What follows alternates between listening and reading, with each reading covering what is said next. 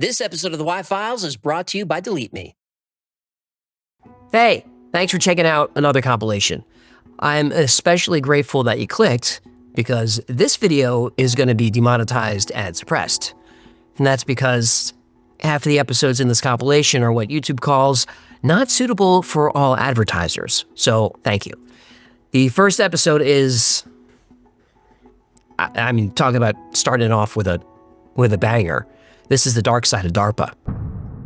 On the Y-Files, you walk a line between exploring wild conspiracies and keeping the audience grounded in facts. Have you ever stumbled on a piece of information that made you stop and think, this is bigger than I want to touch? This sounds like our breakfast conversation. And if so, what made you decide to hold back? The one episode that really got me emotional was I was doing the dark side of DARPA. And I went into that. Everyone knows DARPA and their projects and their science going back to whatever, 40s, 50s, 60s. But as I was going through the research, I found the connection between DARPA and Agent Orange and Agent Purple and all of that, all the Vietnam chemicals.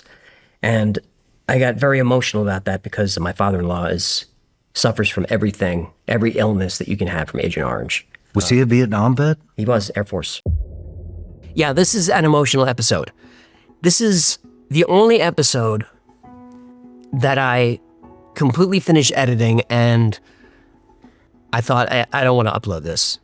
I mean, there's been plenty of episodes, pretty much everyone in this compilation, that I've been uncomfortable with, like, not so much worried for my safety, but worried that I'd get a phone call or a knock on the door or an audit, which I got. But this one, I finished and I said, it's too dark, it's too emotional, it's too controversial, but it became important to me, very personal. So, dark side of DARPA.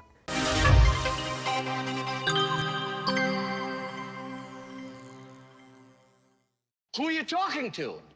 I'm talking to you, you Yeah, hey, Ewan, I need you to wire $500 to Tank's Biker Bar in Kansas City. What for? No, I owe Big Sheila $500, or she's gonna break my fins. Apparently, you're not supposed to call her beard majestic. Big Sheila? Wait, what are you doing in Missouri? I'm tracking down a dirtbag named Pete Looker. He's not on the run, he's not dangerous. He's worse. He got into my identity file, my birthday, my address, my real name, even the shameful truth that I was once shrimp_daddy69 at AOL.com. Pete Looker? I think you mean People Looker. It's a data broker site. When you steal a man's details, you steal his dignity, his honor, his TGI Fridays rewards. Right, the 3 pillars of manhood. Before every hunt, I say to myself, I pray, I breathe, then I pepper spray him, cuff him, and drag him to justice. I'm pretty sure you have to be licensed to do any of that. Don't interrupt the creed, brother. When the vest goes on, mercy comes off. That's not a vest. That's a leather crop top. Same thing. You know, you didn't have to go all the way to Missouri, right? You could just use Delete Me. Figures. Wait. Is this today's sponsor? It is. Your personal data is being collected and sold by data brokers who list your name, phone, address, and relatives online, exposing you to scams, harassment, and doxing. That's why I use Delete Me, a hands-free service that removes your info from hundreds of data broker and people search sites. And Delete Me gets to work fast. Within 7 days, you'll get a privacy report showing exactly what they found and removed, like your address, phone number, and more. And they keep scanning and repeating removals as needed all year round. Plus, you're not on your own. Delete Me has real privacy experts who handle custom requests when you need them. After a few creepy messages that mentioned my old address, I signed up for Delete Me. They found my data, removed it, and showed me everything they took down, which was a lot more than I thought, and I felt an immediate sense of relief. Get 20% off Delete Me consumer plans when you go to joindeleteme.com/the Y-Files and use promo code the Y-Files at checkout or scan the QR code on screen. Join deleteme.com/the Y-Files and use code the Y-Files for 20% off. You got that right. Delete Me, the most powerful weapon in my arsenal. Right next to my pepper spray. Congratulations. Shrimp_daddy69 finally did something useful. Don't mark the handle, brother. That name carries weight in certain chat rooms and cell blocks.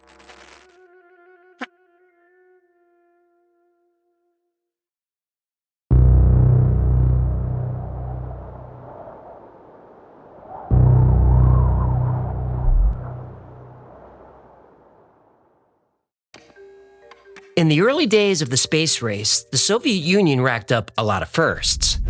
Sputnik, the first satellite. Laika the dog, the first animal in space. Yuri Gagarin, the first man in space. Valentina Tereshkova, the first woman. Zond 5, the first spacecraft to the moon. Meanwhile, America's space program lagged, plagued by setback after setback. There were some successes, but not enough to keep pace with the Soviets. America was still planning its first satellite while Sputnik circled the Earth. Then Sputnik 2 went up. American citizens were terrified.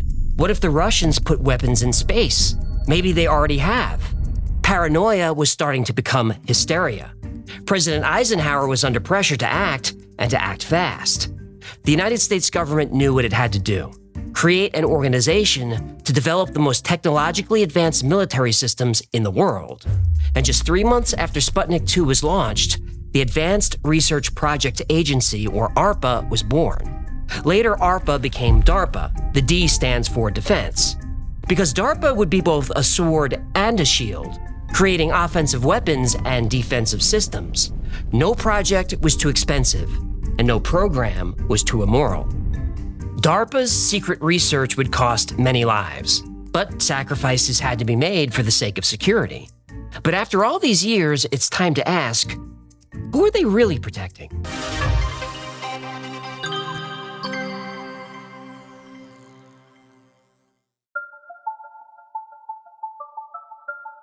Here's the scene. You're driving. It's late and the road ahead is dark. You make a turn and then another. You finally realize you're lost. If this were the not-too-distant past, you'd pull over and grab your Thomas guide. Yeah, for you kids, that's a map. And if you didn't have a map, you'd try to find a gas station or 7-Eleven to ask for directions. Then your fate would be in the hands of the guy working the night shift. Who may or may not be a serial killer. Right. But now, all the answers are in your pocket. You tell your phone the address and GPS guides the way. Some cars will even drive for you while you sit back, relax, and listen to your favorite podcast. Oh, you know, the Y-Files is also a podcast. No plugs yet, please. We save those for the end. Sorry.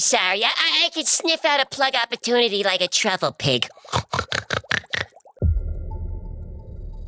The technology I described that got you to your destination, it was created by DARPA, all of it. And there's a lot more of DARPA in your pocket than you think. Your cell phone uses microprocessors designed by DARPA. They also created the batteries to power those microprocessors. Your phone uses wireless technology made possible by DARPA. The touchscreen and the microphone came from DARPA. Voice recognition and GPS come from DARPA. And of course, all this data transfer happens using the internet, which was created by DARPA. Excuse me if I may. Is this going to be a highly predictable and hack joke about how Al Gore said he created the internet? I yield the rest of my time, thank you. Yes, DARPA created the internet. Well, technically, they were still ARPA then. Remember, the D was added in 1972. In the 1960s, researchers were trying to figure out a way to ensure reliable communications in case of a nuclear attack. Traditional telephone lines and radio transmitters would be the first to go. They came up with a radical idea: packet switching. Not all of us speak nerd. Some of us went to our prom instead of staying home to write code on our Apple II, ahem. Well, packet switching is not as complicated as it sounds. Here's how it works. You want to send a message or file from New York to LA, but what if half the country's lines are down? So you break that message into small chunks called packets and send each one independently over the network. On the receiving end, the message waits for all the packets to arrive and then reassembles them back into the original message or file. Each packet will independently try to find the most efficient route through the network at any given moment. The internet still works this way. Most people didn't use the internet until the late 1990s or early 2000s. Some nerds like me were using our phones to dial bulletin board systems in the late 1970s and early 80s.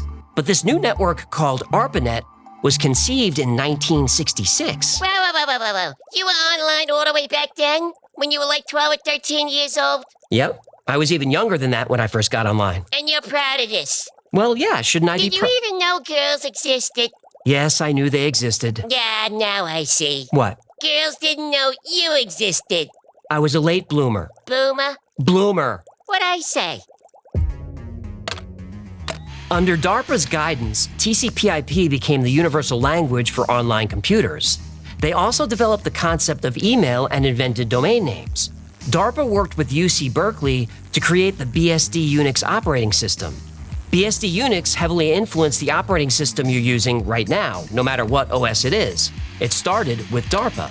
Now, these technologies may seem modern, but DARPA sent the first internet message in 1969. Now, this shouldn't be surprising. DARPA technology is said to be about 20 years ahead of civilian tech. Like self-driving cars, DARPA built one in 1984.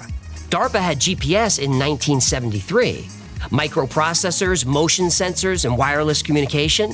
DARPA had these decades ago, but eventually these innovations became available to the rest of us. DARPA's technology has made our lives so much better, it's easy to forget that those innovations weren't originally meant to improve lives. They were meant to end them.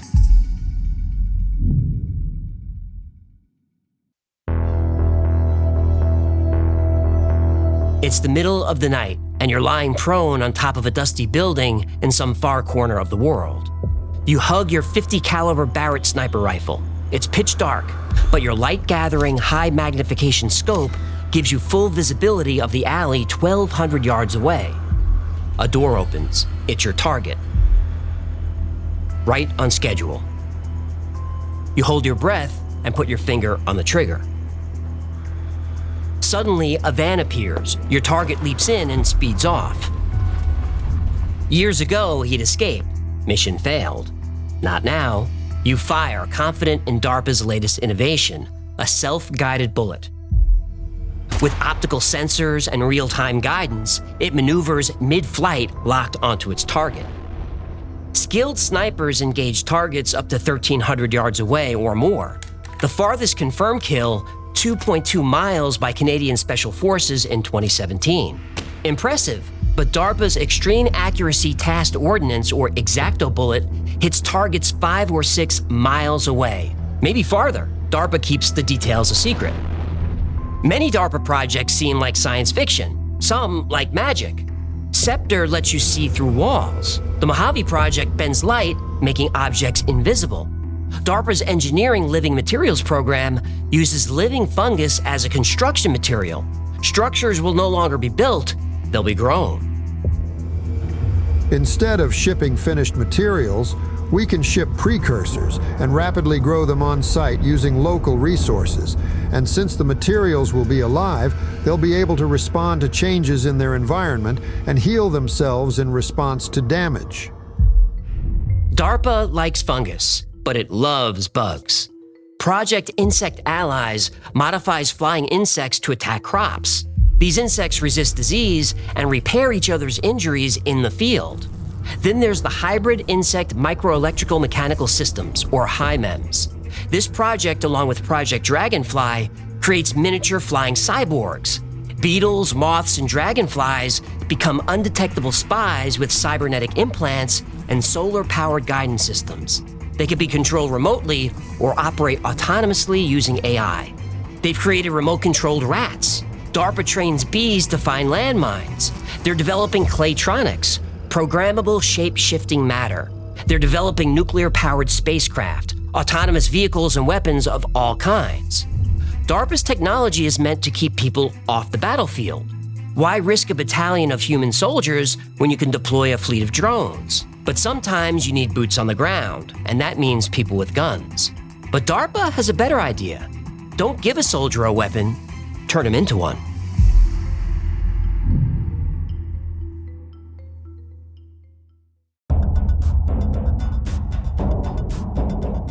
The human body is an amazing machine. Our musculoskeletal system allows us to do gymnastics, lift heavy weights, and walk long distances. Still, our bodies have limitations. DARPA is developing technology to overcome these limitations.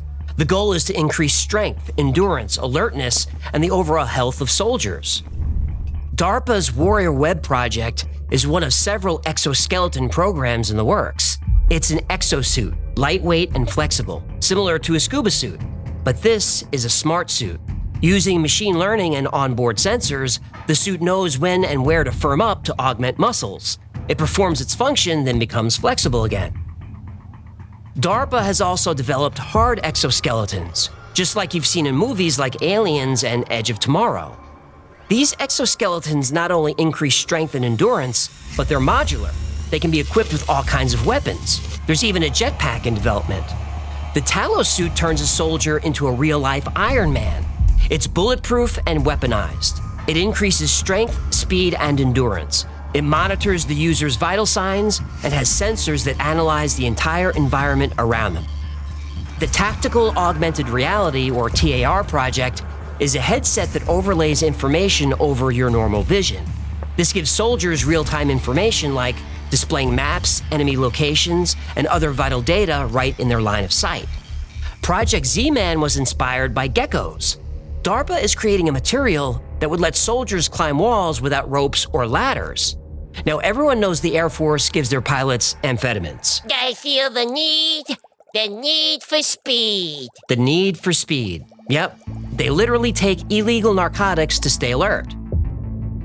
But the Continuous Assisted Performance, or CAP program, is focused on keeping soldiers awake, alert, and effective for up to 7 days straight without side effects. DARPA's Brain Initiative program connects soldiers' brains to computers. They can control drones and other systems with thought. They can truly multitask, where one part of the brain is operating a drone, while the other part of the brain is analyzing the area looking for targets. In the early 2000s, DARPA started exploring ways of giving humans superhuman abilities without equipment. This is DARPA's Biorevolution program. They studied how animals attack, defend themselves, and regenerate from injuries. DARPA felt that if they could find those answers, these abilities could be transferred to humans. They could give soldiers improved senses, perfect eyesight, and limb regeneration without external devices. Now, to do that, you'd have to alter human DNA. So DARPA is exploring CRISPR gene editing technology. CRISPR can snip out unwanted genes and insert new ones. CRISPR could accelerate healing. Injuries that might have sidelined soldiers for weeks or months could heal in days. CRISPR technology has already sparked a revolution in medicine, with the potential to cure genetic disorders and even combat aging. Link below on how CRISPR and AI are about to end the whole world. Yeah, that episode is scary, but it's interesting and it's real. Now, some of these projects have failed and some haven't, and some are still in development. I have no doubt that DARPA will turn soldiers into superhuman weapons eventually, but they haven't yet. So how do you put boots on the ground and keep humans off the battlefield? DARPA's answer? Killer robots.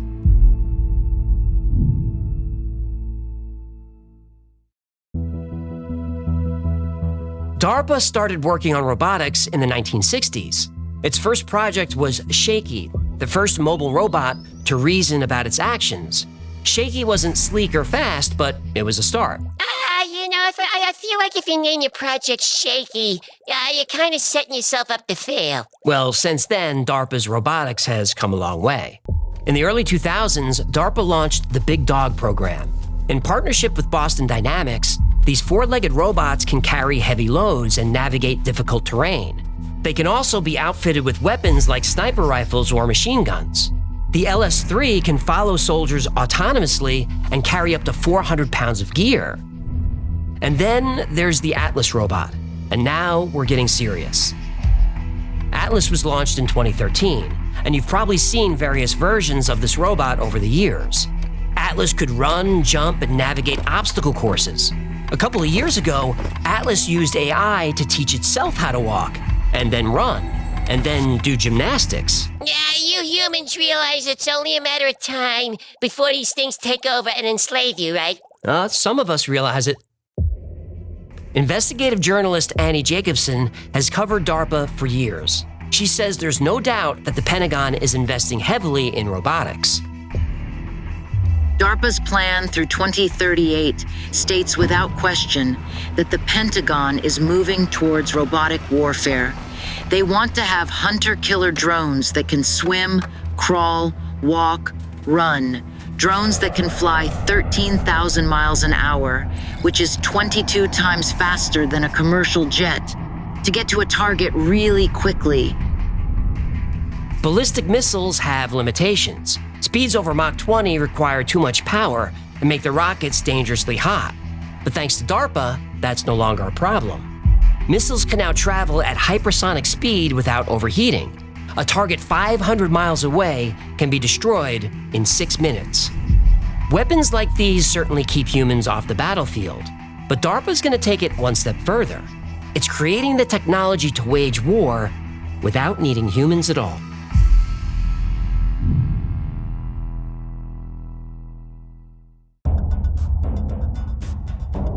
Remember how DARPA is always about 20 years ahead of civilian technology, maybe more? Well, as early as the 1960s, DARPA started developing computers that can learn independently.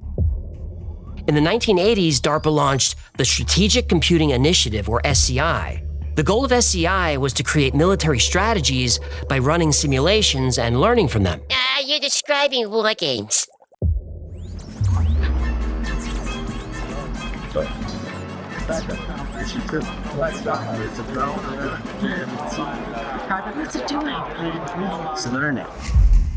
War Games was originally going to be a science fiction story about a dying scientist who's saved by a kid genius. But then the writers met Peter Schwartz from the Stanford Research Institute, or SRI. Yeah, SRI, I know those guys. You do. SRI has been the launch pad for many secret government programs. I've talked about them a lot on this channel, and they've long been connected to the CIA, NSA, and DARPA. Well, Schwartz was fascinated by a new computer subculture called hackers. He suggested that they make a movie about a kid hacking a military supercomputer. Oh, yeah. What was it? It was called the Big Mac. No, Whopper. War Operation Plan Response. Oh, right. I'd still rather have a Big Mac. Me too. Well, the Whopper spends all its time thinking about World War III. 24 hours a day, 365 days a year, it plays an endless series of war games, using all available information on the state of the world. At the very same time that this movie came out, DARPA was working on its own military supercomputer. Here's how they described it. The machine envisioned by SC would run 10 billion instructions per second to see, hear, speak, and think like a human.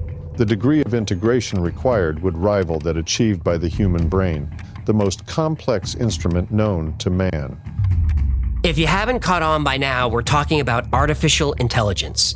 Today, AI is everywhere and accessible to everyone, and it feels like it came out of nowhere, but it didn't. It came out of DARPA. As of today, 70% of DARPA's projects use or are focused on AI and machine learning. DARPA started working on AI in the 1960s. They built their first AI system, a speech recognition computer, in the 1970s. In 1983, the Strategic Computing Initiative project received billions for AI research. Then in the 1990s, DARPA launched another supercomputing project. It was, and still is, highly secret. It's affecting you right now. And once I tell you what it is, you're not going to like it.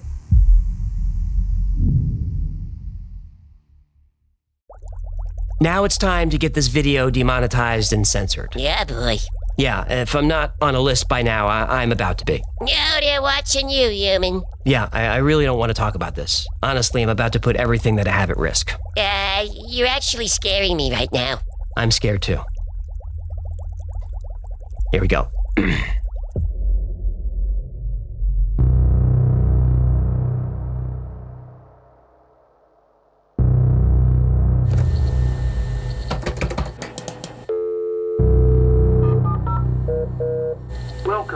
Like the steam engine which sparked the Industrial Revolution of the late 1700s, the internet is changing everything it touches. And at the cutting edge of the revolution is Wall Street. So we are now 6 3/4 points above fair value. The early 1990s was the beginning of the tech boom. Internet startups were getting millions in investments. Down 2. Bemis is looking 39 and about 35,000 if you want to buy 10 grand. And they had access to vast resources and vast amounts of data, personal data. The intelligence community wanted to gather this data to create a digital fingerprint of everyone using the internet. If they could identify bad actors, criminals, terrorists, whatever, They would compare that fingerprint against others. They called this the birds of a feather approach. If Joe's a bad guy and Bob's a bad guy, and they both go to certain websites, then other people visiting those same websites were potential bad guys, so let's track them. So, surveillance? Yes. Of Americans? Yes. Legal? No. Well, officially illegal as of 2010, but the law was murky in the 1990s. And for the intelligence community, murky means opportunity. Still, the intelligence agencies didn't have the ability to manage all this data, but they knew people were out there working on it, and they were all looking for funding. But if you're the NSA or CIA or DARPA, you can't drop by an internet startup and ask them to build you an illegal digital surveillance program. Yeah, it's kind of a bad look. It is, but it also gives away the game. Surveillance is only valuable if the target doesn't know they're being watched. So this technology would need to be funded privately and quietly. So in 1994, the Highlands Forum was founded. Ever hear of the Highlands Forum? You probably haven't, and they like it that way. The Highlands Forum, or Highlands Group, was formed as a think tank, a bridge between technology companies and the Pentagon. The Highlands Forum is an invitation-only group of government officials, academics, and executives from tech and defense companies. Their discussions are private and off the record, operating under the Chatham House rule, meaning members can disclose information from the meetings as long as it doesn't harm anybody, but they can never reveal who said it, not ever.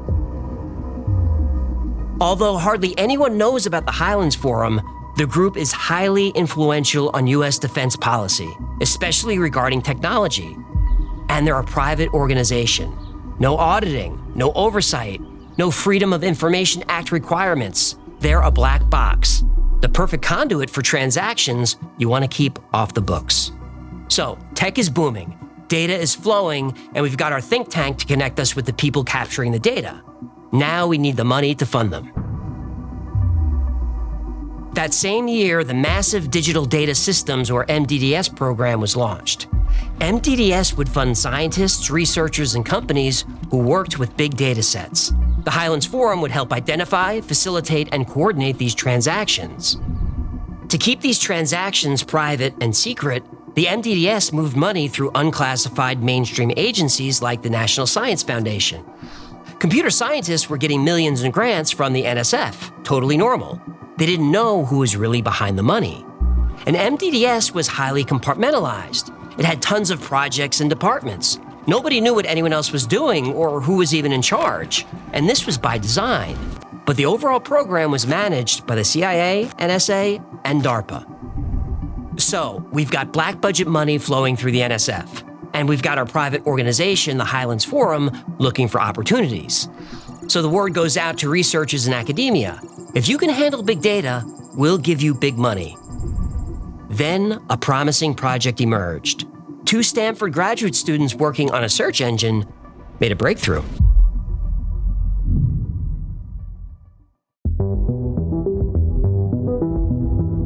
In the early 90s, searching the internet was difficult.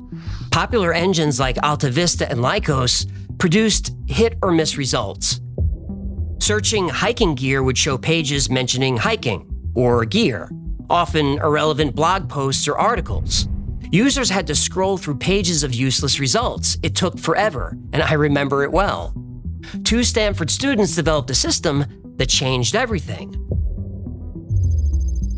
Their automated web crawling system identified a web page's context, not just the text. Then, pages were ranked based on relevance to specific queries. Pages actually discussing hiking gear would rank higher for that query. High traffic pages and pages with lots of incoming links ranked even higher. These were signals to the algorithm that a page was a good match for that query. Using this search engine felt like magic. Usually the first or second result was exactly what you were looking for. Somehow it knew. The system used an optimization technique called association rule mining, or query flocks. This assumes birds of a feather stick together, meaning people searching specific keywords tended to click the same result. Query flocks worked with people too. The search engine learned that people with similar online habits search for similar things. If you searched hiking gear, The system assumed you liked outdoor activities and were probably within a certain age group. And the more you used the search engine, the more it learned about you. So your searches always gave you relevant results. Using information you willingly provided, these students had developed a method to create your digital fingerprint. Jackpot.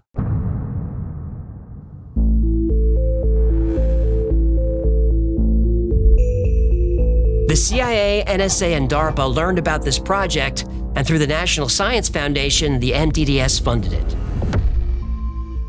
If you haven't guessed by now, those two students were Sergey Brin and Larry Page, and the search engine was Google. You won't find MDDS in Google's origin story, but this is public, unclassified information. It's just hard to find. In Brin and Page's famous 1998 research paper, The Anatomy of a Large-Scale Hypertextual Web Search Engine, they thanked DARPA for their support. You can see this for yourself. It's on page 16, section 7, under Acknowledgements. Now, there's a lot more to this rabbit hole. The connection between intelligence agencies and technology companies is so— Hang on. What? Pop quiz. Go ahead. How do you make your living? YouTube. And who owns YouTube?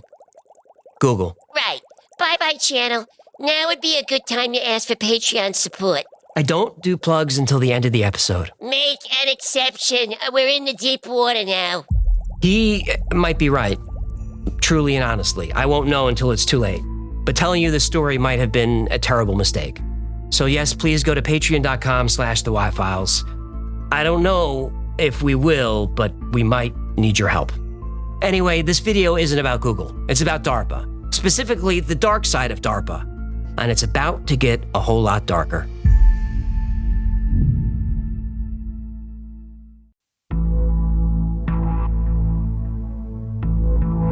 When John F. Kennedy took office in 1961, America had allies everywhere. Cuba, Ethiopia, Nicaragua, Laos, Vietnam, Cambodia, Iran, Lebanon, and many others. But the Soviet Union was fueling insurrections against US-friendly governments. Kennedy promised to stop the spread of communism, but the Soviets were pouring billions into military technology, rocket and missile systems, even space exploration. JFK was committed to keeping pace. He wanted more resources in science and technology. He modernized the military and doubled DARPA's budget, and the timing couldn't be better. The global Cold War had evolved into regional proxy wars with the Soviets. A new type of warfare was being fought, guerrilla warfare. Old military strategies wouldn't work. The situation in Vietnam was especially bad. The Viet Cong were hidden under the thick jungle canopy. You can't kill an enemy that you can't see. DARPA proposed a solution, Project Agile. It was pitched to Kennedy as both a scientific and military endeavor. Kennedy signed off immediately. The first phase was called Operation Ranch Hand. Its purpose was to clear the jungle. DARPA developed the rainbow herbicides, named for their container colors, to kill the foliage. Agent Purple was first, then green, then pink. DARPA was combining different herbicides, defoliants, and toxins, looking for the perfect formula to destroy Viet Cong cover. Agent Orange was the winner. Millions of gallons of Agent Orange were sprayed over miles of jungle every day. Leaves fell from trees almost immediately. Another application, and the trees died. Next, Project Agile targeted farms. Agent Orange could destroy miles of crops in a day.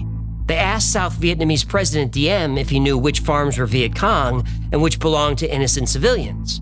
He said yes, he knew, and he didn't care. If they weren't traitors yet, they would be soon. Kill them all. Now, the US didn't want to do this, but it only had a few hundred military advisors in Vietnam at this time. They didn't want to send more. Better to sacrifice North Vietnamese farmers than US Marines.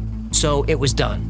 Guilty or innocent, friend or foe, if you were a North Vietnamese farmer, you were targeted. Your crops were destroyed and your soil was poisoned. Replanting was impossible. Agent Orange's effects were instant and devastating, and nobody knew it was only the beginning.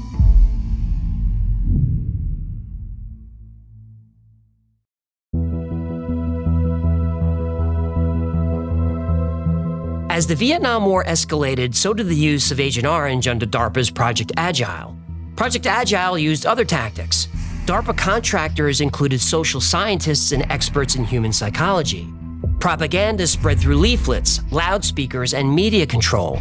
Subliminal technology kept people in heightened emotional states, from minor discomfort to absolute terror. Subliminal warfare, mind control link down the alley, Sally. Psychological warfare teams targeted villages, turning neighbor against neighbor. Civilians were forced into strategic hamlets for their safety. 4 million people were relocated against their will. Meanwhile, soldiers complained of headaches, nausea, stinging eyes, and rashes. Agent Orange did more than clear jungle and kill crops. It tortured people for life. Thousands exposed to Agent Orange developed cancer. Children were born with defects. Agent Orange caused reproductive problems like infertility and miscarriages. Heart disease and diabetes increased. Agent Orange was first used in 1962. In 1965, scientists discovered it contained dioxin, a highly toxic compound that causes cancer and birth defects. They kept using it.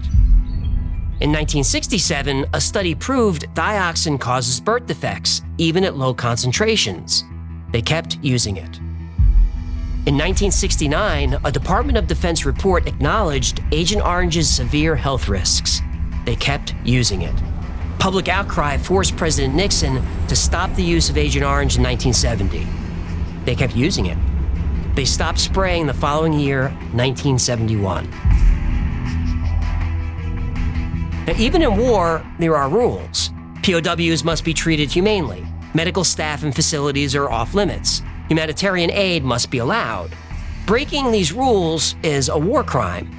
In 1907, the Hague Convention banned the use of poison in war. The US signed the treaty. Agent Orange was poison. That's what herbicides are. So was using Agent Orange a war crime? No. The United States said Agent Orange wasn't a poison, it was an herbicide. The treaty didn't specifically mention herbicides. Oh, that's some lawyer loophole bullshit. In 1925, the Geneva Protocol banned the use of chemical weapons. The US signed this treaty. But Agent Orange was a chemical. Of the 12 companies producing Agent Orange, the primary manufacturer was the Dow Chemical Company.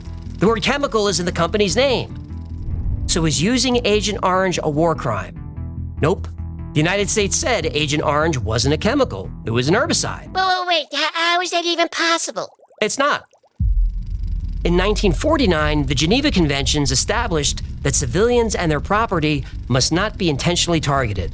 Only combatants and military targets were allowed. The US signed this treaty, but civilians and their farms were intentionally targeted with Agent Orange. So is using it a war crime?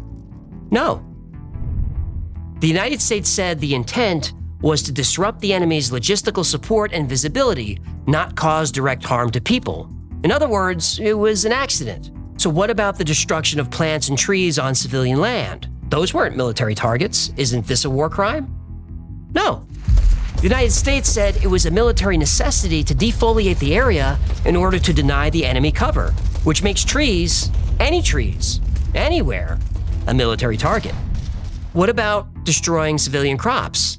Again, the US only intended to destroy crops of the enemy, not civilians. It was unintentional, so no war crime. In 1977, the Geneva Conventions were amended to specifically ban the use of herbicides and reinforce civilian protection. The US signed this new treaty, but still denied any liability for the damage caused by Agent Orange. However, in 1984, US veterans sued the chemical companies, who settled for $180 million. But the settlement was to support veterans, not an admission of guilt. In 2004, Jill Montgomery, speaking for the Monsanto Company, one of the major suppliers of Agent Orange, she set the record straight. We're sympathetic with people who believe they've been injured and understand their concern to find the cause. But reliable scientific evidence indicates that Agent Orange is not the cause of serious long-term health effects. In 1991, finally, the VA started providing benefits to vets exposed to Agent Orange, but the US still denies liability. My father-in-law served in Vietnam. He was exposed to Agent Orange. He's watching. so I won't list his illnesses, but he suffered almost all of them. So in 1991, he applied for his benefits. And I'll admit, the government kept its word. He did receive his benefits. In 2021, it took 30 years. Like so many vets, when his country needed him, he didn't hesitate. But when he needed his country, they said, take a number, get in line, and hope you're still alive by the time we call your name. Do I sound angry? That's because I am.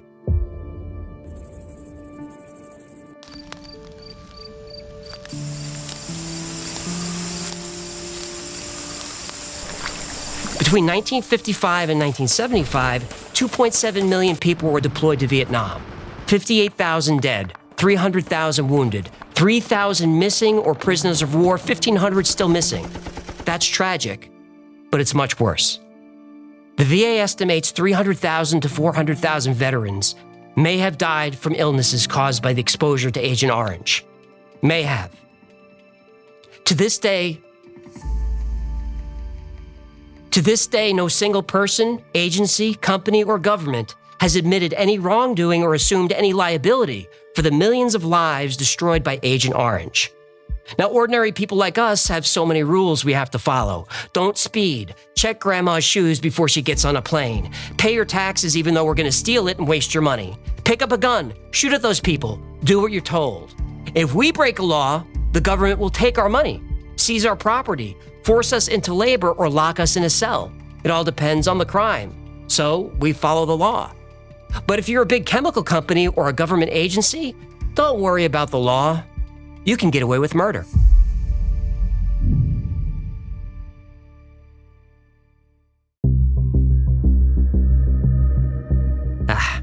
I needed a minute. The story of DARPA is hard to debunk, and that's because most of it's true. What we know about DARPA's projects come from them. Their websites and official YouTube channel openly share information. They have a podcast called Voices of DARPA. Even the experts in covering DARPA, Annie Jacobson and Sharon Weinberger, get their information from the agency they're writing about. When Jacobson gives a speech, writes a book, or appears in an interview about DARPA, she's not sharing classified information. She's not speculating, she's reporting. She never claims to know anything that we can't find out for ourselves. But still, most information is secret. What we know about DARPA is what they want us to know. There's no transparency, none.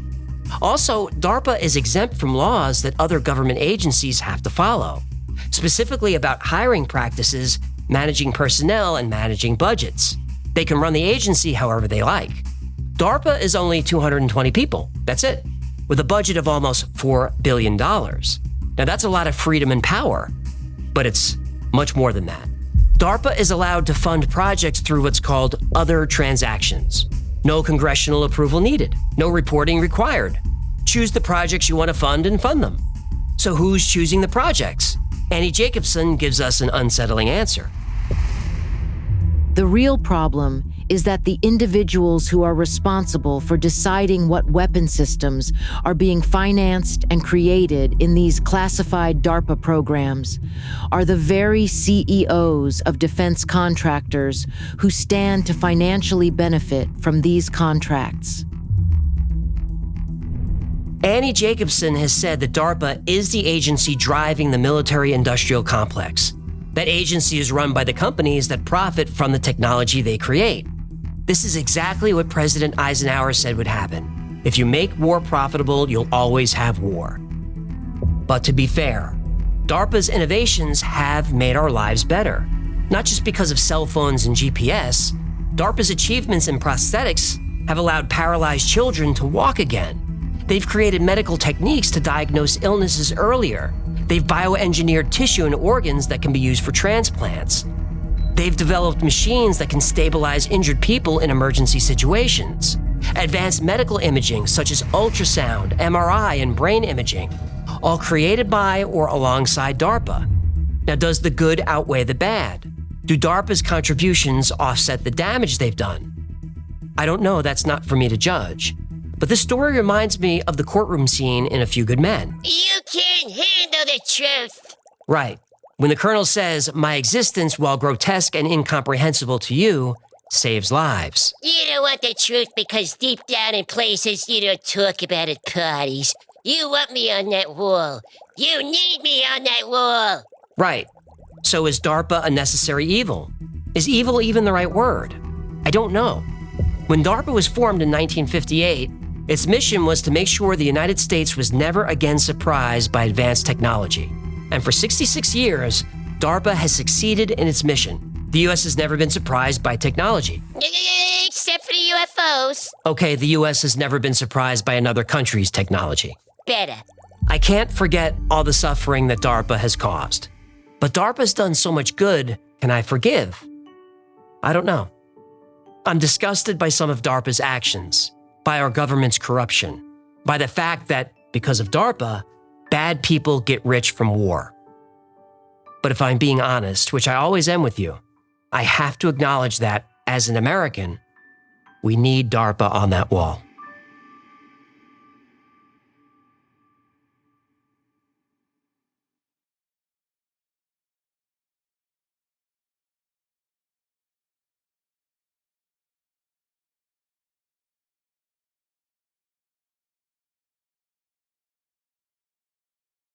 At 3+1-5+00. So just to follow up on that Sean Ryan clip, the very day I did his show and told him about that episode, he connected me with someone to help my father-in-law get all his benefits. That day, without me asking for help, just suddenly got a text. Call this number and you'll be taken care of. Because Sean is about as good of a guy as you'll find. And when I say good, I don't mean, yeah, he's a good guy. I mean, he's a force for good in the world. And look, I know he's controversial for some people, but I met the man in person. I spent the whole day with him. And he and his whole staff, his whole team, everybody there was gracious, kind, very complimentary. They're all fans of the channel. We had some great talks and debates about the moon landing and flat earth and all that stuff. I had a great day with the whole crew. So Sean Ryan is the real deal. Plus, I've been around shooters my whole life. I've never seen anyone shoot like that. Anyway. Checking the notes. Okay. Oh boy. We're going to keep it going with the dangerous topics. This next one is another one that I was uncomfortable releasing. When I did the Killer Patents episode, I ended it with all the free energy inventors that... Like the hydrogen car guy? He said he was poisoned.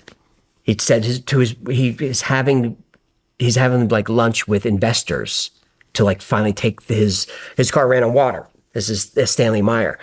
And he's not feeling well and he runs outside. He's throwing up in the street and his brother was his partner and his brother says, what's going on? He's like, I was poisoned. And then he dies. And that was the end of it. No more water car. Killer Patents. The end of this one went viral. See you in a minute. For decades, we've heard about the catastrophic effects of fossil fuel pollution. And for just as long, I've been hearing that global warming is a myth. The two sides are constantly at each other's throats, but it's a fight that's completely unnecessary. The technology to create unlimited, clean, free energy has existed for over 100 years. Dozens, perhaps hundreds of inventors have created machines that pull energy out of thin air, machines that could defy gravity, levitate, and fly, machines that bend the fabric of space-time itself. These machines sound not just like science fiction, they sound like magic. So where are these magical devices? Well, when the inventors patented and publicized their technology, they performed another magic trick. They disappeared.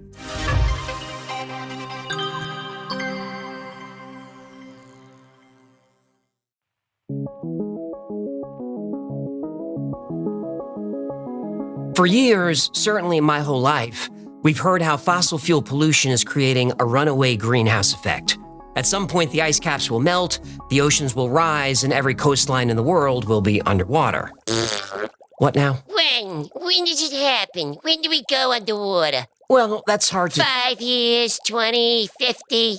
You can't really quantify... Oh, you can't quantify it, huh? Look, I don't want... Is Florida still there? What do you mean? Let me talk slowly so you can understand. Is Florida still there? Last I checked, Florida is still there. Thank you. I rest my case. Global warming is a myth. It's not a myth. Look, this isn't a video about climate change. Oh, look, global warming is not climate change. My point is... How dare you? Look, Do you want clean air? Clean air? No, who cares? Fine. But do you want clean water? Well, yeah. Right. The point of this episode isn't to argue one side of the climate debate or the other. The point of this episode is that debating, arguing, and fighting about it isn't necessary, and hasn't been for over 100 years. Since the 1920s, and perhaps even earlier, scientists have discovered many different ways of making energy less expensive and more efficient. However, in every single case, their technology was suppressed. And in many cases, the inventors died under strange circumstances. Okay, you've got my attention now. Charles Pogue was a Canadian mechanic and car tinkerer. In the early 1930s, he started experimenting with carburetors, trying to improve fuel efficiency. Now, if you're not a gearhead, a carburetor is a part of a gas-powered engine that mixes air and fuel for combustion. The mixture is then sent to the engine cylinders, where it's ignited to power the engine. Now, unlike traditional carburetors, which mix air with liquid gasoline, the Pogue carburetor fully vaporized gas before it entered the combustion chamber. This made the engine more efficient, much more efficient. In 1936, Pogue was issued a patent for a high-mileage carburetor. This was his third iteration of the invention and his third patent. In early 1936, the Breen Motor Company tested the Pogue carburetor on a Ford V8 coupe. It got 26.2 miles on 1 pint of gasoline. That's almost 220 miles per gallon. Ford tested it. They got 200 miles per gallon. The Pogue carburetor was tested for Canadian Automotive Magazine. They reported 218 miles per gallon. Now, that article created a lot of excitement, but it wasn't good news for Charles Pogue. On the Toronto Stock Exchange, oil company stock prices crashed. Brokers were swamped with orders to dump all oil stock immediately. Soon after that, Pogue's shop was broken into. All carburetors, equipment, notes, and documents were stolen. He never built another one. He never spoke of the invention ever again. Someone got to him. That's the rumor. But carburetors aren't complicated. If one man figures out how to make an engine more efficient, others could do this too. And they did. But the oil companies did not forget about Pogue and the damage he almost caused. Fuel-efficient engines were not good for business. So the oil companies lobbied the US government for help. And a few years later, in 1951, help arrived.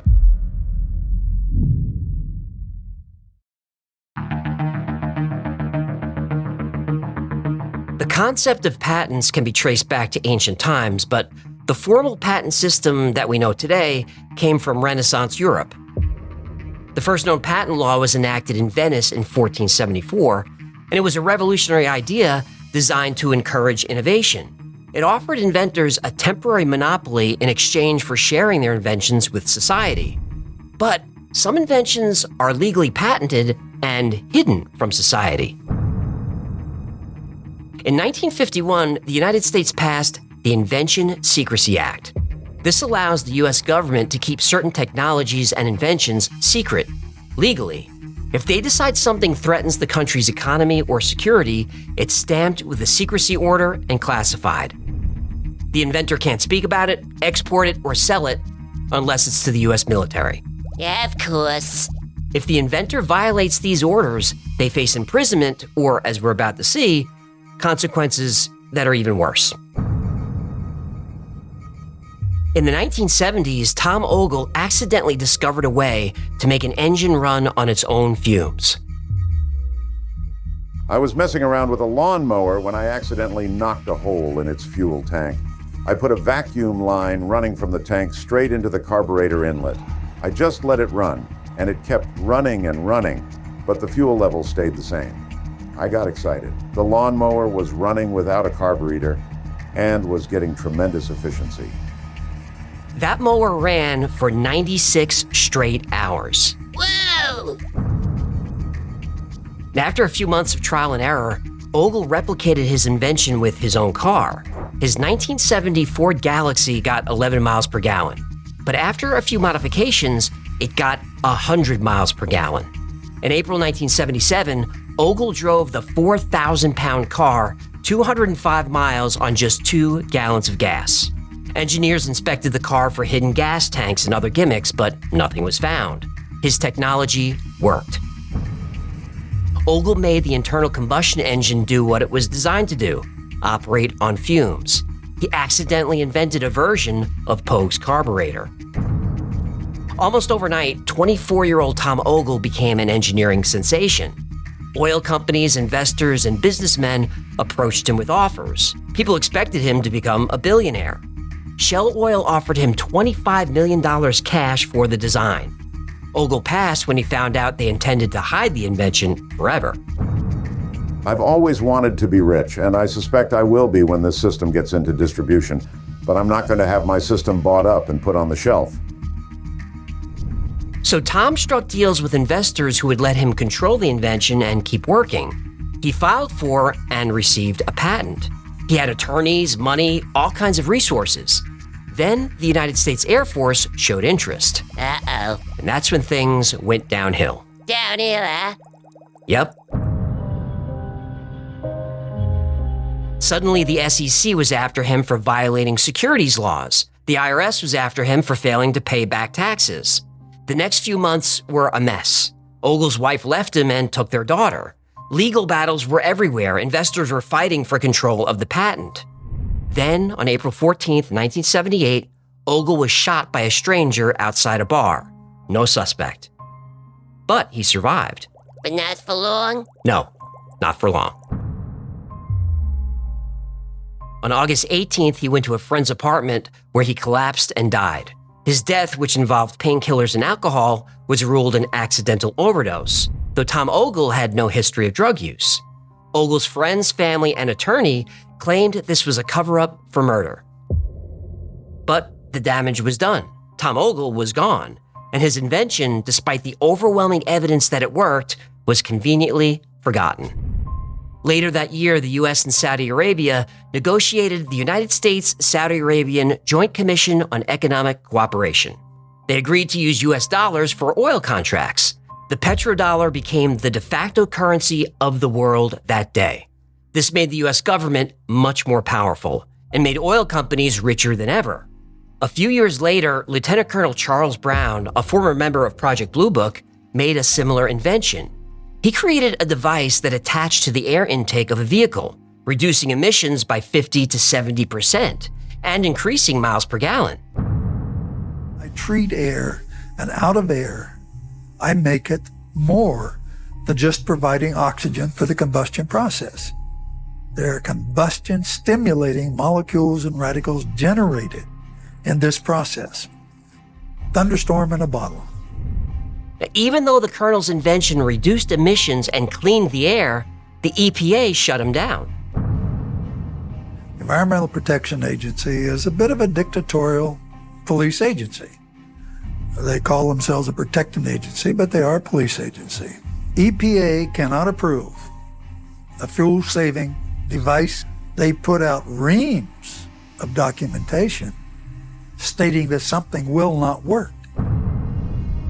Soon after, he received bomb threats. His lab was vandalized and everything was stolen. He lost his life savings and his work was stopped. Like Charles Pogue and Tom Ogle, Colonel Brown took his technology to his grave. These inventions still used gasoline and oil. They didn't necessarily threaten the fossil fuel industry, yet the government, or someone, still shut them down. So you can only imagine what happens when you invent a car that doesn't need gas at all.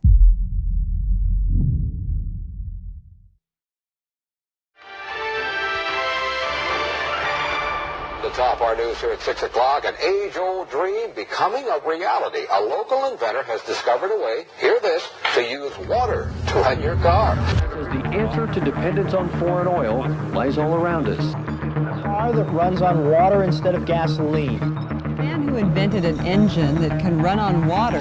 Any kind of H2O, he says, can power just about every type of engine. He's come up with a device that will hook up to any engine and allow it to run on good old H2O. Stanley Meyer. He's been offered $1 billion in cash by oil-producing countries to sell his patent. So far, he hasn't sold.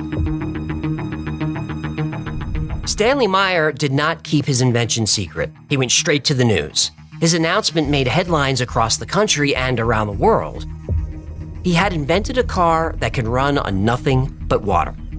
The technology is called electrolysis. This is using electricity to split water into oxygen and hydrogen gas. Now, this isn't a new invention.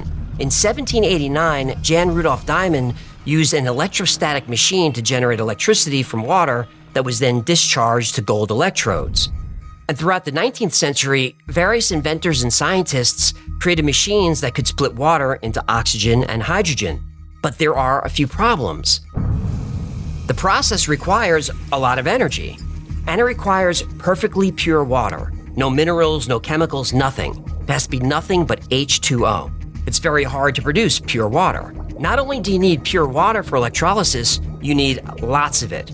Stanley Meyer's engine didn't require much water at all. Stan estimated that if he took his water-powered car from coast to coast in the US, it would use only 22 gallons of water. And the biggest breakthrough, it didn't need pure water. It could run on ordinary tap water. He called his invention a water fuel cell injector. The injector breaks water molecules into oxygen and hydrogen. The engine runs on hydrogen gas. He took his car on tour around the country. Engineers inspected it and they said it worked. We recently took a scientific delegation to witness Stan's work, to really evaluate it, and came back saying, this is one of the most important inventions of the century. Stan's tour got a lot of media coverage. This led to offers from investors and oil companies and even the Pentagon. Pentagon? Let me guess. That's when things went downhill. Yup. Oh, no. In 1998, Stan was at a restaurant with his brother and a few Belgian investors.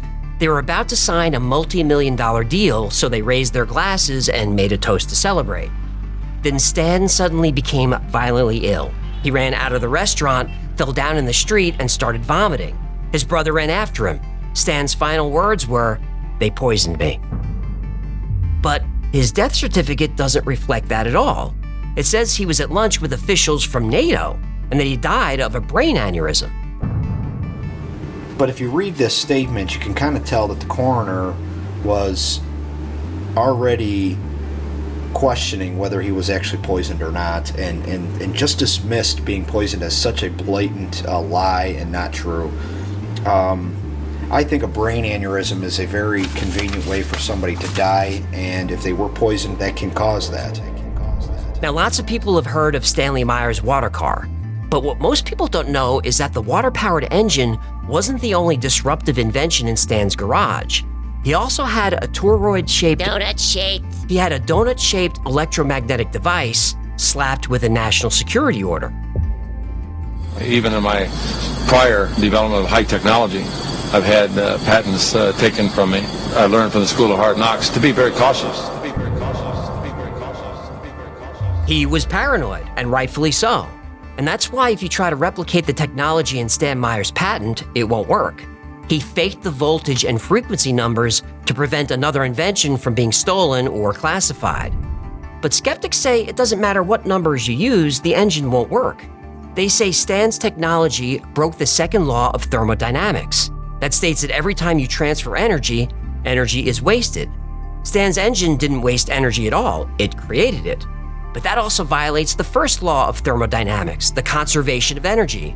That states that energy cannot be created or destroyed.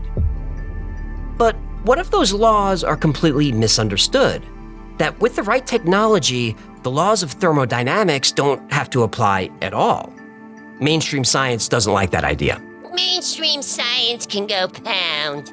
Well, it turns out that Stan's water car was his least important invention. That donut-shaped device was another invention that created energy. And the reason it was classified? Well, it didn't run on gas. It didn't run on water. It ran on nothing.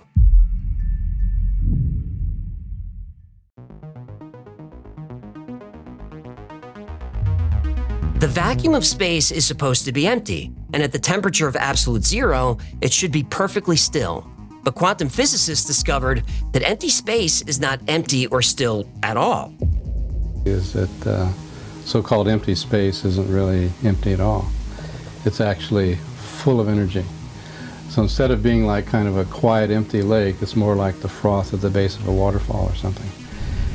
Now, we've all been taught that in an atom, electrons orbit the nucleus like planets orbit the sun. And in a vacuum with no resistance, the orbits of electrons should be predictable, but they're not. In 1955, Willis Lamb won the Nobel Prize for discovering what's become known as the Lamb shift. Now, in simple terms, Lamb discovered that electrons in hydrogen atoms were being disturbed by something. He discovered complex interactions between the electron and the vacuum of space itself. Space is teeming with quantum particles that blink in and out of existence. And when they do that, they use and create energy, a lot of it. But when you go to look at the numbers, you find out that there's enough energy in the volume of a coffee cup to, say, evaporate all the world's oceans if you could get it all of it. Enough energy to boil and evaporate all the oceans on Earth from a coffee cup of empty space. This energy is called zero-point energy. And it's generated from the zero-point field. Nikola Tesla, Nikolai Kozyrev, and other scientists called this field the ether. The ether is a field in which everything exists, but it exists in a dimension that our brains can't perceive. Particles blinking in and out of existence have to be coming from and going somewhere. That place is the ether, the base layer of reality. But even though we can't see it, this layer can be disrupted with electromagnetism. Tesla famously said, if you want to find the secrets of the universe, think in terms of energy, frequency, and vibration. He tried to harness energy from the zero-point field using the tower he built on Long Island. Tesla link below. Now, Tesla's Wardenclyffe Tower tapped into this endless supply of energy. The tower was considered an over-unity device. An over-unity is when something gives out more energy than is put in. Now, mainstream science claims this is impossible, again because it breaks the second law of thermodynamics. But for over 100 years, scientists and inventors have proved that claim wrong. Zero-point energy devices also violate the conservation of energy, that energy can't be created or destroyed. But those inventors don't claim to be creating energy from nothing. They're tapping into the energy that already exists everywhere all around us. In the 1970s, Howard Johnson created the magnetron motor. It used hydrogen, magnets, light rays, and fusion to create electricity. Now, according to practical physics, his invention was impossible. But here's the thing. His motor worked, and he proved it over and over again. Still, he was denied a patent. The dilemma facing Johnson is not really his dilemma, but rather that of other scientists who have observed his prototypes. The devices obviously do work, but the textbooks say they shouldn't. Johnson is saying to the scientific community that this is a phenomenon that seems to contradict some of our traditional beliefs. For all our sakes, let's not dismiss it outright, but take the time to understand the complex forces at work here. Johnson didn't get his patent and was shunned by the scientific community. Now, Howard Johnson wasn't a weekend garage tinkerer. He was a government contractor. He worked on atomic energy projects. He made equipment for the military. He already had over 30 patents for chemistry and physics devices. Science and physicists are especially determined to protect the law of conservation of energy. Thus, the physicists become game wardens who tell us what laws we can't violate. In this case, they don't even know what the game is, but they are so scared. Johnson's motor would lose less than 2% efficiency in almost 20 years of continuous operation. But he stopped working when someone broke into his shop and stole his equipment. He got the message. Thomas Murray also invented a device that could tap into the zero-point field. His machine could generate 50,000 watts of power with no energy input, another invention that broke the laws of physics. Murray tried to patent his invention. He was denied. They told him there's no such thing as free energy. But still, the US government was interested. Yeah, and that's when things go downhill? Yep. Uh-huh. His lab was vandalized and robbed.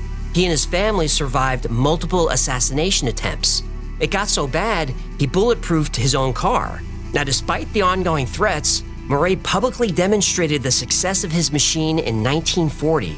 It continuously produced an output of 250,000 volts with no input. Well, that was the last straw. The next day, someone broke into his lab and attacked him. He only survived because at this point, he was carrying a pistol everywhere, but it didn't matter. Murray's assistant turned on him and destroyed everything. Equipment that would be worth millions today. Officially, Murray's assistant went crazy, but it sounds like somebody got to him. Murray died broke, and he took his technology to the grave. Edwin Gray had a similar story. Gray created an electromagnetic motor that ran continuously on its own power, and like all zero-point devices, it didn't generate heat. The input was 26.8 watts, the output over 7,000 watts. Gray's machine was tested and verified by multiple scientists. Gray started developing this idea 8 years ago. For the past year and a half, he's been trying to get someone in the U.S. government interested. So far, he's had little luck. After he contacted the government, let me see. Things went downhill, right? Yep. Yeah.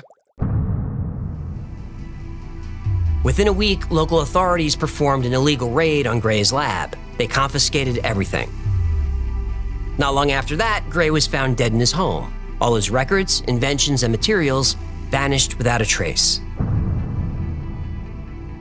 Now, most of these inventions were from the turn of the 20th century, over 100 years ago. Imagine the progress we could have made if this technology survived and the world had free energy this whole time. But that's the thing. These stories happened so long ago that it's difficult to picture them as anything more than stories. I know you want to see video of one of these things operating. You want to see light bulbs and motors turning without wires and without plugs. You want to see one of these zero-point machines for yourself, don't you? You got it.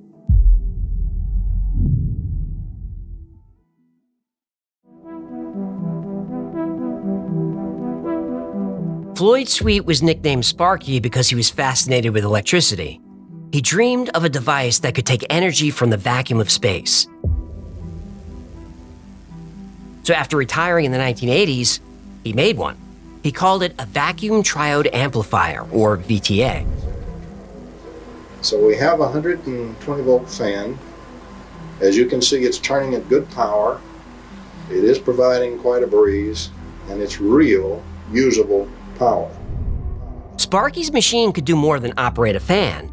He fed it 0.3 milliwatts and produced almost 224,000 watts.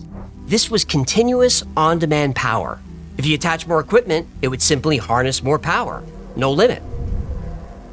And here, just coming into view, you see 5 100-watt lamps, ordinary garden variety household lamps, brilliantly lit. So there's 500 watts of very real power here, again coming right out of the vacuum. 224,000 watts from a box about the size of a deck of cards.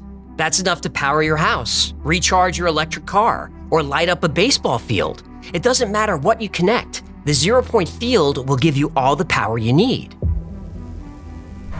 This is real, usable power. It's stable. It is not transient. It is not noise. And it is not any other kind of spurious effect. This is a real effect. It's all coming from that little tiny box sitting behind the 500 watts of power. Behind the lamps, that little box is putting out all of that power, well over 500 watts, and yet it is receiving less than 1/3 of a milliwatt of input power. So Sparky filed a patent. Yeah-oh. Yep, you know how this goes. Well, at the grocery store, a well-dressed man approached Sparky and showed him a photograph. It was a picture of Sparky and his wife in their house, taken from outside. Someone had been watching them. He walked me all the way to my building, telling me what would happen to me if I didn't stop my research. How they took that picture through my window, I'll never know. Sparky reported the incident to the FBI. Oh, that's like the hens calling the wolf for help. It was. Things got worse. Sparky and his wife started getting harassed. Their phone rang hundreds of times a day from payphones all over the country. The call stopped when someone broke into Sparky's lab and stole his notes. Then, one night, 2 men stopped by to speak to Sparky and his wife. The men left, and about an hour later, Sparky collapsed. Frantic, his wife called an ambulance, but when they loaded Sparky, they refused to let his wife in the ambulance. 20 minutes later, she got a call. Sparky was dead. Heart attack.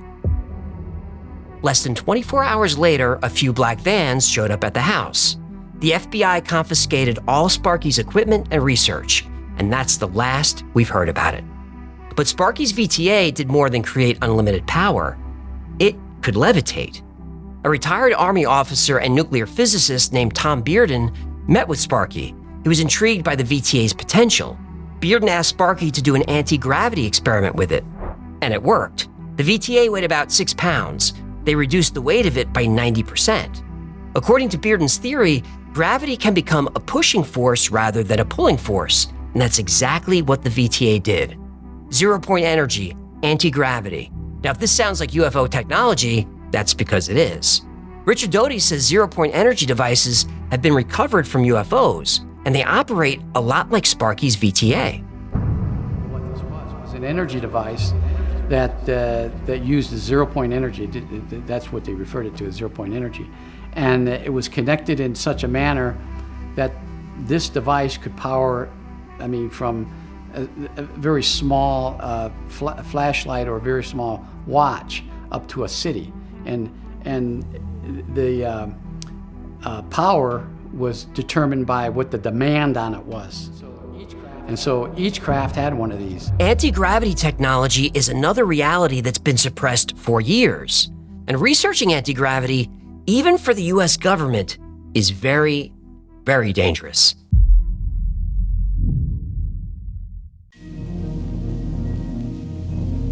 According to multiple inventors, many of which are now dead, alien technology might not be so alien after all.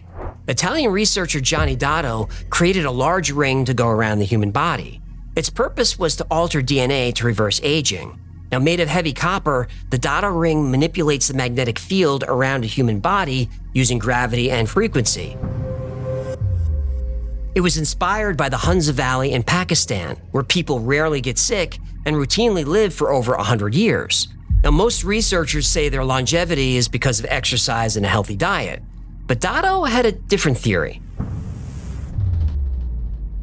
He said the extreme heat from the valley and the cold from the nearby glacier created a magnetic anomaly in the area. This protects DNA and slows the aging process. The Dotto ring was even tested at Sloan Kettering Hospital. It successfully lengthened the subject's telomeres, the part of our DNA that shortens as we age. The ring worked. And just like Sparky's device, Dotto's device could levitate. Then the FDA became involved. And everything went downhill. Yep, they shut down Dotto's research. Not long after that, Dotto was hit by a car that ran over him multiple times. The levitating, age-reversing Dotto ring vanished. T. Townsend Brown used a high-voltage and electromagnetic field to create a lift effect. This allowed an object to move at high speeds, free of the force of gravity. Brown made a flying saucer. As with many other promising inventions developed during the Cold War years, the National Secrecy Act prevented scientists like T. Townsend Brown from commercializing or even publicizing any technology which could potentially be interpreted as having a military application. Now, anti-gravity or anti-gravitic technology was popular in the 1950s. The United States and Canadian governments were both working on anti-gravitic technology. They farmed this work out to well-known aerospace companies like Lockheed Martin, Convair, Bell, and Lear. The research was actually out in the open and created a buzz. People were excited about the new G engines and how this technology would revolutionize traveling. They talked about how everyone could have a flying car. Airplanes wouldn't need any fuel to fly. This is one of the last public mentions of anti-gravity technology. Lawrence D. Bell, the famous builder of the rocket research plane, says, "We're already working with nuclear fuels and equipment to cancel out gravity." And William Lear, the autopilot wizard, is already figuring out gravity control for the weightless craft to come. According to the gravity research engineers, the G engine will replace all other motors. After that, everything went dark. So what happened? What happened was the military contractors got anti-gravity to work, and they wanted the technology all to themselves. After working at the Center for Space Plasma and Aeronomic Research, Dr. Ning Li started her own anti-gravity research company, AC Gravity. In the early 1990s, she published research papers on anti-gravity. This drew attention from the US government. And then everything went downhill. Yep.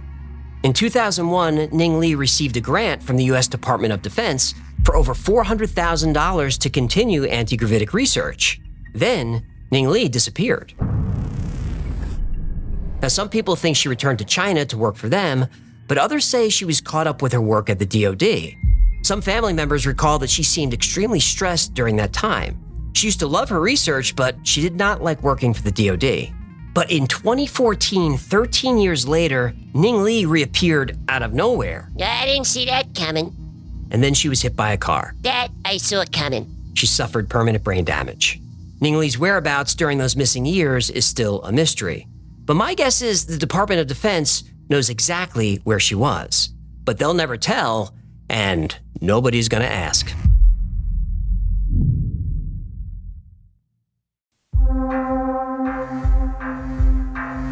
Free, clean, unlimited energy, anti-gravity, science fiction technology that some people claim is real. But is it? Well, search Google and Wikipedia, and they'll list most of these inventors as charlatans, liars, and frauds. Of course, that's what they say. They're in the pocket of the shadow government. I can't argue with that. So let's go through a few.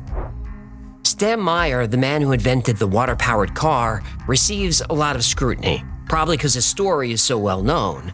Now, despite his claim of being poisoned, doctors said his cause of death was a brain aneurysm. Now, some poisons can cause an aneurysm, but his toxicology report showed no poison. Fake report. Well, his family thought so. Moray, Gray, Sparky, Ogle, and Johnson, they all had patented inventions that garnered the attention of powerful people, and they were all victims of violence. Some of them were no-name backyard inventors who happened to be good at electronics, but many were engineers or physicists with impressive credentials, and there's a lot of evidence to support their stories. Honestly, I covered just the most well-known inventors. There are many, many more, and most of them also died under mysterious circumstances, and in almost every case, their technology was seized and classified. Now, despite the evidence of these inventions working and the reality of quantum physics, there's a tremendous amount of pushback about zero-point or alternate energy. Why? Mainstream academia, elected officials, and even the media say free energy is impossible. Any scientist who claims otherwise is attacked, sometimes professionally, but sometimes they're attacked physically. Why? Money and power. I was asking rhetorically, but yes, money and power. When Dr. Tom Vallone was working at the US Patent Office, he came across inventions that could solve our energy and pollution problems. Inventions that could literally change the world and accelerate the progress of humanity.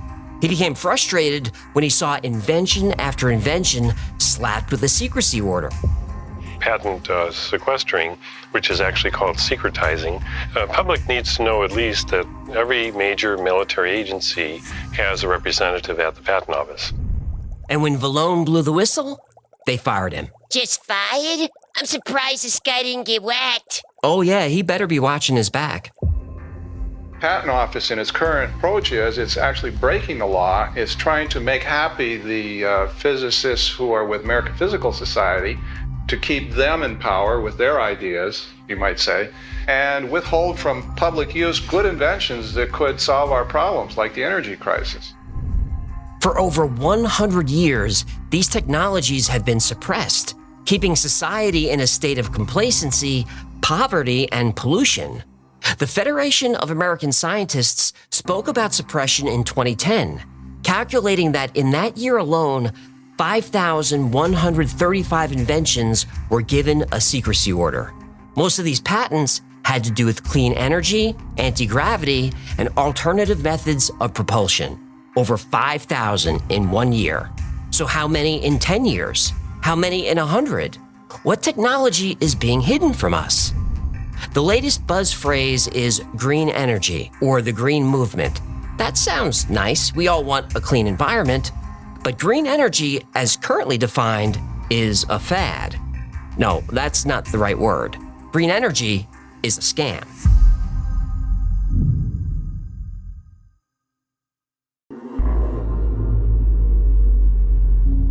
Why suppress thousands, maybe tens of thousands of inventions that could clean our planet and provide free energy for everyone on Earth? For money and power. Yep. There are literally hundreds of trillions of dollars at stake. So next time you're arguing with a friend or family member about climate change, remember the energy industry and the United States government want you to hate each other. Don't play into their hands. A declassified document made in the 1970s lists categories of inventions that are considered secret. One of those categories is for energy systems that are more than 70 to 80% efficient, and solar panels that are more than 20% efficient. If you patent an efficient energy or propulsion device, it gets slapped with a secrecy order. Do you want proof? In 1971, over 50 years ago, someone patented a solar panel that was 20% efficient. It was made secret. You could have had solar panels on your house for years, but you never knew they existed. Today, solar panels are only slightly better than 20% efficient. Imagine how much they could have improved if the technology had not been hidden for 40 years. So what about green energy? It's a scam. Green energy is not designed to do anything but line the pockets of politicians and the CEOs of the green energy companies that get billions of dollars of your money in the form of subsidies to research things like solar panels and wind farms. And by the way, solar panels only last about 15 to 20 years. Then they go into a landfill to decay, and that material is toxic. Solar panels also produce tons of toxic waste. But even if we reduce this waste during manufacturing, solar panels eventually stop working, especially if they're poorly made in China. And when their lifespan is over, they leave behind toxic trash. Then it seeps into our water supply. Scam. Wind farms barely produce any power, but they destroy the landscape, kill wildlife, and again, require an enormous amount of fossil fuels to build. Scam. Nuclear energy sounds great, no pollution. But when the nuclear material is discarded, it stays radioactive and deadly for thousands of years. Scam. Do you think your electric car is protecting the environment? It's actually making it worse. Over 80% of electricity comes from coal, oil, and natural gas. So yeah, your Tesla runs on coal. Scam. The amount of fossil fuels used to extract the raw materials to build electric cars causes a lot of pollution. And the lithium batteries that power them? Lithium mines are awful for the environment. Not to mention most of the extraction of these materials is done with slave labor in terrible working conditions. Scam. Now, don't get defensive. This isn't your fault. The technology to fix this is there and has been for 100 years. So, do all these patents just sit on a shelf gathering dust, never to see the light of day? Oh no.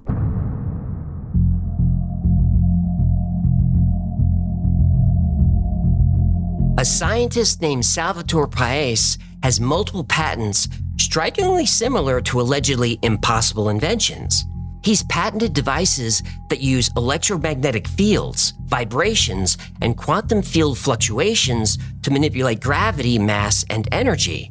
He has a patent that allows for faster than light speed travel. He has a patent that can change the course of asteroids through a magnetic field.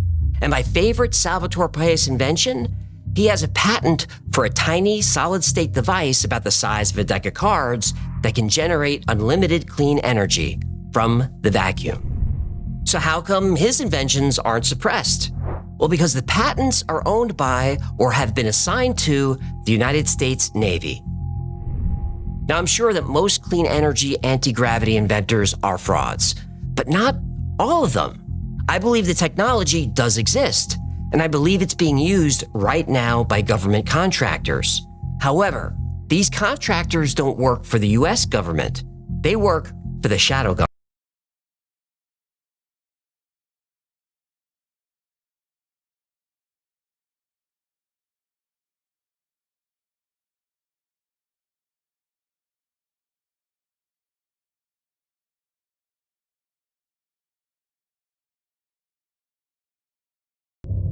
We have the technology to eliminate famine and heal the ecosystem, but that would derail the shadow government's agenda.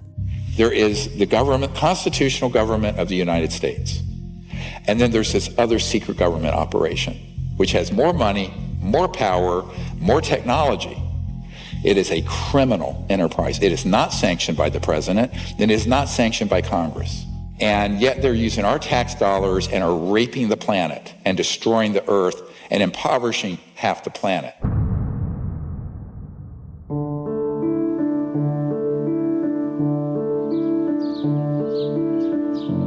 We could live in a world of abundance. No more wars for energy. But the shadow government becomes powerless in a world of abundance.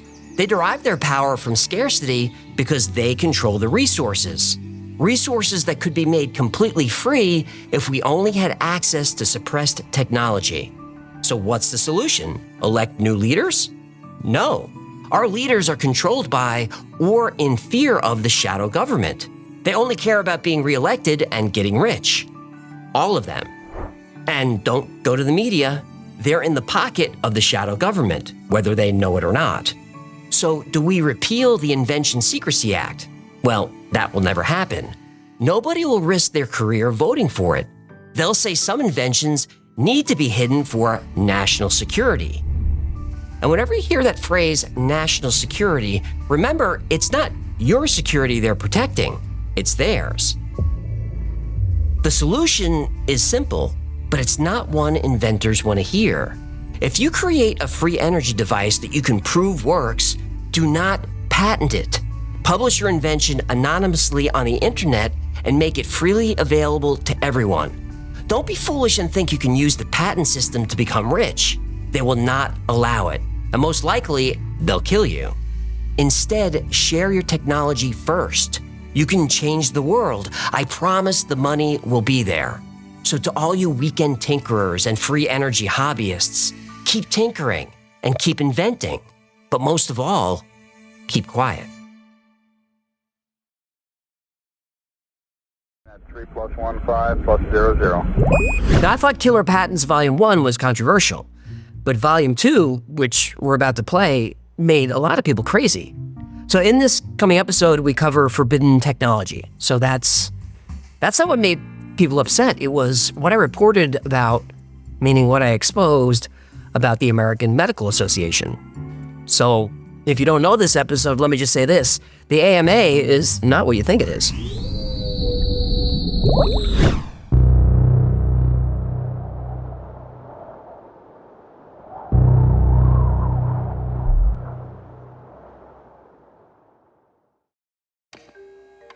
The history of medicine goes back to the dawn of mankind, when ancient healers used special herbs to treat illnesses.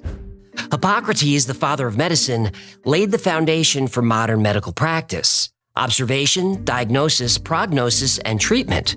His work set the stage for centuries of medical progress.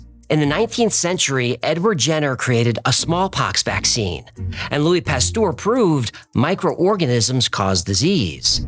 The 20th century brought antibiotics, medical imaging, and organ transplants. In the past 400 years, the human lifespan has doubled.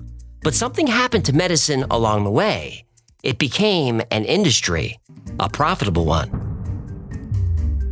President Eisenhower warned against creating a military-industrial complex because if you make war profitable, you'll always have war.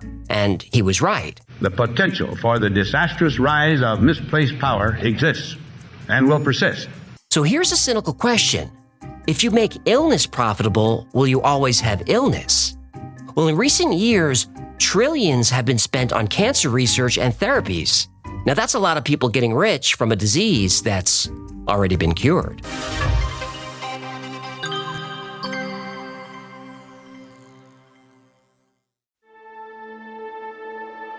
Royal Raymond Rife was born in Nebraska in 1888. He was a good student and wanted to be a doctor. Only 16 years old, he was admitted to Johns Hopkins University, one of the best medical institutions in the world. Rife became fascinated by bacteriology and the microscopic world, which led him to optics. To study bacteria effectively, he needed to see them clearly. He took a job at Zeiss Works in New York and trained under senior optics engineers. If you know anything about microscopes, telescopes, or cameras, or anything with lenses, you've heard of Zeiss. And Rife wasn't a bookworm researcher. He was hands-on.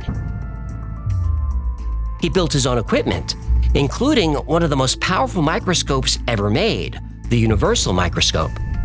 In the 1920s, standard microscopes could only magnify objects up to 2,000 times. Rife's could reach 60,000 times magnification. He could see viruses and bacteria that nobody had ever seen before. Rife discovered what he called Bacillus X, or the BX virus. He believed cancer wasn't a disease, it was a virus, the BX virus. He wanted to destroy these microorganisms without harming surrounding tissue. Then he made another amazing discovery. He found that exposing microorganisms to specific frequencies caused them to explode. It's immediately paralyzed and it starts disintegrating from within. All objects have a resonant frequency. When exposed to an external force matching this frequency, an object absorbs energy and vibrates more intensely. Parts of the human body have their own frequencies. This is useful in an MRI, which uses frequencies to produce diagnostic images. But it can also be dangerous. If you resonate an object for too long or with too much energy, it can be damaged or destroyed. This is why singers can break a glass by singing the right note.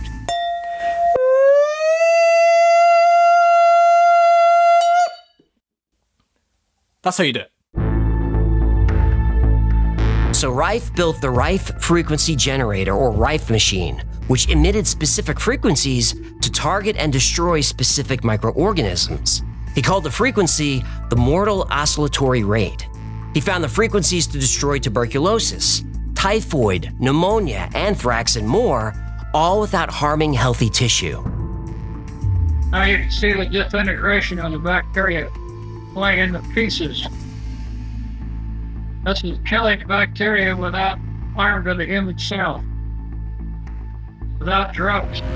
He injected lab rats with cancer cells, creating golf ball-sized tumors, then used his machine to match the cancer's mortal oscillatory rate. It worked. The lab rats were completely cancer-free. Rife's work attracted interest from other doctors. Dr. Milbank Johnson arranged a study on 16 cancer patients using Rife's machine. In 3 months, 14 of the 16 patients were completely cured. Dr. Royal Raymond Rife discovered the cure for cancer, and it ruined him.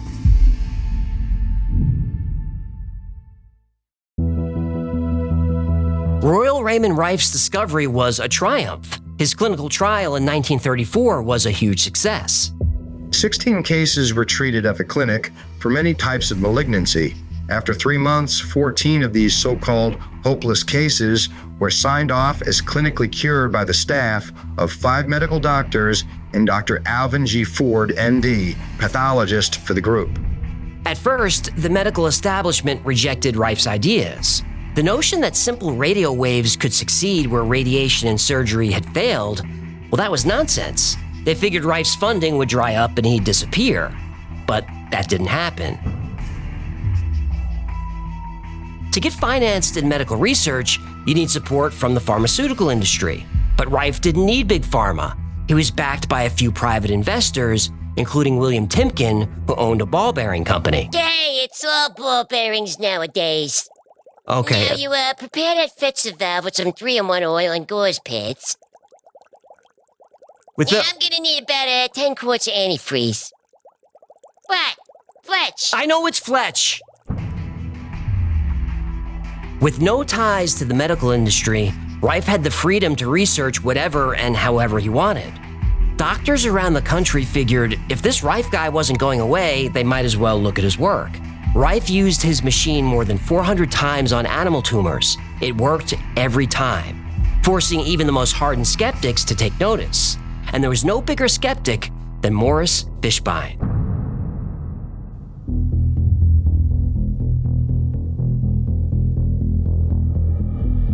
Fishbein, head of the American Medical Association, was known to be very aggressive. Some critics called him the medical Mussolini. At first, Fishbein offered to buy Rife out, but when Rife said no, Fishbein's attitude changed. Rife kept working, but progress became increasingly difficult. Mysterious people started showing up at his lab. Some offered bribes, and others made threats. Other doctors had success using Rife's technology, but were pressured by the AMA to stop or lose their licenses. Vigilant against quackery is Dr. Morris Fishbein.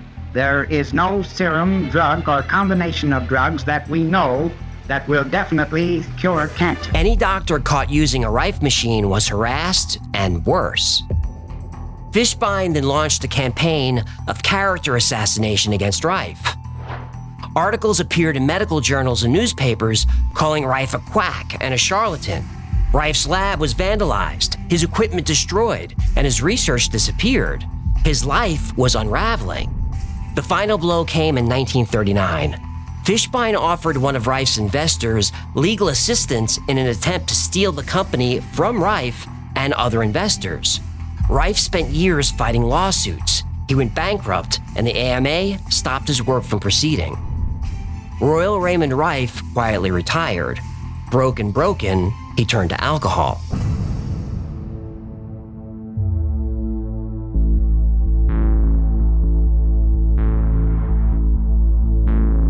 About 20 years later, renewed interest in Rife's technology led John Crane and John Marsh to convince him to build a new machine. Rife agreed, but the business didn't last long. In 1960, their labs were raided without a warrant. All equipment and records were seized. Rife stayed out of court, but his partners were charged with medical fraud. Even though 14 patients testified they were cured by the Rife machine, Crane and Marsh were sentenced to 3 years in prison. Oh, by the way, the forewoman of the jury was an AMA doctor. Oh, come on. Rife was again labeled a liar and a quack and reduced to poverty and despair. Many of Rife's associates faced tragedies. Dr. Milbank Johnson died in 1944, poisoned, and all his research disappeared. Burnett Labs in New Jersey, building Rife machines to treat cancer, mysteriously burned to the ground in 1939. All equipment and research were destroyed. And the owner of the lab, Dr. John Burnett, was related to William Timken. The ball-bearing guy? Yep. Dr. Elmer Nemes was a nuclear physicist, medical doctor, and microscope designer. He was trying to replicate Rife's work in 1969.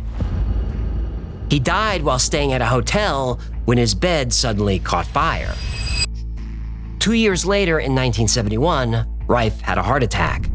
While in the hospital, he died after he was accidentally given a lethal dose of Valium. Accidentally my dorsal fin. But Rife's ideas didn't die with him. Other pioneers would seek out alternative ways of curing diseases. The medical mavericks were not going away. But neither were Morris Fishbein or the AMA.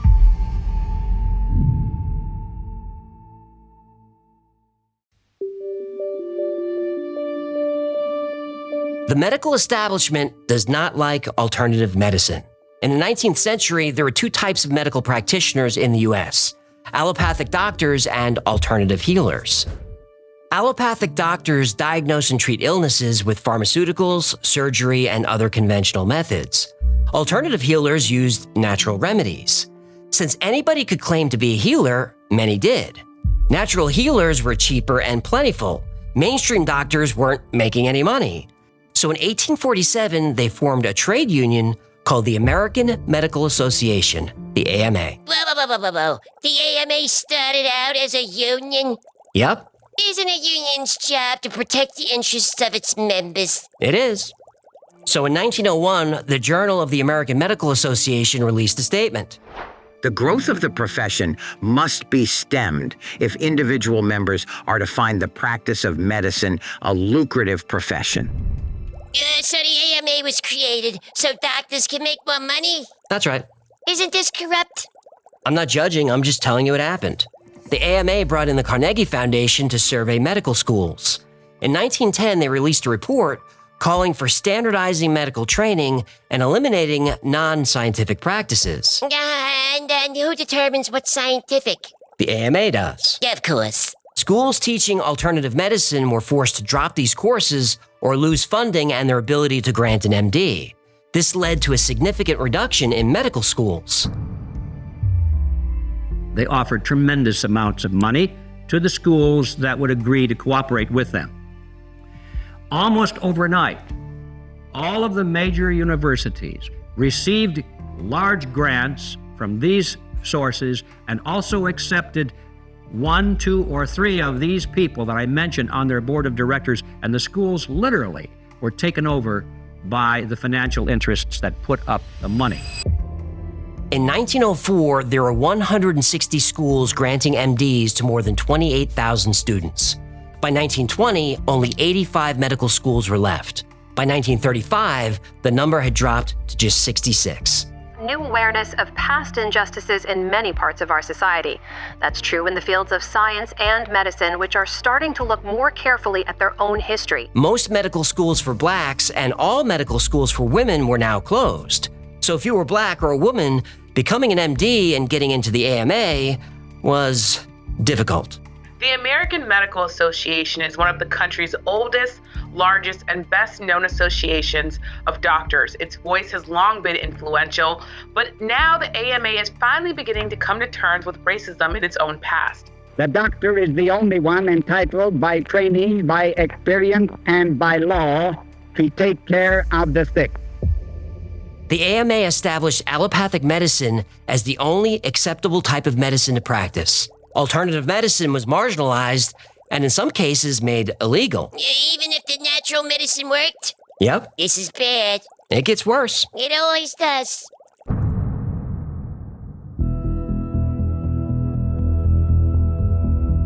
The doctors from that point forward in history would be taught pharmaceutical drugs. All of the great teaching institutions in America were captured by the pharmaceutical interests in this fashion, and it's amazing how little money it really took to do it. Every time a new type of alternative medicine was introduced, the AMA would attack. George Doc Simmons was head of the AMA from 1900 to 1924, and Morris Fishbein from 1924 to 1949. They labeled alternative practitioners as quacks and used the Journal of the American Medical Association to ruin the reputations of anyone they deemed a threat to mainstream medicine. The FDA was formed in 1906, but it wasn't until 1962 that drug companies had to prove their products worked and were safe. Before then, pharmaceutical companies needed the AMA seal of approval. Then how did the drugs get approved? Yeah, I should have seen that coming.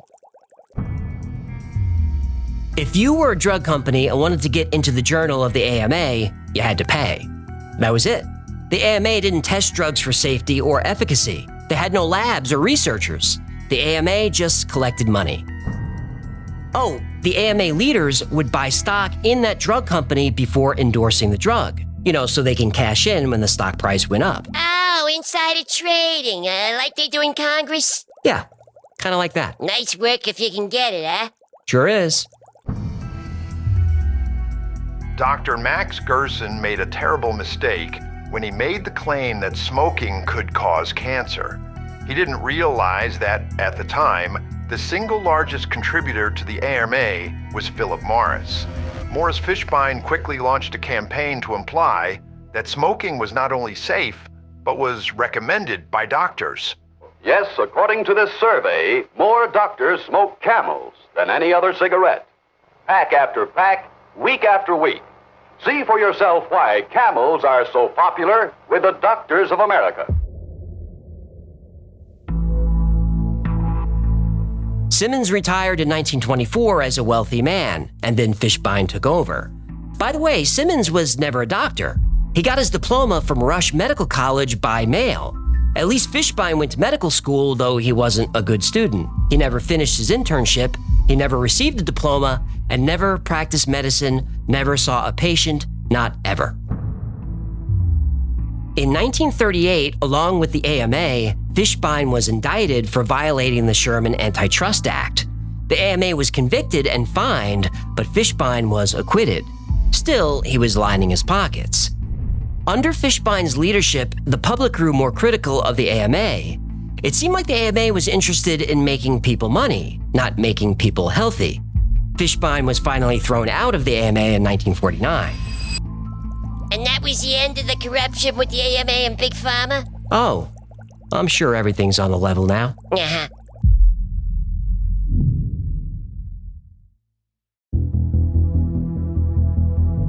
In 1924, Harry Hoxsey developed an unconventional cancer treatment. A self-taught healer from Illinois, he claimed his herbal remedy came from his great-grandfather. By the 1950s, the Hoxsey Clinic in Dallas was the world's largest private cancer center, with branches in 17 states. And we now have in our files and our records many, many thousands of case histories and records, pathological proof, X-ray photographic studies that we do positively cure cancer, both internal and external.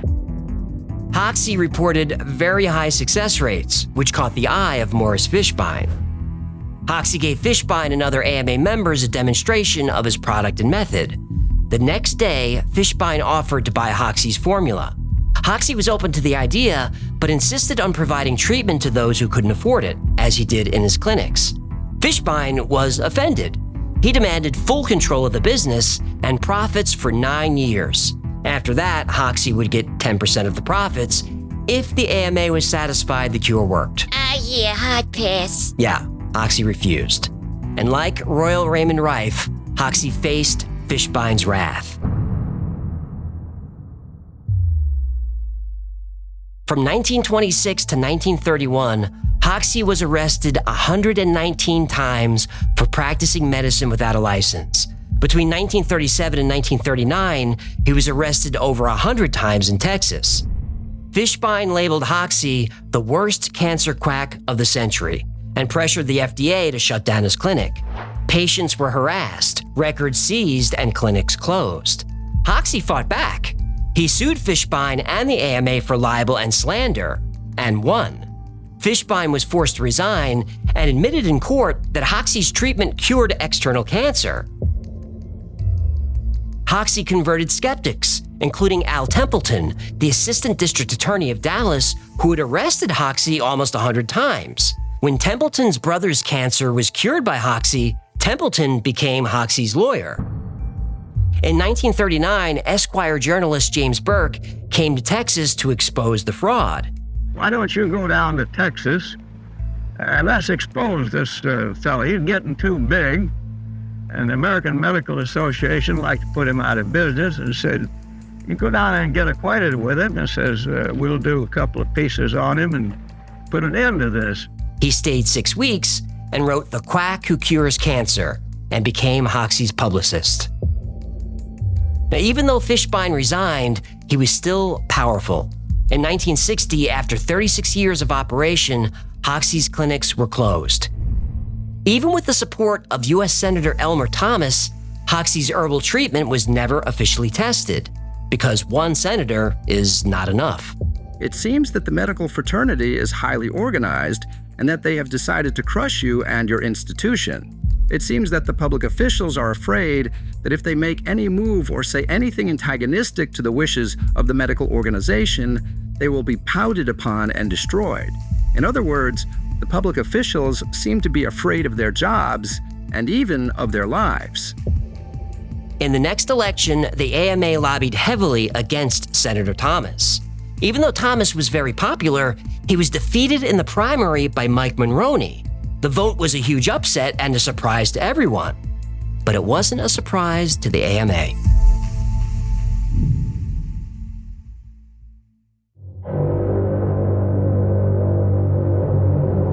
anything that comes from nature cannot be patented. They're not interested in that. And of course the FDA says it's illegal to use unless it's been tested for efficacy and safety. Now you see the catch-22 you're in there. Nothing from nature, regardless of how effective it might be, will ever be proven safe or effective according to the FDA. It'll never be. So therefore, everything from nature will always be condemned by the FDA as unproven.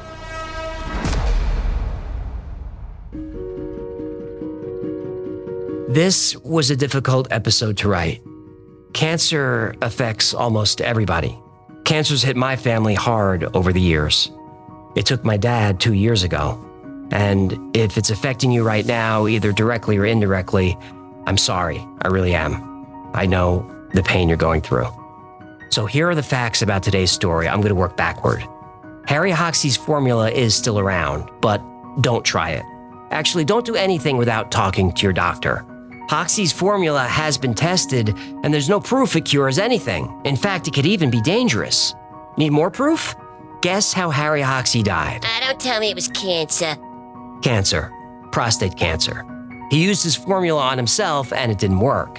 He secretly had surgery and died 7 years later. 7 hard years. So don't mess with his formula. Listen to your doctor. Morris Fishbein and all that nasty stuff about the AMA, well, that's pretty much all true. Fishbein was sleazy. Whether he admitted that Hoxsey's formula worked, I couldn't find any proof. I think it's just part of the legend. But in Fishbein's defense, he did expose a few frauds. The AMA really did start as an organization to crush healers using natural remedies so doctors could make more money. But the real history of Fishbein and the AMA is hard to find. There's not a lot of that on the internet. You have to dig. Now, Royal Raymond Rife, he wasn't a doctor. That was an honorary degree. He probably wasn't killed in the hospital with Valium. He was most likely taking it himself. Was he a genius? Yes. Did he find the cure for cancer? I don't know. There's no evidence that his machine worked.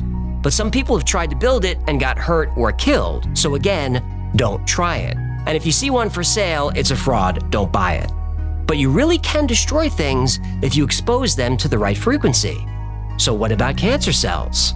Well, I stumbled across this TED Talk by Anthony Holland from about 10 years ago. He's a music professor, but he was working with a lab using sound to attack cancer cells.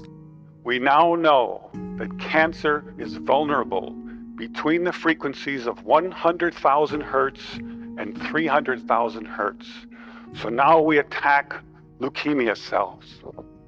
Leukemia cell number 1 tries to grow a copy of itself, but the new cell is shattered into dozens of fragments and scattered across the slide. And then 7 years ago, a TED Talk by Christine Gibbons. Now, by arranging an array of these elements in a concave formation, the transducer then becomes capable of transmitting ultrasonic waves that then increase sharply in strength at the focus. By pulsing those waves, we create the histotripsy effect to destroy tissue at the cellular level. Sounds promising, but does it work? We don't know. A bigger, darker question. Is Big Pharma suppressing cures because more sick people means more profit? Honestly, I don't think so. Really, I don't. I think the companies, generally speaking, are evil, but that's mostly a judgment of the people who run them. They're greedy, but that's their job. They're supposed to make money for the people who own the pharmaceutical companies. Now, who owns them? Well, mostly bankers and hedge funds.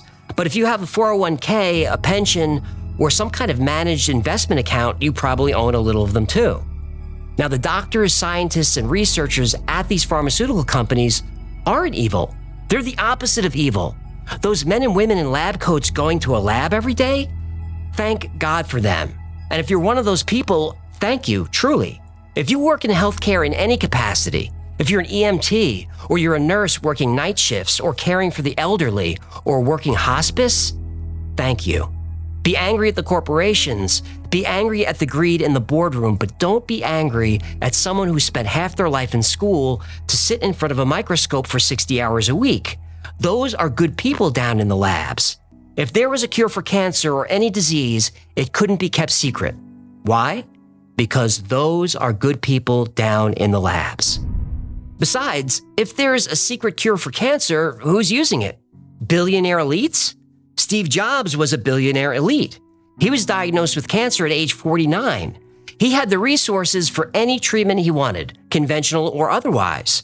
In fact, Steve Jobs spent the first 9 months after his diagnosis trying nothing but alternative treatments, against his doctor's wishes. Steve Jobs had unlimited resources, and he still lost. Look, I understand why people are drawn to the theories about secret cures and alternative medicine. When you or a loved one is suffering and traditional medicine isn't working, you'll try anything. That's why we call it fighting or surviving cancer. It's about reclaiming control over your health, exploring every possibility, and refusing to give up. Now, true or not, these are stories of resilience and the belief that answers might exist outside mainstream thinking. A miracle cure didn't arrive in time to save my dad, but it might arrive in time to save yours. And if it does, I don't want any agency or bureaucracy getting in the way. That's why I was so hard on the AMA today, because they have a history of shutting down ideas that aren't mainstream. We can't let that happen again. One day another maverick will come along with a cure that defies mainstream medicine, and so-called experts will try to silence them because they can't understand anything outside mainstream thinking. So here's a message to those experts. If you're not going to help, get out of the way. Like things are stretching out like this, and reach back to find a nice memory to hold on to.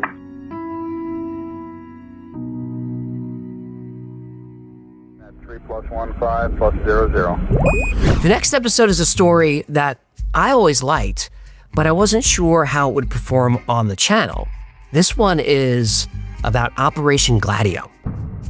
They trained a secret army, a civilian army in Italy, to bomb civilians and then blame it on the communists. The communists at that time were the most popular party in Italy, post-war, because they had just went through fascism, right, with Mussolini. So you just, it always swings too far the other way. Right. So we swing way the other way. Communism, very popular, can't have that. So civilians were killed in bombings by the CIA-trained guerrilla army, and they were trained by a Nazi general who was tight with Allen Dulles, and this was planned during the war. While American GIs were being killed fighting the Nazis, they were already planning this next phase.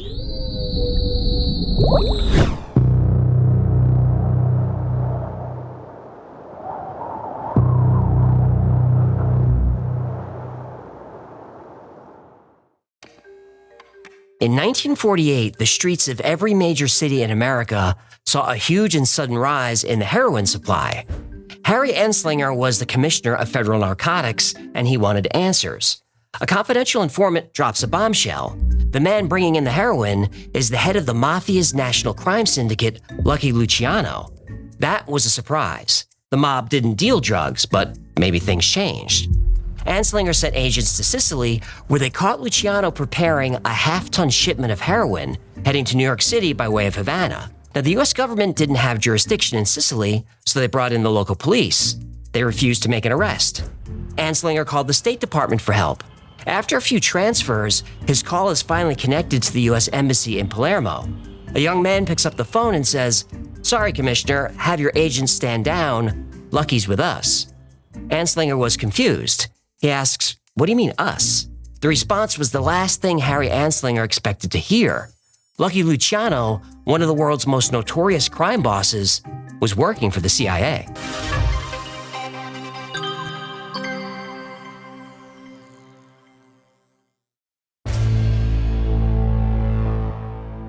After World War II, Europe was divided. The Western Allies controlled West Germany, while the Soviets held the East. As former allies became enemies, the Cold War began. The Soviet Union suffered massive losses liberating countries as it marched to Berlin. And those liberated countries, they weren't giving them back. Poland, Hungary, Romania, Bulgaria, they became Soviet satellite states, and the Soviets wanted more. How much more, nobody knew. Europe was in ruins, but the Russian army was still strong. If they pushed west, they would be hard to stop. The Allies needed a plan to contain the Soviets, so they turned to Allen Dulles of the CIA, America's new intelligence agency. During the war, the Office of Strategic Services, or the OSS, coordinated espionage and covert operations. Allen Dulles was the OSS station chief in Switzerland. He watched the Soviet Union closely, and he didn't trust them. They may be temporary allies, but they were communists. Dulles believed in using every tool available to fight communism. A radical plan to stop Soviet expansion landed on his desk. It focused on training small groups of citizen soldiers in sabotage, supply raids, propaganda, and guerrilla warfare. These stay-behind soldiers would resist Soviet influence even if their governments fell. The White House loved the idea. The only question was, who would lead this secret army? Allen Dulles had the answer. Nazis. Oh, great. What could possibly go wrong?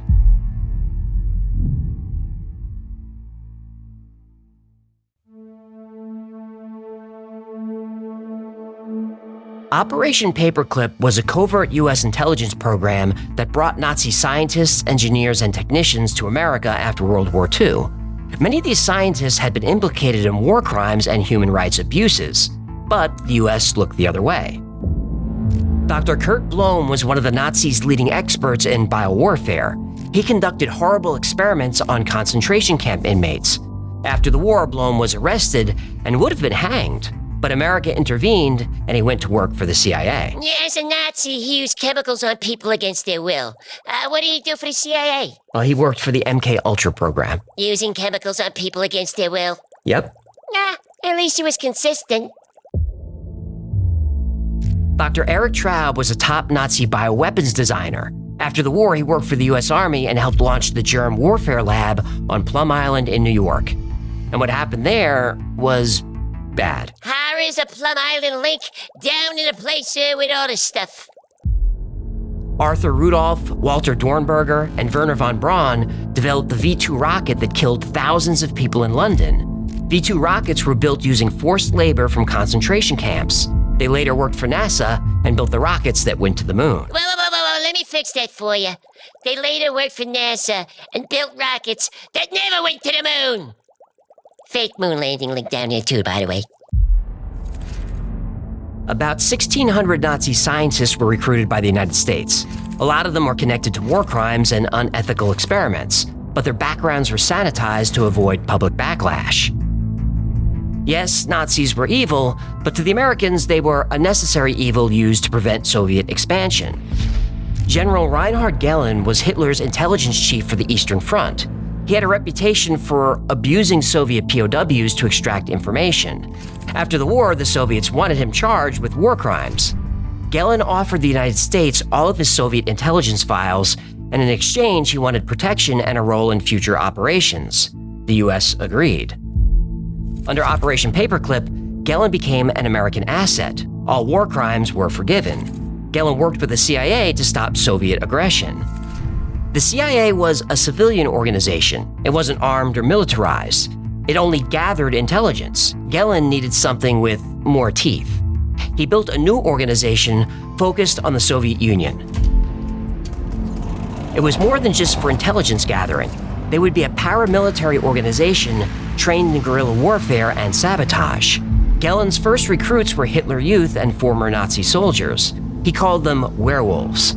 They were ordinary citizens by day and communist killers by night. Allen Dulles loved it. Gehlen's werewolves would be the secret army the CIA didn't have. Resources poured in from the US and the UK, and Gehlen set up a network of secret supply caches all over Germany. The new German government didn't know these secret stay-behind armies existed until a former Nazi officer exposed the operation.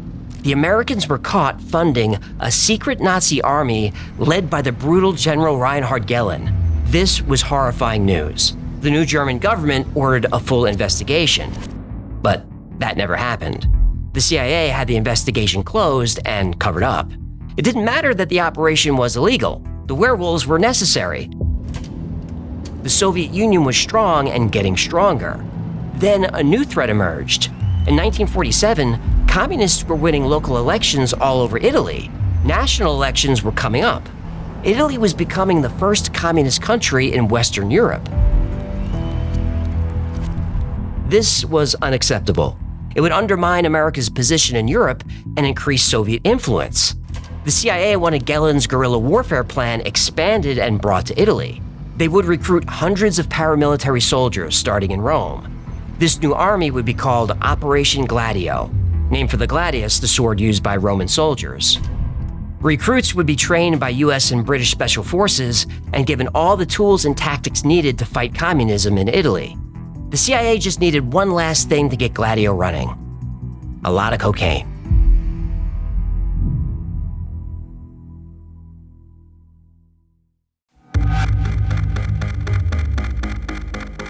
The CIA would use Operation Gladio to create fear and instability in Italy. They would spread propaganda, infiltrate political events, bribe police, politicians, and disrupt demonstrations. They had to convince citizens that the Italian Communist Party was a dangerous threat. A secret agreement was made with Italian military intelligence. If Gladio needed to escalate, they would commit acts of violence and pin the blame on Italian communists. The 1948 national election was approaching. Gladio had to act fast. This operation needed planning and a lot of money. Small problem. Congress controlled the money and wasn't aware of Operation Gladio. Asking for funding would reveal its existence, defeating its purpose. The money had to come from somewhere else, and it had to be kept secret. CIA officer Colonel Paul Helliwell had a solution. He worked with the Chinese National Army fighting Mao Zedong's communists. Chiang Kai-shek funded the Chinese National Army by selling opium. Helliwell smuggled opium into China using civil air transport, an airline owned by Chinese nationalists.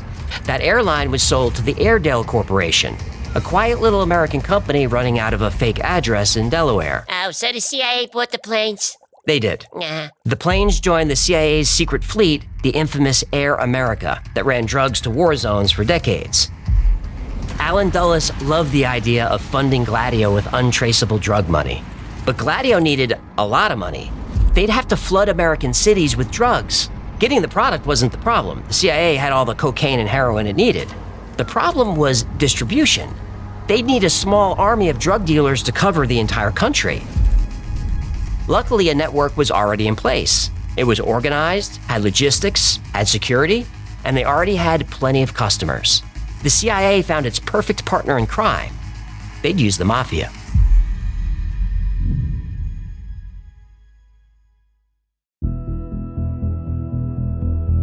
The relationship between the mafia and the CIA began a long time ago. During World War II, German submarines were threatening the American coastline. The military couldn't monitor every dock and waterfront, so it got help from the one organization that could: the mafia. U.S. intelligence cut a deal with mob boss Charles Lucky Luciano, who was in prison. In exchange for his cooperation, Lucky received a reduced sentence and other perks. What? He broke Omerta! He did. Omerta is the mafia code of silence. You don't talk to authorities. Informatore se fiona punti. Snitches get stitches. I know what it means.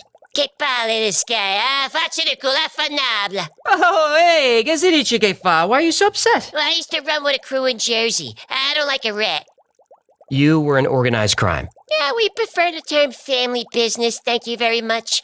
But yeah, I was with the Pesce family. Whoa. It's a story for another time. Maybe our next sponsor ad, perhaps. Good idea. So when the CIA needed to move heroin, they knew who to call: Lucky Luciano and his mafia syndicate.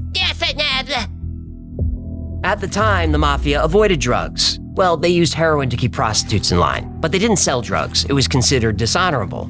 But when the CIA came calling, Lucky Luciano made an exception. The money was just too big. They made him an offer he couldn't refuse. Right. Besides, the mafia didn't want communists in power either. Commies are bad for family business. They are. Organized crime would become a target in a communist state. The mafia and the CIA liked things the way they were. So business fronts were set up in Sicily and Italy. Heroin was smuggled into the US, hidden in everyday items like sardine cans, wheels of cheese, and barrels of olive oil. Jimmy Hoffa and the Teamsters moved the drugs around the country. the operation instantly generated a ton of cash. A lot of people chasing that dragon. Yep, heroin was good business. Operation Gladio now had its funding. But there's still a problem. Cash couldn't be paid directly to the CIA or the Mafia. It had to be laundered through a legitimate financial institution. But walking into a bank with millions in cash sets off a red flag or two. They needed a bank that could handle cash without scrutiny from US Treasury agents, Italian bank examiners, or the international monitors. Only one bank on the planet could do this: the Vatican.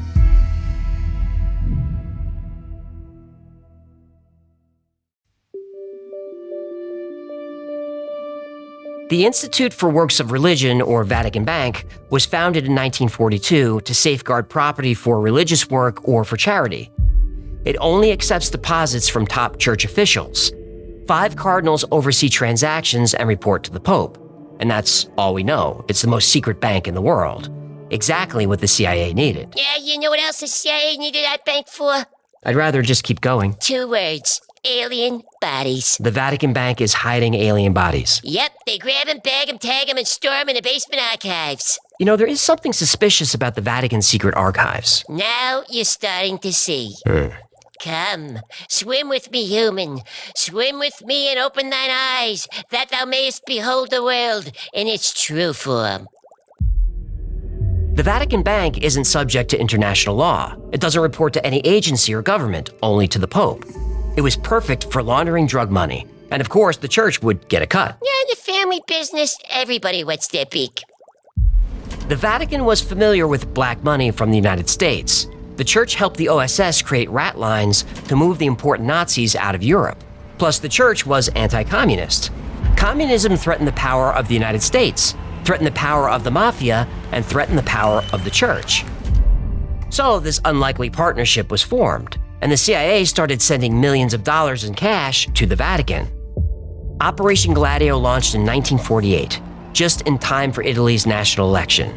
The CIA, with help from the church, used psychological warfare to create fear of a communist takeover. Communism would bring violence, economic collapse, and the loss of religious freedoms. It worked. The Communist Party was defeated. The CIA was thrilled. They were able to change the outcome of a sovereign country's democratic election, and they didn't have to use the secret Gladio army. But what good is an army if you don't use it? So the CIA sent word to the Gladio soldiers, prepare for war. It would take a few years to organize, but Gladio was finally ready to enter its second phase: terrorism.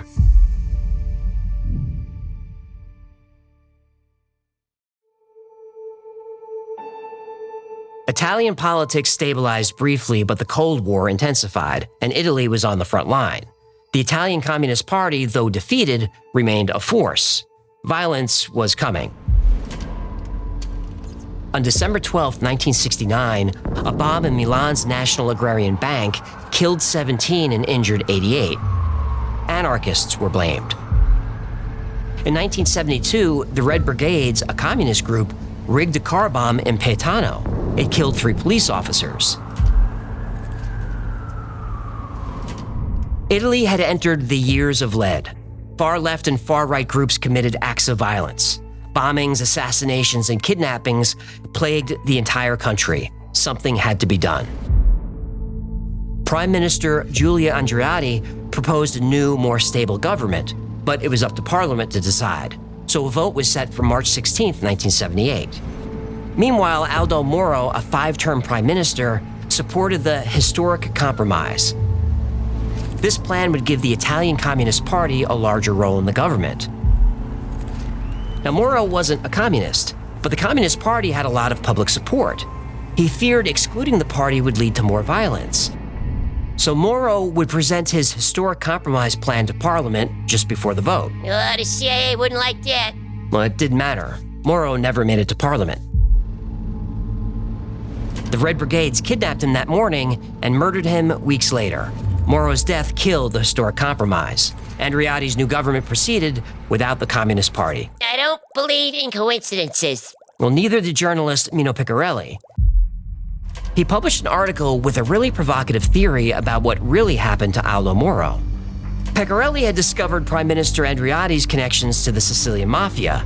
and he openly wondered if Andreotti ordered or was complicit in Moro's death. Pecorelli thought Italian intelligence might have aided the Red Brigades. He implied Operation Gladio members and foreign intelligence agencies like the CIA could be involved. Now, Pecorelli didn't have hard evidence, but he believed there was a conspiracy between Andreotti, the Mafia, and CIA. He knew if he kept digging, he'd find proof. Oh boy, this is the kind of thing that'll get you whacked. What happened? Pecorelli was found dead in his car on March 20th, 1979, shot 4 times. And there it is.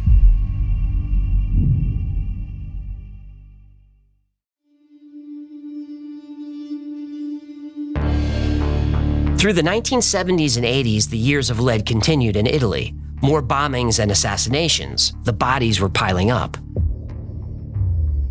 In 1984, Judge Felice Casson, a young, ambitious magistrate, investigated these attacks and saw a disturbing pattern. Military explosives like C4 were often used. Communist groups were usually blamed, but few arrests were made. His breakthrough came when Vincenzo Vinciguerra confessed to the Pettiato bombing. He said his group was armed and trained by Italian military intelligence. That's where they got the C4. Their orders were to cause disruption and violence and frame communists. This was state-sponsored terrorism. Then things got worse. Casson got a call from the local police. They had confiscated a briefcase from a local politician. It contained documents describing a plan to take over the Italian government. Casson couldn't believe it. The officer said, "There's more." The suitcase had a false bottom with more hidden documents. Casson asked what they found. The officer sounded nervous and said, "Sir, we can't tell you over the phone." Casson went to the police station to read the documents and was speechless. The documents confirmed hundreds of innocent people were killed in bombings by groups working for Italian military intelligence. Casson followed the lead. He gained access to Italy's military intelligence archives. That's when he learned these attacks were connected to Operation Gladio, launched by the CIA.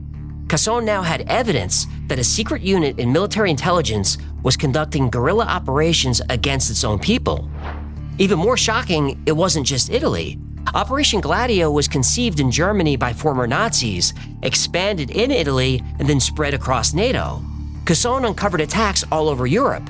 Germany, France, a few in Belgium. All were false flag operations where civilians were killed intentionally and communists were blamed. Casson then realized Gladio was far bigger than he thought. He felt his life was in danger. From July until October of 1990, I was the only one who knew about Operation Gladio who was not already part of the conspiracy. Prime Minister Andreotti initially denied knowing anything about Gladio, but in 1990, under political pressure, he confirmed Operation Gladio was real and had operations throughout Europe. Now, most countries denied involvement at first, but there was too much evidence. Finally, NATO said that these stay-behind armies were real, but only for defense. The US and UK continued to maintain a no-comment policy on Gladio. The truth coming out put Prime Minister Andreotti under tremendous scrutiny. Eventually, he was arrested and charged with being complicit in the murders of Pecorelli and Moro. After multiple trials and appeals, he was acquitted for lack of evidence and cleared of all charges. Oh, he had friends in high places, huh? He did. He was important to the cause. Andreotti oversaw Operation Gladio in Italy. About 30 acts of violence were directly linked to Gladio, with 150 more suspected. Around 600 innocent people died from Gladio bombs, with twice as many injured. If all suspected attacks are proven to be Gladio-related, the death toll is in the thousands. No one has answered for these crimes. Over the years, as more innocent bodies piled up, the CIA said it needed more money and power. Communism was taking root all over the world, so they got more money and power. The agency became militarized. It now had its own secret army that it could deploy anywhere there was a Soviet threat. Small problem. It was all a lie.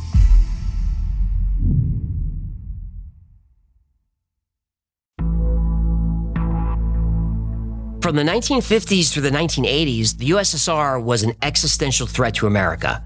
The CIA was constantly warning us of Soviet strength, fueling massive military spending. But was the threat real? In the 1960s, Americans were terrified of the Soviets. Let us face, without panic, the reality of our times. The fact that atom bombs may someday be dropped on our cities. Sputnik launched. Yuri Gagarin went to space. Americans panicked. The Soviets seemed unstoppable. NASA had to be created. More military spending was needed. But was it? The CIA said yes. The Cuban Missile Crisis in 1962 almost started a nuclear war. It shall be the policy of this nation to regard any nuclear missile launched from Cuba against any nation in the Western Hemisphere as an attack by the Soviet Union on the United States, requiring a full retaliatory response upon the Soviet Union. Clearly, war with the Soviet Union was coming. More military spending was needed. But was it? The CIA said yes. I grew up in the 1980s when military budgets exploded. Generation Xers like me believed that war was going to break out at any second. You can do it in the army. We were in an arms race that we couldn't afford to lose. It was a race for survival. But was it? The CIA's job is to gather intelligence so the US government can make informed decisions. Somehow these decisions always led to more military funding and more power for intelligence agencies. But the CIA knows best. Or does it?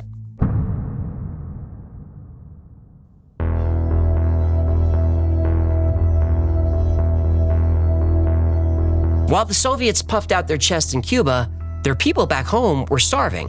From 1953 to 1964, they couldn't produce enough food to feed their population. The CIA didn't know? In the 60s, Americans were told more military spending was the only way to stop Soviet world domination. In reality, 1964 started 20 years of the Soviet era of stagnation, not domination. Their economy was falling apart. The CIA didn't know? Yes, in the 1960s, the Soviets poured resources into their space program and their military. But at the expense of everything else. The state-run system was failing. Productivity was low. Their technology was outdated. There's no incentives for innovation. Their scientists and engineers were fleeing. It was called a brain drain. The CIA didn't know? In 1985, Soviet President Gorbachev tried to revitalize the Soviet system. Part of his plan was glasnost, which means openness. He allowed Soviet citizens more freedom to express themselves. What the people expressed was, they were miserable. We finally learned the truth. Defending against Soviet aggression wasn't a strategy, it was a sales pitch. Throughout the entire Cold War, American military contractors got wealthy and intelligence agencies grew powerful, protecting us from a country that was going bankrupt and whose citizens were sick and starving. When the Berlin Wall came down in 1989, the Soviet Union had already been in ruins for years. The whole world saw it. Somehow, the CIA didn't know. Gladio was funded right up until it was exposed in 1990. Gladio still had armies ready to repel the expansion of the Soviet Union. But by then, there was no Soviet Union. The Baltic states left. Ukraine, Belarus, the Central Asian republics, they were on their way out. The CIA didn't know? In 1991, the USSR was officially dissolved. How did the US respond to its greatest enemy being defeated? It increased its military spending by 12%. Why? The Cold War was over. The Soviets lost. But I guess the CIA didn't know.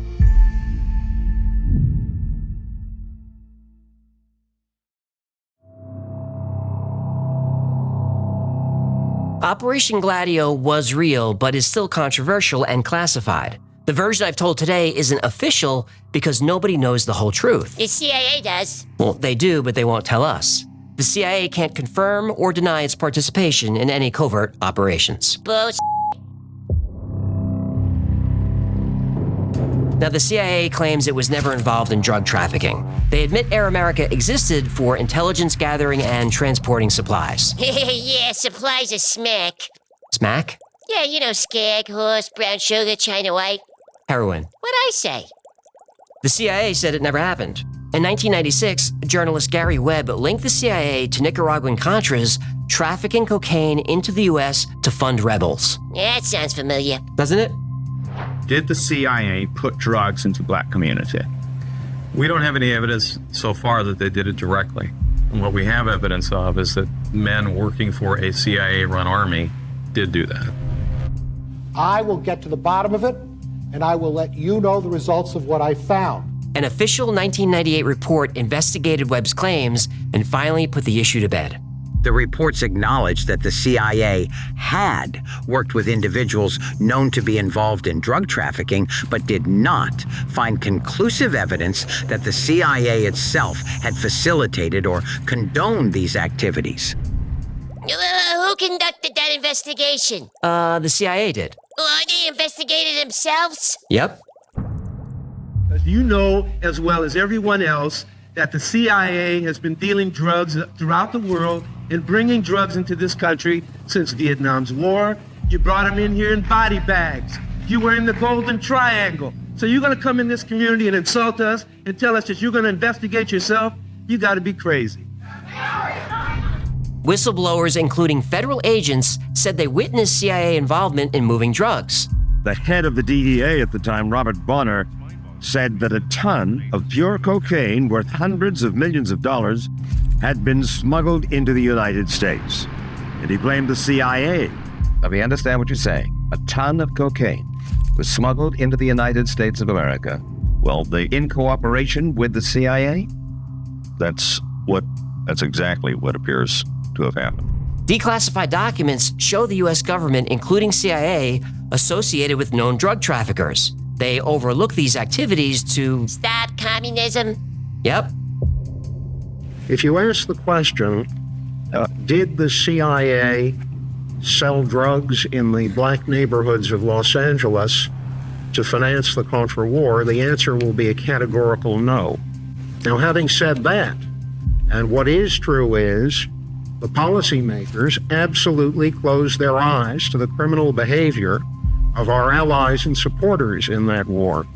The policymakers ignored their drug dealing, their stealing, and their human rights violations.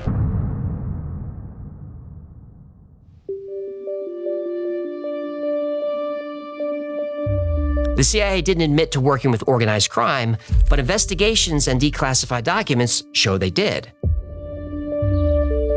The Vatican and CIA haven't confirmed any financial arrangement, but there's a lot of indirect evidence of Vatican support for anti-communist activities, but no hard proof. That's why they used that bank. Right. So what's the truth?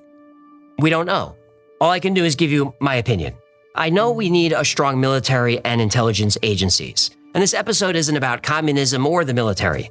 This episode is about the lies we've been told for years by the people who swore to protect us. Now, do I believe that the Soviet threat was exaggerated in order to line the pockets of military contractors and expand the power of the CIA? Come on, of course. We were told this would happen. President Eisenhower warned us about the military-industrial complex. He said if we let the defense companies become too powerful, they'll undermine democracy and influence policy to serve their own financial interests. Ike nailed it. That's what happened. CIA operations like overthrowing governments concerned Eisenhower. He knew intelligence agencies were necessary, but stressed the need for transparency and oversight. Otherwise, the agencies would become a law unto themselves. Ike nailed it again. That's what happened. JFK often asked Eisenhower for advice. Ike told him, don't let the intelligence agencies have too much power. At first, JFK trusted them, but then in 1961, he signed off on the CIA's plan to overthrow Cuba's government. The Bay of Pigs invasion was a disaster. The CIA botched it. It embarrassed America and solidified the relationship between Cuba and the Soviet Union. JFK started to believe that maybe the CIA was doing more harm than good and needed to be reformed or even dismantled and rebuilt. Their growing power was undermining democracy, just as Eisenhower warned. During the 1960s, there was another serious threat to democracy: organized crime. The mob ran the labor unions and important businesses. They could buy judges, influence politicians. They were powerful enough to change the outcome of elections. Some say the mafia helped JFK get elected, which would be ironic because JFK's victory brought the mafia a big problem: his brother Robert. As Attorney General, RFK prioritized fighting organized crime. I think what in the field of organized crime, I think it's a very serious situation that's facing the country at the present time. John F. Kennedy was assassinated on November 22nd, 1963. Robert F. Kennedy, about to run for president, was assassinated 5 years later in 1968. As JFK's Attorney General and confidant, RFK would have continued his brother's policies. He also pledged to reopen the investigation into JFK's murder if he was elected. Now, why reopen an investigation? I thought this was all solved. Yeah. A president on a crusade against the CIA, killed. A potential president on a crusade against the mafia, killed. Now, we know the official stories. JFK, Lee Harvey Oswald, a lone gunman, case closed. RFK, Sirhan, lone gunman, case closed. But there are other theories with real evidence that place the blame not on lone gunmen, but on two powerful organizations. Two organizations with the motive, opportunity, and means. The CIA and the Mafia. Now, whether the CIA and the Mafia were involved in the assassinations, I'm not sure. But I am sure of one thing. They've both mastered organized crime. 3+15+00. Now, I love World War II history, so it made me happy that the episode performed well. So we're going to stay with World War II for a few more minutes. This next one it's one of the strangest intelligence operations of the war. Now, if you haven't seen it, since my notes are down here, if you haven't seen it, I won't spoil it, but here's a hint. Oh, sorry, that's not professional. This is about how a crazy race car driver, a submarine, and a dead body fooled Hitler and led to the creation of James Bond. On April 30th, 1943, in the middle of World War II, a body washed up on the shore of Huelva, Spain. The deceased man was wearing a British military uniform. There was a briefcase strapped to his body containing British and American military secrets. The man was Major William Martin, a Royal Marine who was the single victim of a fatal plane crash at sea. He had just returned from temporary leave in London, where he had gone to the theater and purchased an engagement ring for his fiancée Pam. But there was something very strange about Major William Martin. He didn't exist.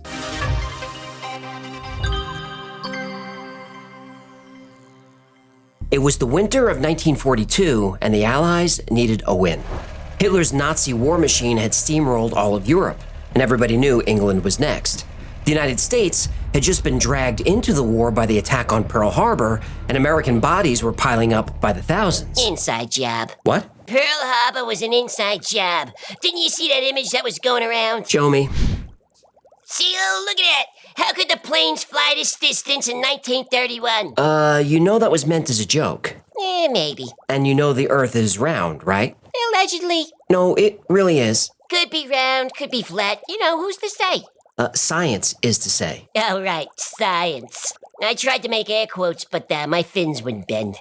Anyway, German forces were better trained, better equipped, and of singular purpose.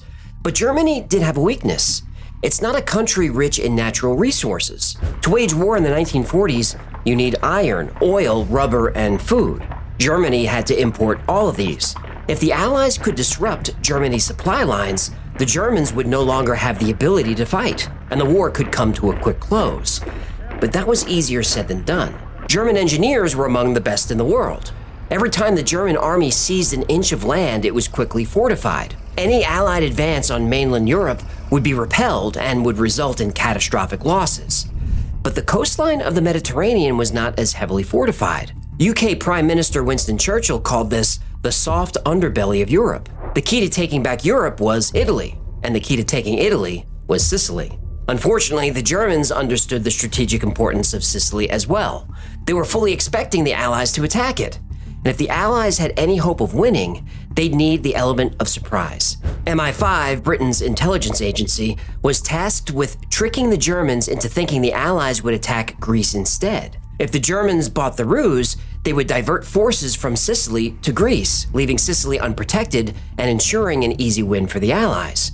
One of the British intelligence officers working on crafting this deception was Charles Chumley. Hang on. What? Chumley, that's not what it says on the screen. Yeah, I know, that's how he pronounced his name. Well, he pronounced it wrong. Chumley's primary role in the war effort was an ideas guy. Charles Chumley remembered a top-secret memo distributed to British wartime intelligence at the beginning of the war. It became known as the Trout Memo because it compared intelligence to fly fishing. Why would anyone want to catch flies? No, fly fishermen try to catch fish. Those fishermen. The Trout Memo listed 51 specific ideas for fooling the Germans. The list was pretty wacky. It included dropping glow-in-the-dark footballs in the water to attract submarines. There was one about a fake treasure ship, and there was another about explosives being disguised as food. But the craziest idea in the Trout Memo was number 28. It involved loading up a corpse with phony documents, then dropping the corpse from a plane behind enemy lines. And when you read the entire Trout Memo, you can't help but think whoever thought of this stuff would be great at writing spy novels.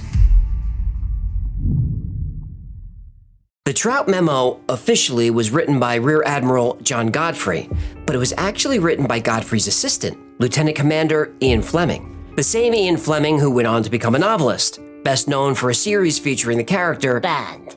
James Bond. Idea number 28 on Ian Fleming's Trout Memo was titled A Suggestion, and not a very nice one. The following suggestion is used in a book by Basil Thompson.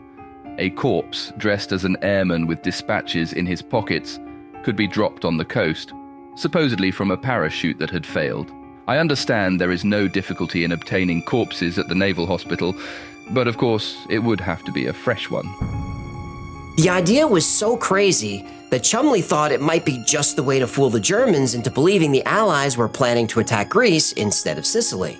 He presented it to his superiors, and they assigned a naval officer named Ewan Montague to help him develop the plan. Before the war, Ewan Montague was a lawyer. He came from an extremely wealthy family of bankers, and when the war broke out, he was too old for active service, but found himself rising through the ranks of naval intelligence. I noticed that people from wealthy families tend to rise through the ranks rather quickly. Yeah, that does seem to be the case. As it turned out, an inclination for wartime intelligence work ran in the family. Ewan didn't know it at the time, but his own brother, Ivor Montague, was actually a spy for the Soviet Union. Uh-oh. Well, luckily the Soviet Union and the United Kingdom were fighting this war on the same side. That's true. So did this Ivor. Did he stop spying for the Russians after the war? Uh-huh. The Montagues were also Jewish, so Ewan's wife and children spent the war in America for safety reasons. Ewan wanted in on this unique operation, to serve his country, of course, but also to keep his mind off how much he missed his wife. Chumley and Montague fleshed out the plan for their mission. They would deliver a dead body via a submarine just off the coast of Spain. The body would be carrying information identifying him as a Royal Marine, and most importantly, falsified documents regarding an upcoming military offensive in Greece. Spain was the ideal country to find the body because, though they were officially neutral, they were in close communication with the Germans. And if military secrets washed up on the Spanish shores, there was a good chance those secrets would end up in the hands of the Germans. Chumley and Montague had the plan. Now they just needed a dead body. But not just any dead body. It had to be male and of military age. The cause of death needed to line up with the story of a plane crash at sea. So drowning, exposure, shock, or traumatic injury. And the man shouldn't have any pesky family members who might not appreciate their loved one's corpse being dressed up as someone else and taken out of the country. Ewan Montague was friendly with a local coroner who agreed to keep an eye out for just such a body. It's good to have a corpse guy. It is. And on January 26, 1943, the coroner called Montague and told him, "I got one." Glender Michael had a hard life. His father attempted suicide by stabbing himself in the neck with a knife. He was taken to a mental hospital where he caught influenza and later died. His mother struggled to care for the family on her own. They were often homeless and there was never enough food. Shortly before the war, she died of a heart attack. Glender was declared ineligible for military service, though it's not clear why. It could have been for poor physical health, poor mental health, or both. He eventually became homeless and wandered the streets of London.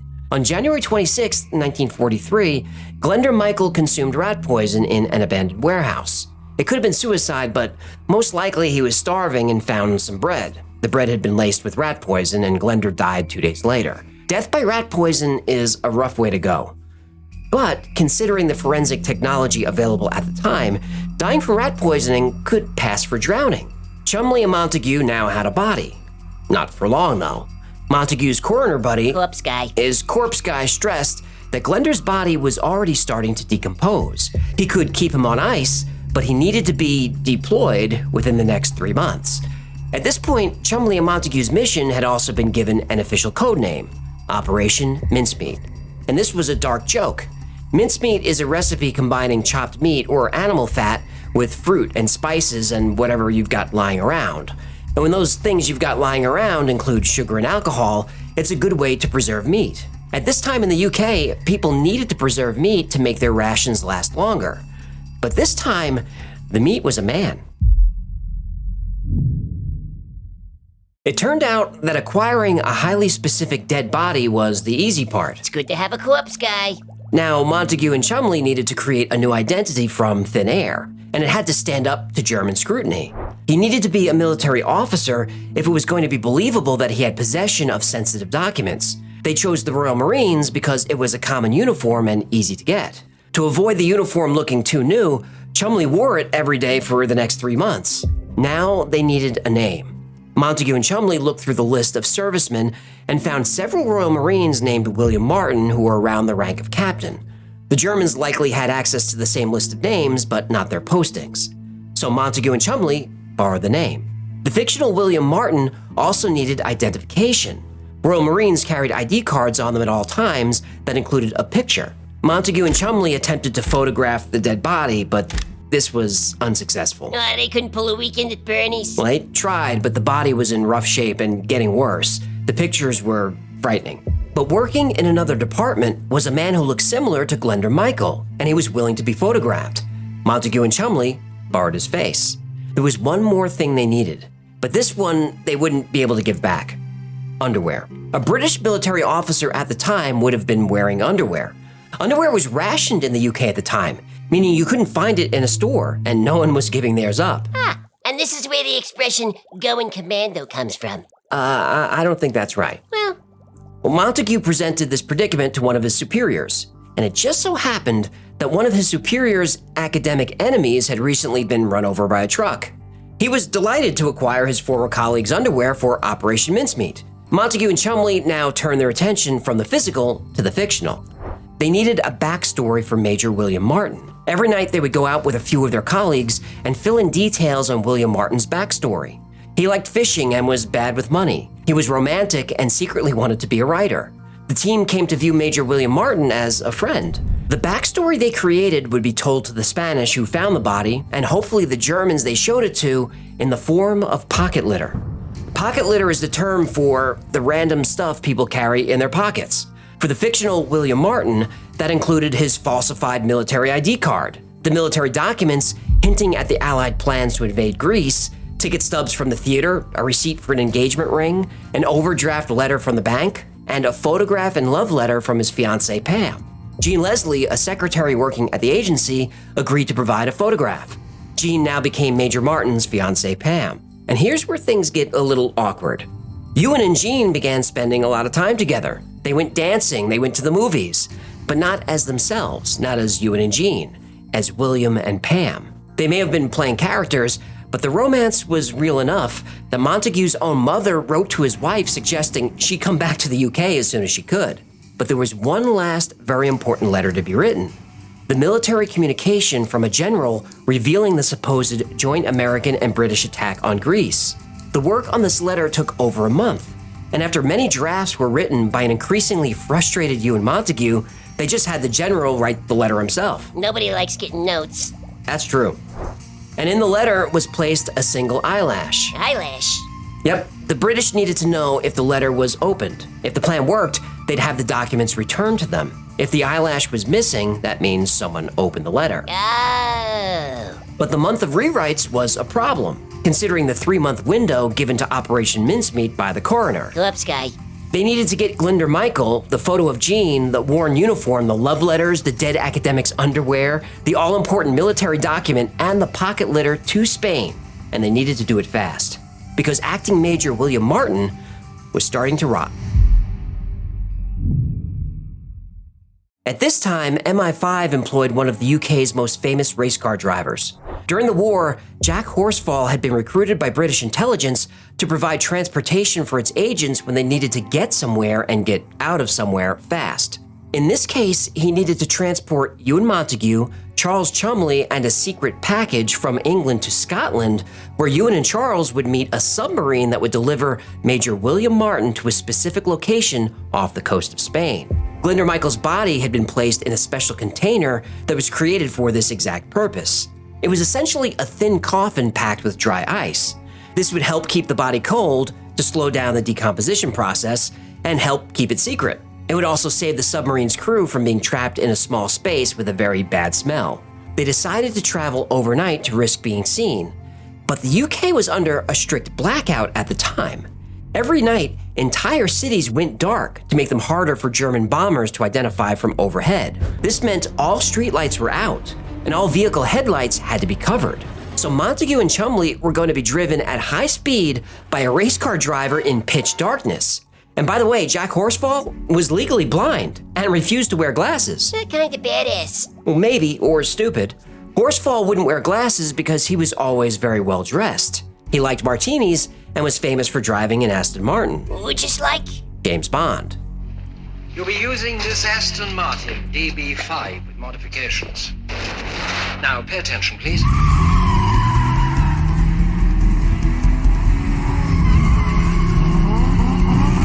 James Bond was a composite character based on real people that Ian Fleming knew, including Jack Horsfall. The overnight road trip from England to Scotland was crazy and included a couple of close calls, but they made it to Scotland on time. In Scotland, they met the crew of the submarine HMS Seraph and loaded in their suspiciously large container, which was labeled optical instruments. In the early morning hours of April 30th, 1943, the submarine reached its destination. The officers aboard the HMS Seraph performed a brief funeral service for Glenda Michael, then placed his body, with the briefcase attached, into the water. Then the sub was positioned in a way that the propellers could be used to propel the body toward the shore. They gunned the engine and the body was on its way. Their final task was to sink the body's container, and this turned out to be one of the biggest hurdles Operation Mincemeat faced. Part of the special container's cooling system included air pockets, and so when placed in the water, it floated. They tried shooting at it, but it still wouldn't sink. And if they couldn't sink it, this would be a big problem. Imagine a strange coffin riddled with bullet holes washing up on shore just after Major William Martin's body. The Spanish would know things were not as they seemed. So the Seraph crew decided to blow it up. The explosion was loud, but the container did finally sink. And Major Martin, he ended up on the beach.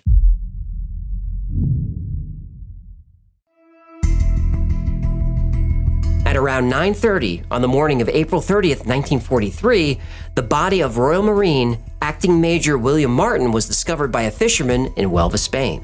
This was chosen as the drop-off site because of one specific Huelva resident, Adolf Klaus. That's the most German name I ever heard. Klaus was a notorious German spy who was the key to making sure the falsified documents were seen by the Germans.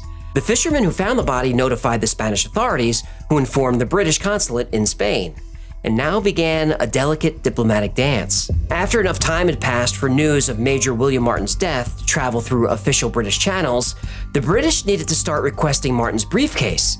And by pushing for the return of the briefcase, it would alert the Spanish and hopefully the Germans that there was something juicy inside. But they couldn't push too hard, or the Spanish might return the briefcase before the Germans could get a peek. But they did eventually need to get the documents back if this thing was going to work. Because look, if the Germans believed that the British believed that their documents had been lost and the Germans had possibly gained possession of them, they would likely cancel the planned Greek attack. No reason to attack if the Germans know it's coming. And that couldn't be allowed to happen. The Germans had to read the letter and have it returned unopened. So, a delicate dance. Less delicate was the matter of the autopsy. Glenda Michael had, of course, not died by drowning or blunt trauma or shock or exposure. He ate rat poison. A detailed autopsy would almost certainly have revealed that something was off. But by this time, the stench of the body was so foul that the British vice consul, who was aware of Operation Mincemeat, was able to cut the autopsy short. He told the staff in the coroner's office, "It's hot, this place stinks, let's go grab lunch instead, I'm buying." And that was the end of the autopsy. A few days later, a funeral was held for Major William Martin. He was buried in Spain with full military honors. Among the crowd of mourners was the German spy, Adolf Klaus. Adolf knew about Major William Martin's arrival in Spain and was already working on obtaining a copy of the documents. Now, it took a week and a half, but the documents did make their way into the hands of the Germans before finally being returned. No eyelash? No eyelash. To get the letter out of the envelope, the Germans inserted a thin wire and actually wound the letter into a tight scroll. The scroll was carefully pulled from a small fold in the envelope. It was dried, copied, twisted around the wire again, and put back in the envelope without breaking the wax seal. It was then soaked in seawater and returned. Even if the eyelash was there, the British would have known the letter was red, because when they dried it out, it curled up like a potato chip. And then the information from the falsified documents made it all the way to Hitler. On July 9, 1943, the joint American and British invasion of Sicily, codenamed Operation Husky, began. The Allies were met with stormy weather, but little German resistance. The enemy was too busy planning for the invasion of Greece. Hitler had bought the Operation Mincemeat deception completely. The British had expected 10,000 killed or wounded in the first week of fighting, but only suffered 1,400 losses.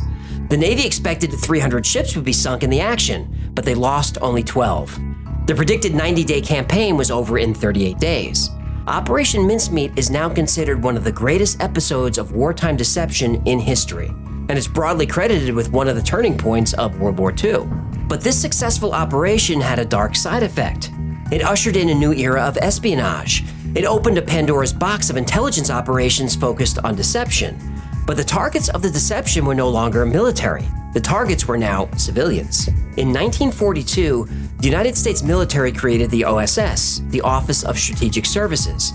This was an intelligence agency modeled after Britain's MI6. After the war, the OSS was dissolved. But in 1947, a new intelligence agency was created, the CIA. Technically, the CIA is a civilian agency, tasked with gathering, processing, and analyzing national security information from around the world. But CIA operations are much more creative and devious than simple intelligence gathering. In 1953, the CIA helped overthrow Iran's government via Operation Ajax. In 1954, Operation PB Success overthrew the president of Guatemala, a democratically elected president. Syria, Indonesia, Brazil, Nicaragua, Haiti, Uruguay, Panama. In these countries and many others, the CIA attempted coups, attempted to remove elected leaders, and in some cases, assassinate those leaders. The 1962 Cuban Missile Crisis is taught in every American school. It's a story about Soviet aggression and the bravery of President JFK. What's not taught is that in the years leading up to the crisis, the CIA established a base of operations in Miami. The only place that had more CIA officers in the world was headquarters in Langley. These men belong to a terrorist organization responsible for a recent wave of bombings, kidnappings, and assassinations. They are Cuban exiles waging a terrorist war against Fidel Castro, and their base of operations is an American city. From the Miami base, Operation JM Wave was launched. Cuban exiles were recruited and trained by the CIA to operate as agents.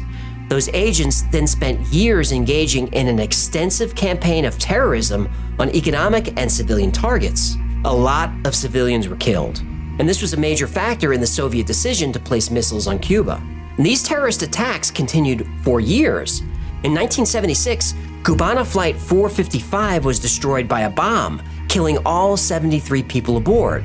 The CIA was immediately suspected, but naturally they denied it. But in 2007, independent research connected the bombing to a CIA asset. During the Vietnam War, the CIA spun up the Phoenix program. This program was designed to identify and destroy the Viet Cong, the VC, via infiltration, assassination, terrorism, and torture.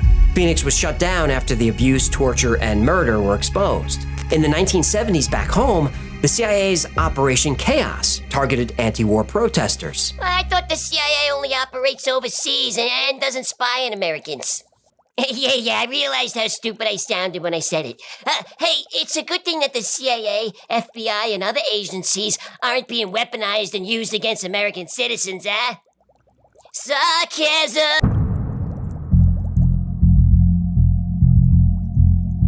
Operation Condor ran for over 20 years and was a program of terrorism, assassination, and overthrow attempts of every socialist leader in South America. There's compelling evidence to show that for over 30 years, the CIA helped organize, train, and fund death squads in El Salvador. During the US-inspired Civil War, at least 75,000 civilians were killed. MKUltra was an illegal human experimentation program.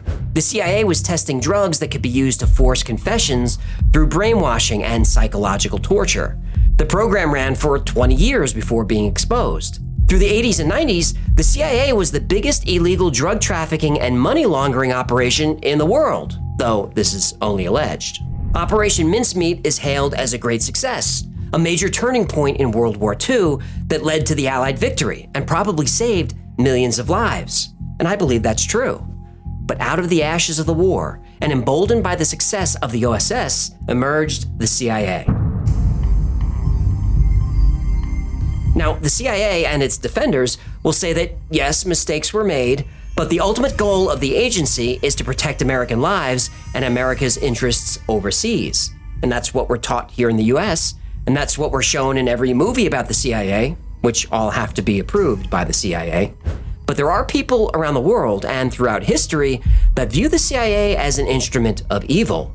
Thousands, perhaps millions of people would say the CIA is the most villainous organization ever conceived by man. And I'm not saying it is, I'm just saying every story has two sides. So, is the CIA a hero or a villain? Well, it all depends on which side of the table you're sitting, on which end of the gun you are, on which end of the needle, on whether you're the tortured or the torturer. Now, given the nightmarish abuses and atrocities it's committed, and given the political weaponization of the agency that exists today, the CIA, at least the way it's currently structured, might be doing more harm than good. But if America is going to have a powerful intelligence agency like the CIA, and I think it should, that agency needs to do better. And we, the people, we need to demand it. 3+15+00. The next one is a dark one. This was the first case that I could find where the U.S. government actually publicly compensated someone who died in a strange way. Oh, look, he had a heart attack. Whoopsies. He fell out of a hotel window. The Frank Olson murder is taught by Israeli intelligence as the perfect murder. Which one's that? Frank Olson was part of MKUltra and was starting to have second doubts about it, so they sent him to a psychiatrist who he didn't know was actually worked for Sidney Gottlieb and was, into programming, and he was freaking out. And he's up in a hotel room with someone else from MK, and he falls out the window. But if you look at the window where he fell, it's like, 2 feet by 2 feet. You can't just jump out the window. So he was found on the sidewalk by the doorman. That's Frank Olson, worth looking up. Oh. This is an older episode. This goes back to number 76. It's about MKUltra and the Frank Olson murder. November 28th, 1953, New York City. At 2:30 a.m., the body hit the sidewalk. A few seconds later, a shower of glass. The doorman of the Statler Hotel yelled to the lobby that there was a jumper. The night manager rushed out and saw him. A man about 40 years old lying on the pavement. He was on his back wearing only his underwear, and blood started to pool around him. 13 stories up, a single window is open, its curtain flapping through broken glass. The night manager knelt beside the man, whose eyes were open and was somehow still alive. He desperately tried to speak but was choking on blood and couldn't be understood. After a minute or two of trying to communicate, the man took a final deep breath and was gone. Nobody knows for sure what he was trying to say before he died, but one thing is for certain, it was something about the CIA.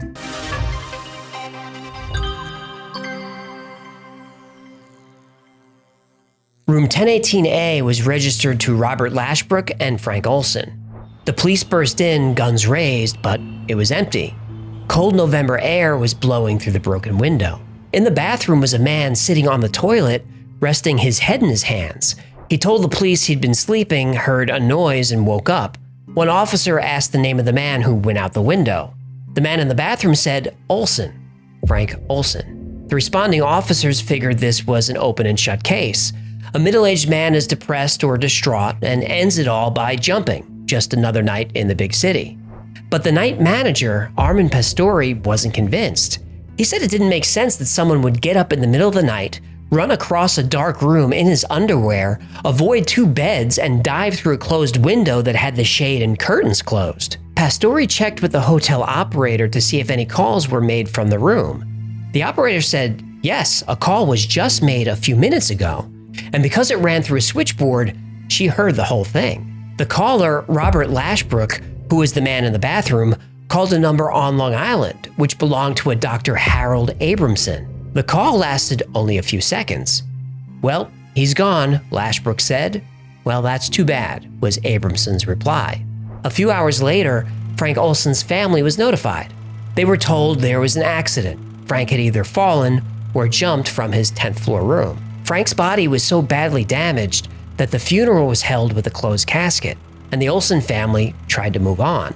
Having trouble coping with losing his father, Eric Olson would ask his mother about Frank from time to time, and she would always say the same thing. You're never going to know what happened in the room that night. But 20 years later, that would change. In 1975, the Rockefeller Commission released information to the public about its investigation into CIA activities. The report mentioned a civilian scientist working for the Department of the Navy. He was given LSD without his knowledge as part of a CIA experiment. That scientist experienced side effects and was sent to New York for psychiatric care. A few days later, he jumped from a 10th floor window of his hotel and died. This report was in the New York Times and Washington Post and made its way to the Olson family. The government confirmed the scientist was Frank Olson. And just 10 days later, the family was invited to the White House, and President Ford gave them a formal apology. The director of the CIA also apologized. The United States government agreed this was a wrongful death and offered the family a $750,000 settlement if they agreed not to sue. The Olson family agreed to the terms.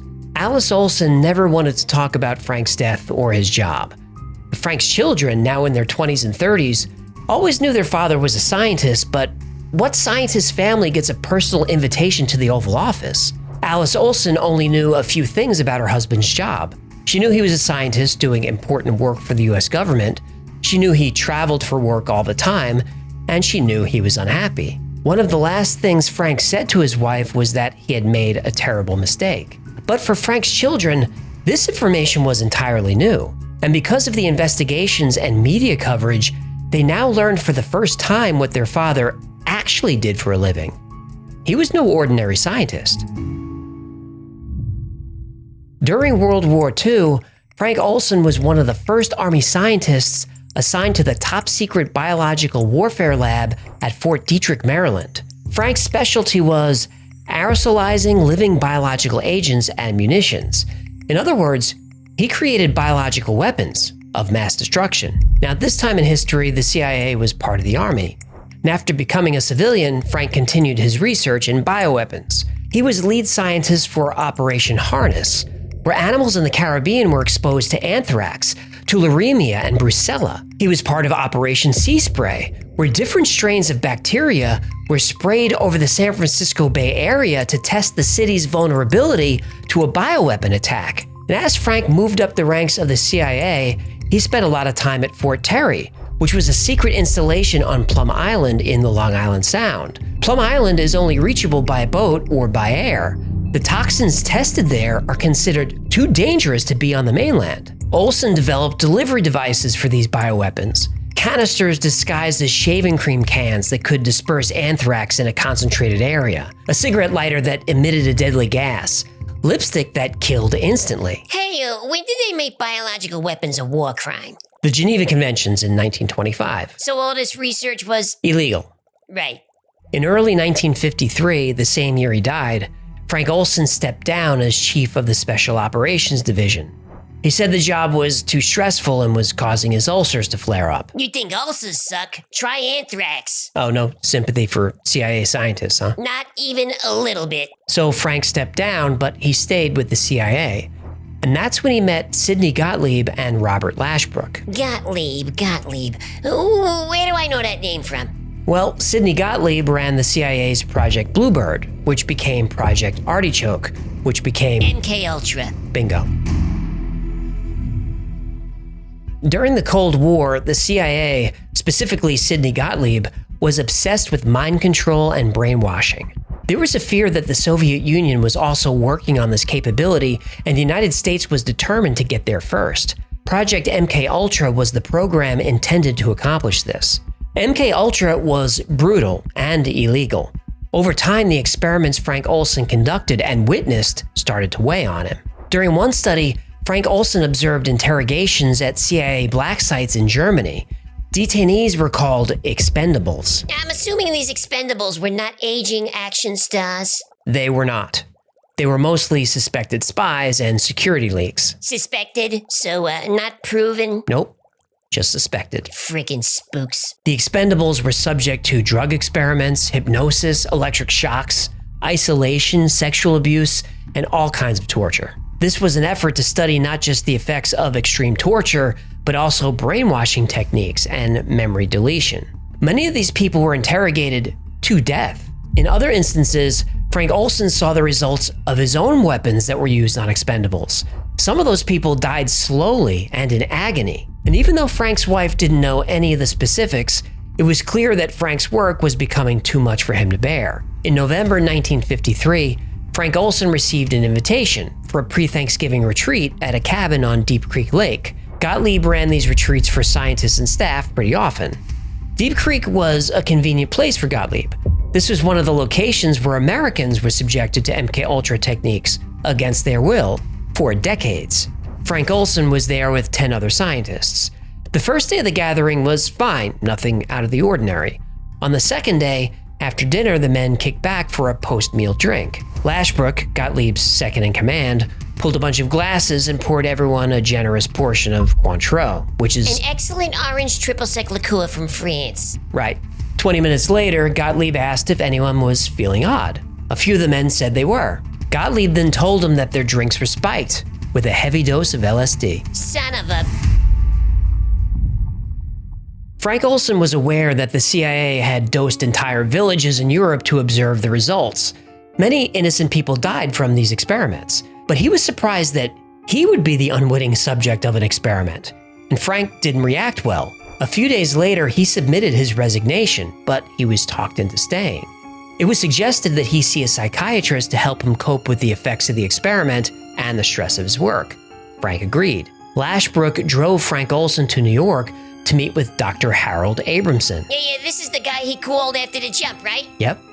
Dr. Abramson was actually an allergist that worked for the CIA. He pretended to be a psychiatrist, but Frank didn't know this. After a couple of sessions, Dr. Abramson convinced Frank to check himself into a hospital so he could recover from stress and exhaustion. Frank was actually fine with this.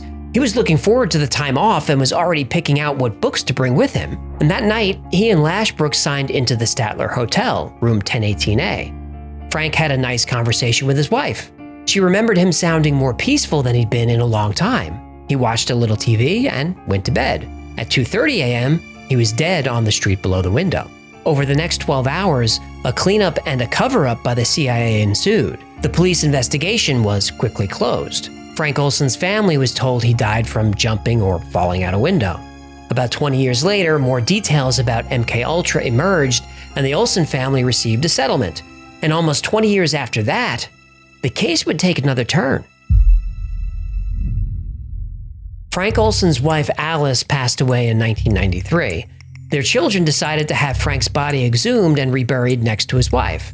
But Frank's children had an additional plan. They had James Starr, a medical examiner professor, conduct a second autopsy. Starr said there were no cuts on Frank's body and no shards of glass, which would have been expected by jumping through a window. And even though Frank landed on his back, his skull above his left eye had a blunt force trauma injury. He had another serious wound on his chest. Starr said of his findings, I think Frank Olson was intentionally, deliberately, with malice aforethought, thrown out of the window. Frank's sons sued the CIA again, but because of the agreement they signed in 1975, the judge had to dismiss the case. But the judge did say, even though the case couldn't proceed as a matter of law, the allegations made by the family against the CIA, though they sounded far-fetched, appeared to be the truth. Since the lawsuit couldn't proceed, Frank Olson's sons went to the press. They flat out said the CIA murdered their father and covered it up. They also produced interesting documents. In 1954, just a few months after Frank Olson's death, the CIA executed a document with the Department of Justice that gave the CIA authority to grant CIA employees immunity from any crime, including murder. A license to kill. Exactly. And there's a handbook released in 1953, the year of Frank's death, called the CIA Study of Assassination. It's fascinating, and I'll link it below. It describes that the best way to assassinate a target is to drop them from at least 75 feet onto a hard surface. The manual says when successfully executed, it causes little excitement and is only casually investigated. In fact, the Mossad, the Israeli intelligence organization, used Frank Olson's death as an example of a perfect murder due to the skill with which it was executed. Now, while there is still no official admission of guilt from the CIA, I think it's pretty obvious what happened. Frank Olson was one of only a few scientists who could confirm that the United States used chemical weapons in the Korean War. This is something that's still only alleged, but there's a lot of evidence it happened. Korean and Chinese soldiers were suddenly coming down with cases of cholera, meningitis, and even plague. It's possible Frank Olson was directly involved in deploying these illegal weapons. Frank Olson was one of only a dozen or so people on Earth who knew the extent of MKUltra and other secret and illegal CIA operations. Frank Olson was a man who committed, or at least was part of projects that committed atrocities around the world. And he was dealing with a moral crisis and started voicing his concerns. He even quit, but the CIA wouldn't allow it. When he was dosed with LSD that night in November, it was a loyalty test to see what scientists would say if they were exposed to the drug. Frank Olson failed that test and paid the ultimate price. But because of his death and the diligence of his family, many illegal CIA activities were exposed, and MKUltra was almost destroyed. Almost. It continued for another 20 years before finally shutting down in 1973. At least, as far as we know, all the records were illegally destroyed. And not Sidney Gottlieb, Robert Lashbrook, or any of the senior scientists from MKUltra were ever brought to justice. In fact, they all lived out their lives on fat pensions paid for by you and me. But the CIA promises that MKUltra was the last time drug experiments were done on people against their will. And such atrocities absolutely could not and would not happen today. Why would they lie? 3+15+00. So everybody knows that after World War II, the United States imported about 1,200 Nazi war criminals, scientists, under Operation Paperclip. And the scientists who get the most attention are Wernher von Braun and his team of rocket engineers / war criminals. But one scientist who doesn't get a lot of attention, and you're going to find out why, is Dr. Erich Traub. He was the top bioweapon scientist for the Nazis. And after the war, the U.S. Army brought him over to set up or improve the bioweapons program for the U.S. But whenever I get into Operation Paperclip, I always hammer home. These are Nazis. Wernher von Braun is not a hero. He's a hero, but he's not a hero. A lot of these guys, these are all evil dudes. And most of the Operation Paperclip was just bringing over intelligence assets. They don't like talking about that. It's the 1,200 scientists that we learn about. It's not the 6,000 intelligence agents that just lived here until the 70s and 80s. Now, keep in mind that bioweapons were made illegal under the 1925 Geneva Protocol. So the U.S. is bringing over a war criminal to help with a program that is, by definition, a war crime. Anyway, Dr. Traub helped set up the infamous Plum Island facility in New York. Near where I grew up, I saw this thing all the time. Now, the goal there was to weaponize biting insects like ticks. And if we learned anything from Jurassic Park, when you mess with nature, nature fights back. In July 2008, the carcass of an animal washed up on the beach at Montauk Point, Long Island. Local beachcombers are used to seeing dead animals, seagulls, fish, crabs, even the occasional whale, but they had never seen anything like this. Animal experts were brought in to identify it. They were stumped. It looked like part dog, part reptile, and part rodent with the beak of a bird. This animal, whatever it was, became known as the Montauk Monster. But where did the monster come from? There could be only one answer: Plum Island. Plum Island is just a few miles from where the monster was found. Locals heard rumors that this was a top-secret government facility that created bioweapons, engineered animal hybrids, and maybe even experimented on people. Sounds like a wild theory. But then another animal washed up on the beach. Again, it couldn't be identified. And then another animal, and then two more. In 2010, the rumors about Plum Island seemed to be true when something else was found on the beach. This time it wasn't a strange animal, it was a body. A human body. Well, almost human.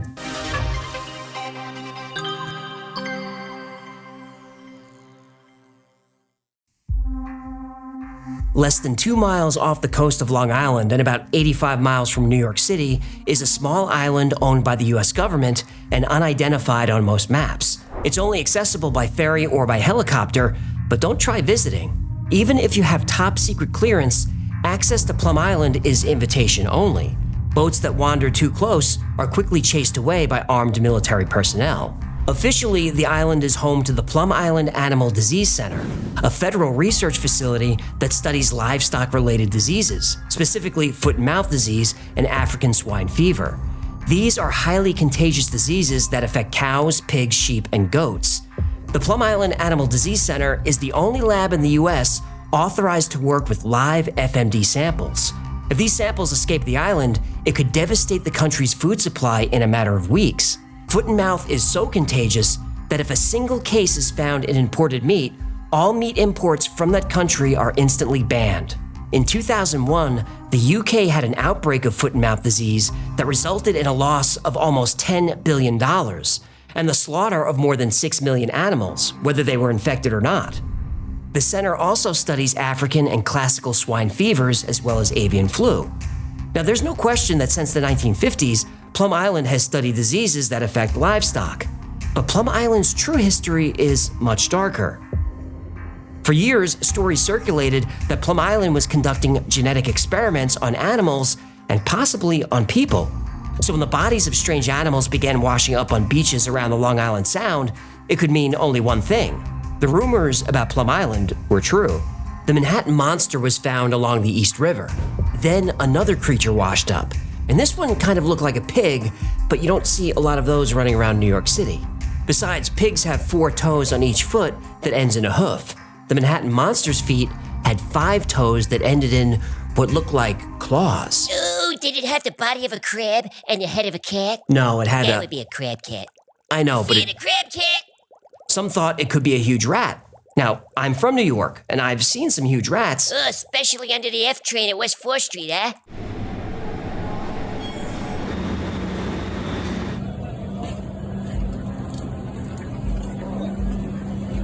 They get big down there, but not this big. Plus, rats have 4 toes on their back feet. Again, this thing had 5. Then another unrecognizable animal appeared. Then another, and another. Plum Island is supposed to be a medical research facility, originally under the purview of the Department of Agriculture.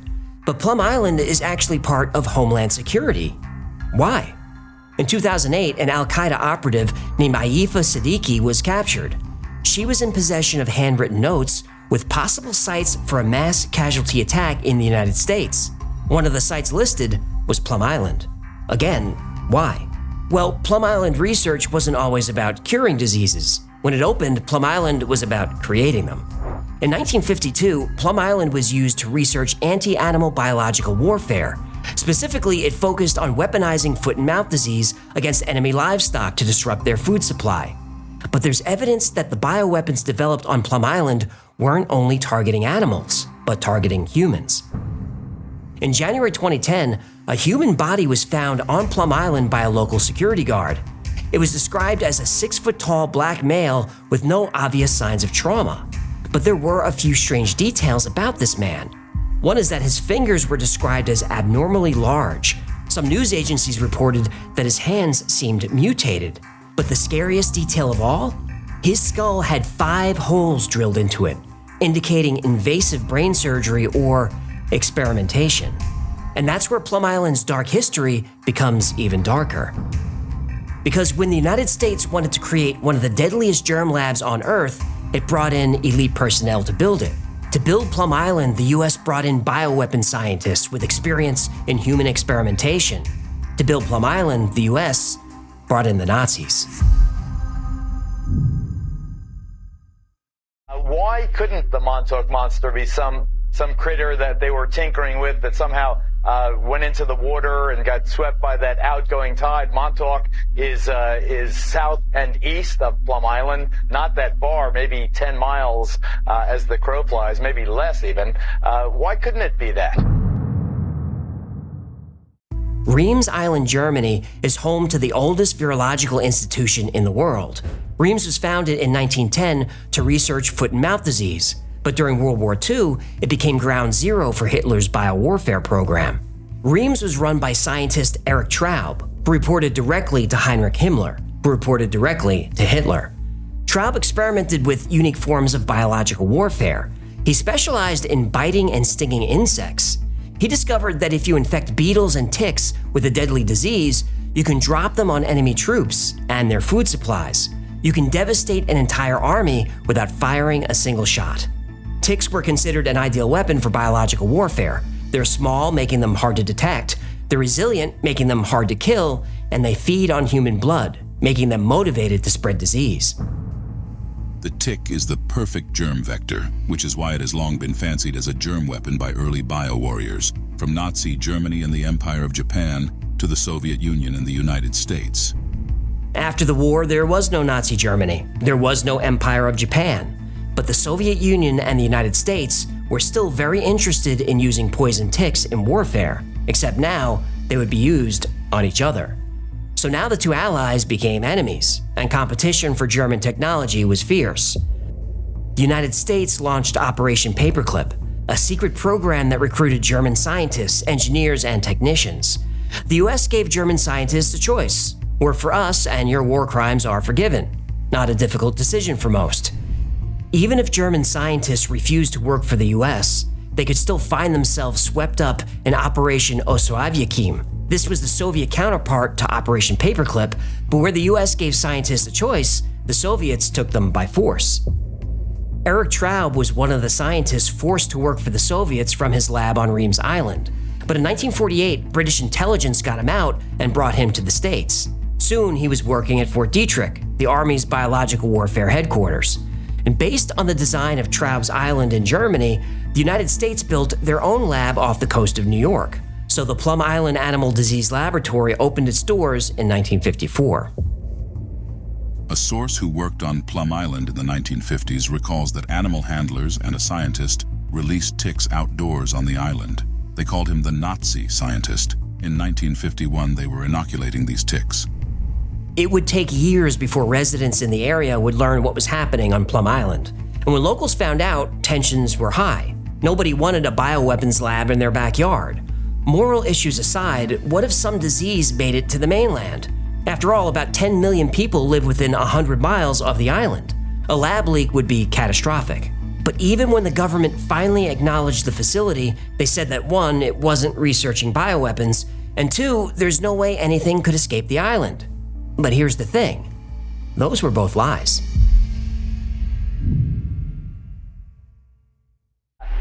This animal facility, since 1954, when it was actually inaugurated as a biological warfare facility by Nazi Germany's top warfare officer that we secretly imported to the United States. The goal was germ warfare. Is that true? It really was a Nazi? A Nazi ran the place? An ex-Nazi? Yeah, his name was Erich Traub. We can find him in the depths of the National Archives and Record Administration, where I found him.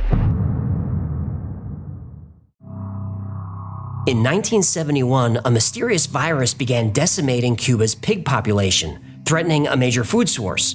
Within 2 years, over 500,000 pigs had died or been slaughtered. The cause was African swine fever, a highly contagious and usually fatal virus. This was the first and only outbreak of swine fever in the Western Hemisphere. As a result of the epidemic, Cuba was forced to slaughter every pig on the island. How African swine flu got onto the island was a mystery. Well, a mystery to everyone except the Cubans. The Cuban government blamed the United States, specifically the CIA. After all, Operation Mongoose was well known to the Cubans. This was a covert operation initiated by the CIA in the early 1960s. Its primary objective was to remove Fidel Castro from power, and although they were never implemented, biological weapons were a part of this plan. The CIA had planned to spray botulinum toxin on the island. The justification for this is that it would save the lives of thousands of American soldiers. Cuban civilians wouldn't be so lucky. Botulinum toxin is one of the most potent toxins on Earth. Estimates put the casualty count at somewhere between 1% and 2% of the Cuban civilian population. We're talking hundreds of thousands dead. Now, luckily, Operation Mongoose ended and this never came to pass. But when a disease landed on Cuba out of nowhere, all signs pointed to the CIA.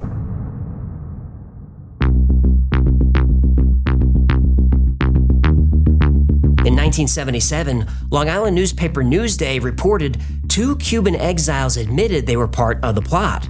They said in early 1971, they were given the virus at Fort Gulick in Panama. They then traveled to Navassa Island near Cuba and smuggled the virus to the island.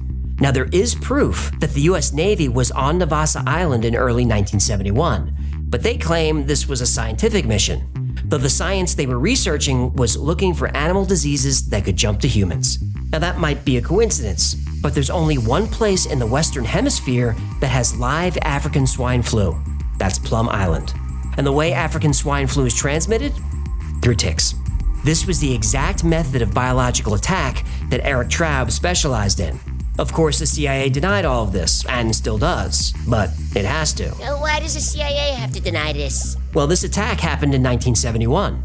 President Richard Nixon ordered all bioweapon research to stop in 1969. So there's no way the CIA could have been involved, right? Oh, I know where this is going. But in 1975, a congressional report revealed that the CIA continued to maintain a stockpile of biological weapons. Lots of them in violation of the order. The CIA doesn't like to follow orders. No, they don't. And this was a terrifying prospect. Who is in charge of these dangerous bioweapons? With no oversight, there's a high risk that one of these diseases could infect the population and we'd never see it coming. Turns out, that's exactly what happened.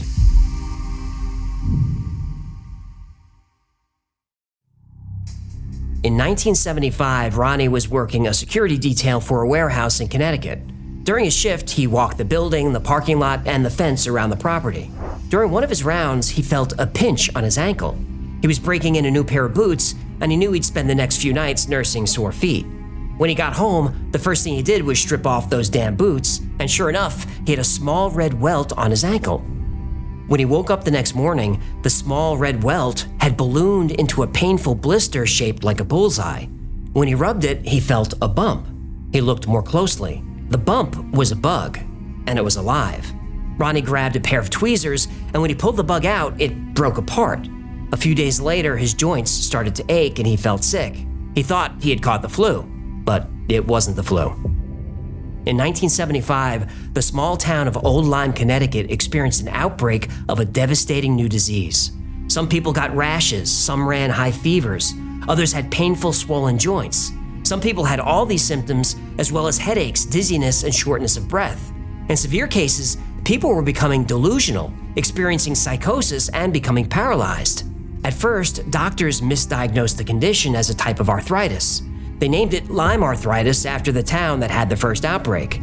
2 years later, scientists finally connected Lyme arthritis to the bite of a deer tick.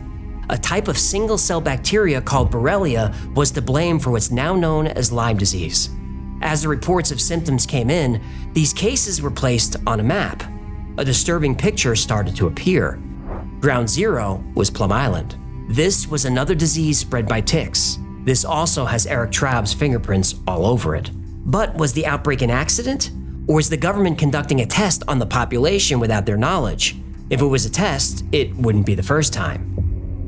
In the 1930s, the Tuskegee experiment infected 400 men with syphilis to see how the disease affected black males. They were denied treatment. The US government has infected prisoners with cow blood and exposed people to plutonium. It really was the Kmart of human experimentation from 1951 to 1974. Operation Sea Spray was a secret test in 1950 where the government dropped bacteria on the entire city of San Francisco. In 1966, the Army released bacteria into the New York subway to simulate a biological attack. Hey, if you can make it there, you can make it anywhere? Project 112 and Project Shad infected thousands of military personnel with biological agents like BZ and nerve toxins like sarin gas. The tests themselves were a lot of smoke. The planes would let out like a smoke or gas type of thing, and it would also cover the ship. The crew was given gas masks and told not to worry. They were exposed to toxic nerve gas at least 46 times. Nobody knows how many people were killed. The records are still mostly classified. And there are more, lots more. Tests without consent have been conducted as recently as the 1990s, many involving children. And that's just what's been exposed. Who knows how many more tests are still classified, or if tests are still taking place. We do know that some civilians were exposed in tests that occurred in Hawaii, possibly in Alaska, and possibly in Florida. The military and intelligence community, of course, continue to deny any wrongdoing. They deny that bioweapon research was done at Plum Island, and they deny that Lyme disease was artificially created and released to the public. But denial is not good enough. We know the CIA and military violate orders time and time again, and we know they lie when they do it. So in 2019, Congressman Christopher Smith from New Jersey proposed an amendment to the 2020 defense bill. For years, Mr. Speaker, books and articles have been written credibly asserting that significant research at Fort Detrick and Plum Island and elsewhere was conducted to turn ticks into bioweapons. Mr. Speaker, with Lyme disease and other tick-borne diseases exploding in the United States, an estimated 300,000 to 427,000 new cases each year, and 10 to 20% of those people with chronic Lyme, Americans have a right to know whether or not any of this is true. But what prompted this? Well, the bacteria that causes Lyme disease is called Borrelia burgdorferi, after Willy Burgdorfer, who discovered it. Now, Burgdorfer was widely known as a leading researcher in the scientific study of insects, and his discovery of Lyme disease was historic.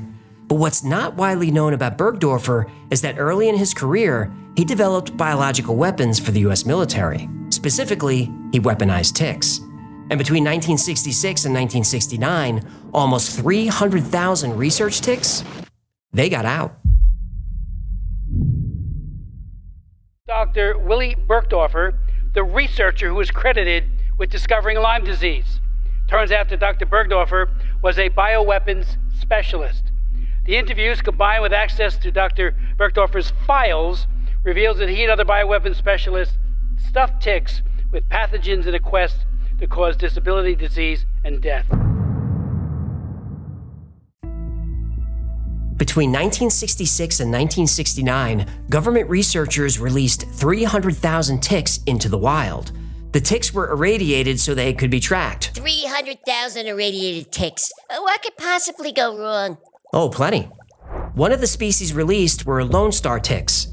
Lone Star ticks are especially aggressive. Most tick species wait for prey by attaching to a blade of grass. When an animal brushes against it, the tick latches on. This is called questing. Lone Star ticks are different. They don't wait, they actively hunt. They can smell the ammonia in sweat and the carbon dioxide from breath. They're the only ticks with eyes. Unlike other ticks, the Lone Star can bite multiple times. Even their young, called nymphs, can feed on humans. Lone Star ticks can go months without food. They can absorb water from the air. They can survive underwater. They can be frozen. Female Lone Star ticks lay hundreds of thousands of eggs at a time. And scariest of all, Lone Star ticks swarm. They'll ball themselves up in groups of almost 10,000 ticks. And when an animal or person brushes up against a group, it means thousands of tick bites. And these ticks carry a lot of diseases. Rocky Mountain spotted fever, ehrlichiosis, tularemia, heartland virus, and on and on. A bite from a Lone Star tick can even trigger a delayed allergic reaction to meat. That tick bite leads to an allergic response to the alpha-gal sugar that's found in red meat. Ugh, I wish they would invent a tick that gives you an allergic reaction to fish, huh? Now, forever, the Lone Star tick was confined to the southeast United States, but thousands were released in Virginia in the late 1960s. Since then, they've expanded to the entire eastern half of the United States, from Minnesota to Maine, down to Florida, and all the way across Texas. And they're still moving. I was called to investigate an outbreak, and I was horrified. I've studied ticks for 10 years, and the number of Lone Star larvae I found was just astonishing. They're everywhere. Every property that we have gone to, we've found Lone Star ticks. They're literally every place. I hope this isn't the new normal, but I fear that they're exploding in numbers. The CDC says alpha-gal syndrome, traditionally found in mid-Atlantic states, is spreading. 110,000 suspected cases have been identified since 2010, but experts estimate the true number affected is closer to 450,000. Plum Island boasted how it was considered the safest virus lab in the world, until it wasn't. In 1978, foot and mouth disease did get out. Every animal on the island had to be cremated, but not before lunch. Wait. Did you just say lunch? Well, hey, even scientists working at a top-secret government germ lab gotta eat. On kill day, the guys upstairs would carve up steaks, from sirloins to pork chops. Not USDA grade A, but USDA grade V for virus. Everyone, to a man, would deny it. But we did it. We ate the meat. Ugh, I don't feel well. Yeah, not only is it gross to eat meat infected with foot and mouth disease, it's a little irresponsible. Now, FMD isn't dangerous to humans, but this speaks to shoddy conditions at Plum Island. After the foot and mouth breakout, the USDA inspected the facility. They wrote a 190-page report detailing how mismanaged it was. They found leaking roofs, leaking walls, steel beams rusted through. They found an incinerator lying in a ditch half filled with dirty water. And soon after this, there was an outbreak of Rift Valley fever on the island. Weaponized RVF was being tested by infecting mosquitoes. Some mosquitoes got out and bit the scientists. Now, luckily, they knew how to treat it, but if those mosquitoes got off the island and made it to shore, Rift Valley fever presents like the flu, but if you don't treat it, it kills you. In 2002, 76 Plum Island workers went on strike. Scabs were brought in to replace them, and it did not go well. The FBI conducted an investigation and found all kinds of issues. A 600-gallon container of liquid nitrogen somehow fell off one of the island's ferries. Hundreds of gallons of oil and chemicals were spilled all over the island. 2 workers drove off with a minivan and didn't come back. The van was later found, but whatever was in it was gone. And failing to learn from their mistakes, 2 years later, there were 2 more outbreaks of foot and mouth disease on Plum Island. In New Haven, Connecticut, a worker at Yale University's arbovirus lab became infected with Sabia virus. This virus causes extremely high fevers and internal bleeding. So he got infected, went home, and took a trip to Boston. If anyone got sick, that information is not public. More recently, a Fort Detrick researcher accidentally stuck herself with a needle containing Ebola. These breakdowns in security of facilities like Plum Island prompted a nationwide investigation. But a 2007 report revealed that 113 bioweapon-capable labs around the United States refused to comply with inspections. And this is not just a violation of federal law, it's a violation of the Geneva Conventions. But President George W. Bush granted the facilities amnesty from inspections, and Congress agreed. Wait. The United States can decide when it doesn't want to follow the Geneva Conventions? No. But it decides anyway. Yes. And other countries don't complain? Oh, they complain, but... But if you want those billions of financial aid to keep flowing, shut your yap. Bingo. Biological weapons were banned in 1925 by the Geneva Protocol, but the United States refused to sign it. It wasn't until Richard Nixon banned bioweapons research that the U.S. agreed to a worldwide ban. The U.S. finally signed the Geneva Protocol in 1975. Somebody let the CIA know. These scary events happened in relatively small labs around the country, with maybe a few dozen to a few hundred employees. Can you imagine what would happen if there was a leak at the CDC with 10,000 employees? Whoa, the CDC had a leak? A leak? No. Oh, thank God. They've had dozens. Oh, no!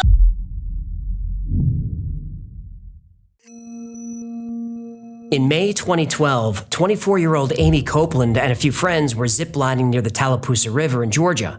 During one of Amy's runs, she heard a snap. The zip line broke and she fell into the creek below. She landed on sharp rocks and cut her leg pretty badly. She went through routine surgery, but over the next 2 days developed a fever and severe pain. Amy was infected with Aeromonas hydrophila, a rare type of flesh-eating bacteria. This bacteria moves faster than antibiotics can work, so the only way to remove it is to remove the limbs it infects, so you have to move fast. Amy survived, but lost both hands, both feet, and her entire left leg. But suddenly, more cases of this rare disease were popping up. Georgia, South Carolina, northern Florida. When looking at these cases on a map, people started asking, how secure is the CDC building in Atlanta? Well, not as secure as you'd hope. In June of 2012, just weeks after Amy Copeland's accident, it was reported that the CDC building in Atlanta had an airflow problem.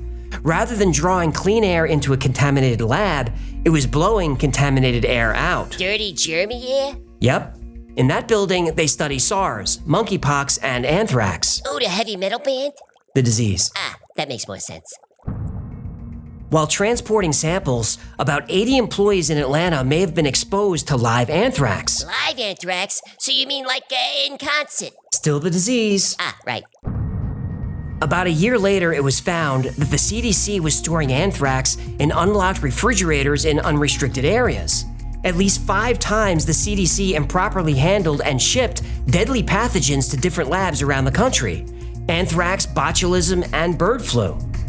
About a week after this report, old vials of smallpox were discovered in a building on the Bethesda campus of the National Institutes of Health. And this was after the NIH promised to do better. Better than what? Well, about a year before, a deadly bacteria got out, and 12 people died.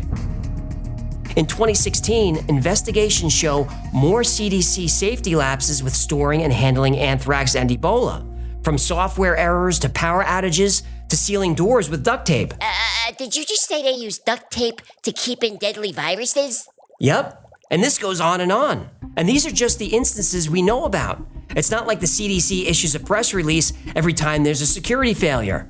Most of these discoveries were made with Freedom of Information requests from citizens. These types of leaks and failures do happen, and they happen more frequently than most people think. These safety problems are at the CDC in Atlanta, one of the most secure facilities on the planet. If a leak can happen there, they can happen in other places. Yeah, Chinese places. Well, let's not single out any specific country. Cheap. Look, just because that rare flesh-eating bacteria is not so rare anymore, I'm not saying it came from the CDC. And Lyme disease probably wasn't created on Plum Island because there's evidence it existed for a long time. You know Otzi, the 5,000-year-old mummy who was found in the Alps? Well, his DNA showed evidence of Lyme disease. But the outbreak of Lyme disease does coincide with research into weaponizing ticks. And the expansion of Lone Star ticks does coincide with the uncontrolled releases of thousands of them in the late 1960s. Dr. Willy Bergdorfer, before he died, did kind of say that Lyme disease was a research experiment gone wrong. Maybe. He had advanced Parkinson's, so it's really hard to tell what he was saying. But there are people who believe that there's no question about it. Books like Lab 257 by Michael Christopher Carroll and Bitten by Chris Newby lay out a very convincing case.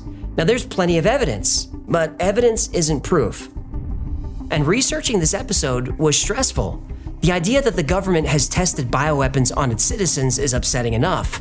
But what's really scary is how sloppy the security is in our labs. I had no idea it was this bad. And given what's happened over the past couple of years, we need to pay attention. If you have one of these labs near you, get to know your congressman. Demand that lab safety protocols are made public. Demand to know the result of any safety investigations. Now, they're not going to tell you any of that. But if they know we're watching, they'll pay closer attention to safety procedures. We hope.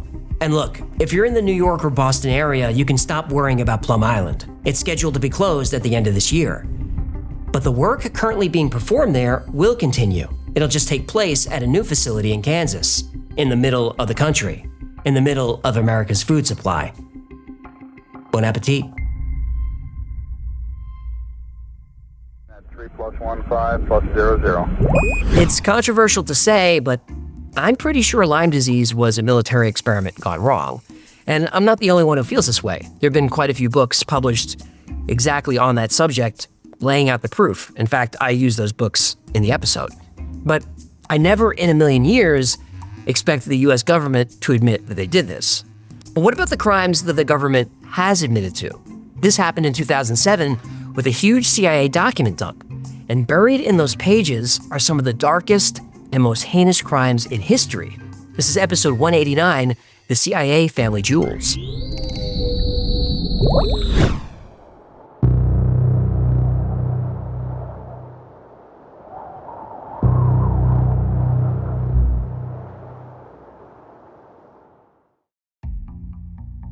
On June 25, 2007, the CIA quietly released 693 pages of their darkest secrets to the website. No announcement, no press conference, just a document dump of operations so illegal they've been hidden since 1973. The CIA called this collection their family jewels. Assassination plots, mind control experiments, journalists on CIA payroll, surveillance of hundreds of thousands of Americans who'd committed no crimes. These weren't conspiracy theories. These were real. Each page of the family jewels revealed operations approved at the highest levels, operations that violated every law meant to constrain the CIA. And taken together, they revealed something darker than isolated crimes. They told a story. The story of the family jewels is the story of the real CIA.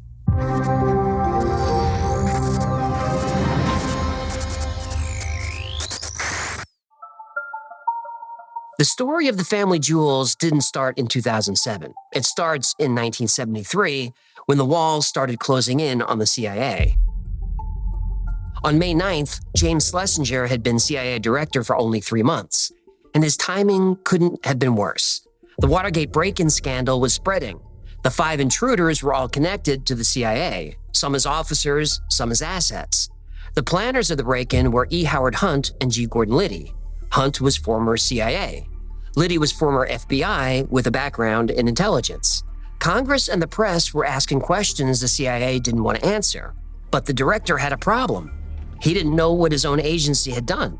He knew there were secrets buried that could destroy them if ever discovered, so he issued an order to every department head. Report any activity that may have violated the CIA's charter. This was supposed to be a routine investigation, a way to get the agency out of the headlines. The rumors were bad. He had no idea that the truth was much worse. One department admitted to opening mail between the US and Soviet Union. 28 million letters over 20 years were illegally opened and scanned. The Office of Security confessed to wiretapping American journalists who'd been asking too many questions. Every department submitted reports. Every report was worse than the last. There were disclosures of surveillance operations, not against foreign spies, against Americans. Anyone who questioned authority was a CIA target. Some programs were classified secret, then top secret. But operations classified eyes only were so secret, details couldn't be written down. They were labeled sensitive operation, details available orally only. Others had code names that revealed nothing. MH Chaos, HT Lingual, MK Often. Week after week, the secrets poured in. Programs everyone thought were conspiracy theories. The binder was getting heavy. By summer, it was several inches thick, almost 700 pages of CIA misconduct. But these weren't occasional mistakes. They were approved, funded, and executed. In other words, decades of illegal CIA operation was official policy. This was a report that could destroy the agency.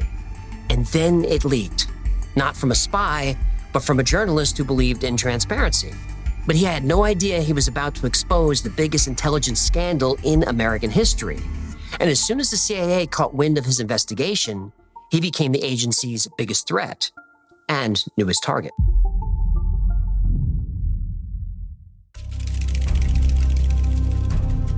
The journalist who would expose it all was no stranger to government lies.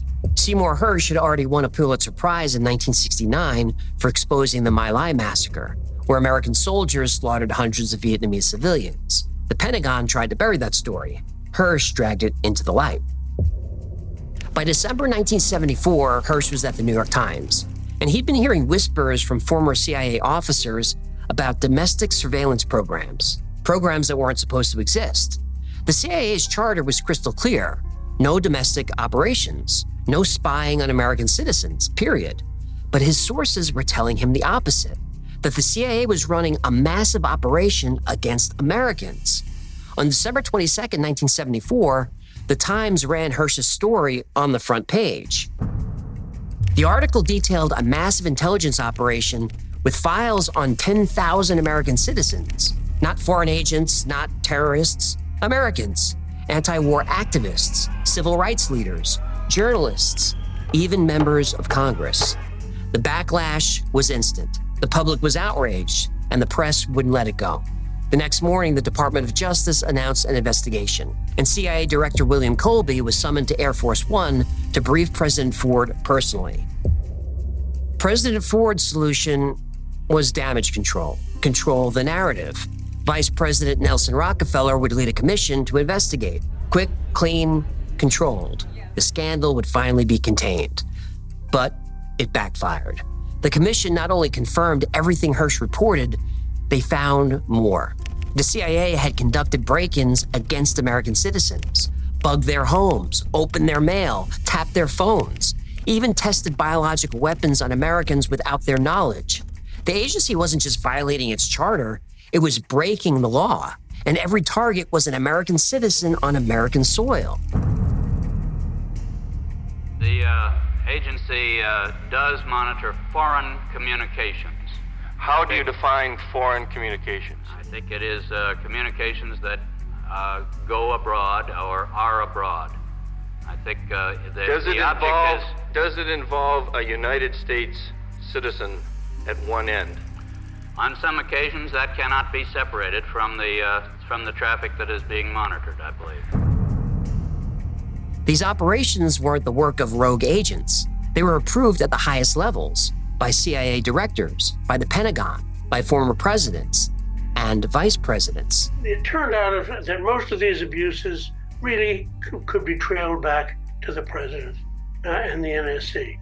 They initiated them, they knew about them. In some cases, for example, assassinations, Eisenhower was the first to suggest it. And so this was really not a rogue rogue agency. This was, in some respects, a rogue presidency. Congress knew they needed their own investigation. Senator Frank Church was chosen to lead what would become the most extensive investigation of intelligence activities ever conducted. And the Church Committee had something the President's Commission didn't: subpoena power, the power to force anyone involved to testify. No hiding behind national security. No, I can neither confirm nor deny. Tell the truth or go to jail. For the first time in history, the CIA would have to reveal their covert operations under oath and on the record. And what they revealed shocked everyone, because any American could be a target. And as the investigation continued, that list of American targets kept getting longer and longer.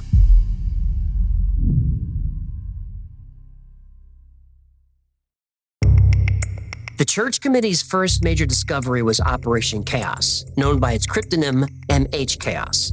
Started in 1967 under President Johnson and expanded under Nixon. The mission was simple: find foreign influence in the anti-war movement, prove that Moscow or Beijing were behind the protests. They never found any foreign influence, not one case. The anti-war movement was made up of Americans, but they kept looking for communists, and the program kept growing. By 1973, Chaos had indexed 300,000 Americans in its computer system. Not suspected spies, not foreign agents, Americans exercising their First Amendment rights. College students, clergy, professors, journalists. Anyone who questioned the Vietnam War was a potential target. Richard Ober ran the operation.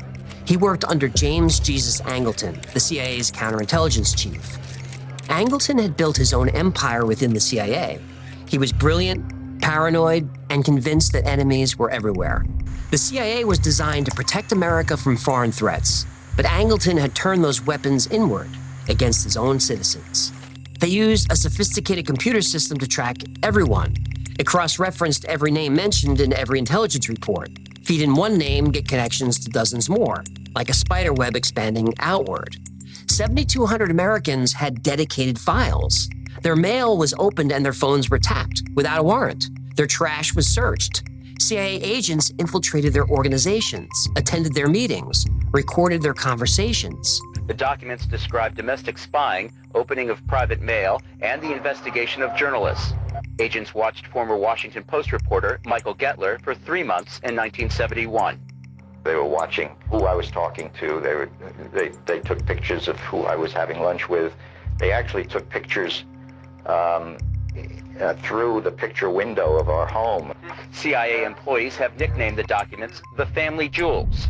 Over 1,000 organizations were monitored, not just protest groups. The CIA watched Jewish organizations. The Israeli embassy was watched. When asked why, one CIA officer said they were looking for radical Jewish elements. American Jews practicing their faith, supporting Israel, were watched by their own government. And chaos wasn't alone. Merrimack infiltrated protest groups around Washington, D.C. Operation Resistance collected information on draft resistors. HT Lingual, an earlier operation, was still running, and that was opening and photographing mail between Americans and foreign countries. The CIA didn't just target protesters, it also watched members of Congress. Bella Abzug from New York, Patsy Mink from Hawaii. A total of 14 members of Congress were on the CIA's watch list for being vocal critics of the Vietnam War. The violations were systemic. Every person who spoke out against the war, every group that organized a protest, every publication that questioned policy, all of them ended up in the computer system. Names, addresses, associates, activities, everything cataloged and cross-referenced. They turned spying into a science. But sometimes watching isn't enough. Sometimes they needed boots on the ground. Sometimes direct action had to be used against American citizens. The CIA needed an agency willing to get their hands dirty, and they found the perfect partner, the FBI.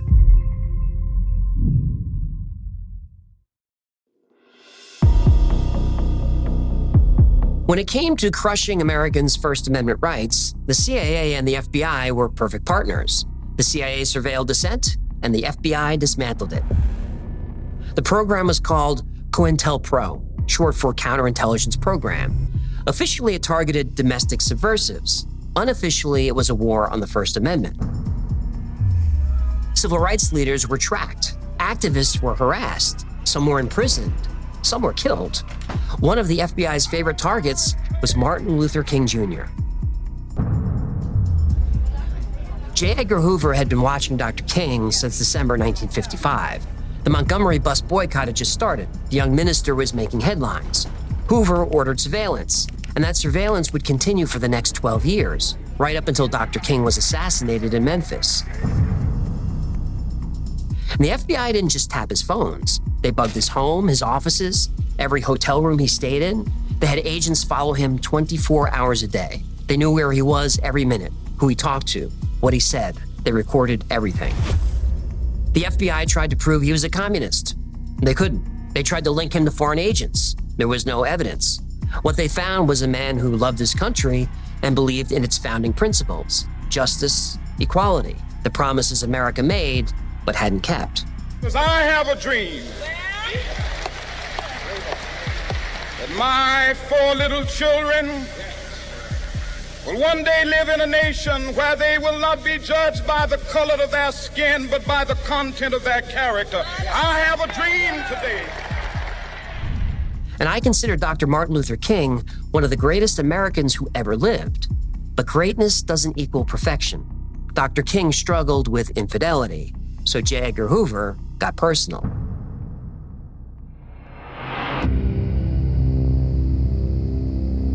On November 21st, 1964, an unmarked package arrived at King's home. His wife, Coretta, opened it. Inside was a tape and a letter. The tape contained the hotel recordings. The letter was unsigned. It called Dr. King names that I won't repeat here. But the final paragraph was clear. King, there is only one thing left for you to do. You know what it is. You have 34 days. 34 days. Dr. King was scheduled to receive the Nobel Peace Prize in 35 days. The letter was telling him to kill himself, or the FBI would destroy him publicly. The letter was likely written by William Sullivan, the FBI's assistant director, but the government has never admitted this. But the Church Committee found the evidence. A draft was in Sullivan's files. COINTELPRO conducted over 2,000 documented actions. They forged letters to create conflicts, planted negative stories in newspapers, sent people to prison on false charges, incited violence between groups, destroyed marriages, ruined careers, drove people to suicide. The CIA watched, the FBI destroyed. But controlling people through force wasn't enough. They wanted to control people without realizing they were being manipulated. To do that, they deployed an even more powerful weapon, the media.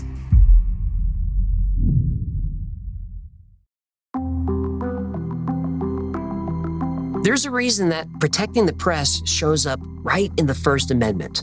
The Founding Fathers knew that democracy needs watchdogs. The press was supposed to hold the powerful accountable. Instead, the press became their mouthpiece. The CIA had been manipulating journalists since the early 1950s. Now we know this as Operation Mockingbird, but there was no official name for it. Inside the agency, Frank Wisner, who ran covert operations, called it his mighty Wurlitzer, a massive organ that would play any tune you wanted. It started in the early days of the Cold War under Allen Dulles. The CIA needed to influence public opinion against the Soviets, and major news organizations were more than happy to help. Publishers, editors, reporters. A few were patriots who thought they were serving their country. Some enjoyed playing spy, and some journalists had no agenda at all. They just liked the money. Do you have any people being paid by the CIA who are contributing to a major circulation American journal? We do have people who submit pieces to American journals. More than 400 American journalists had secretly carried out assignments for the CIA for 25 years. And not small-town papers. These were reporters at the New York Times, CBS, Time Magazine, Newsweek, the AP, Reuters, Washington Post, the biggest names in American media. Some journalists were full CIA employees using journalism as cover, and the publishers knew.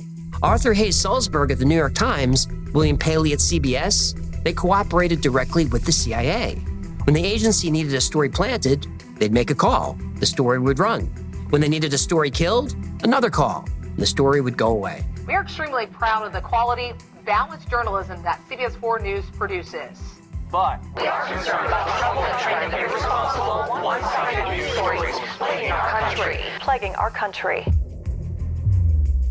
The New York Times gave CIA employees press credentials. They posed as reporters while conducting intelligence operations. Journalists spied on foreign leaders. They carried money to CIA assets. They provided their hotel rooms for secret meetings. When the CIA overthrew governments in Iran and Guatemala, the American press explained why it was necessary. When the agency needed support for the Vietnam War, headlines appeared. The American people thought they were reading news. They were reading CIA propaganda. The sharing of biased and false news has become all too common on social media. More alarming, some media outlets publish these same fake stories without checking facts first. The sharing of biased and false news has become all too common on social media. More alarming, some media outlets publish fake stories simply aren't true without checking facts first. Unfortunately, some members of the media use their platforms to push their own personal bias and agenda to control exactly what people think, and this is extremely dangerous to our democracy. This is extremely dangerous to our democracy. The Church Committee exposed this collaboration. Bernstein documented it, but nothing really changed. Because once you control the news, you control the narrative. You control what people think, and that power is too valuable to give up. But even total control of information has limits. To truly control a population, you need to control their minds directly. And one CIA scientist believed he'd found the way.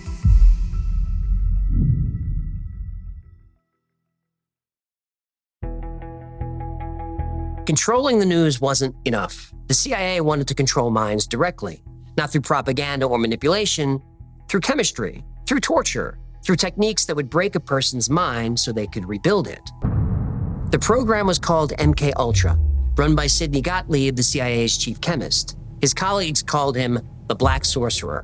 From 1953 to 1973, Gottlieb had unlimited funds and zero oversight.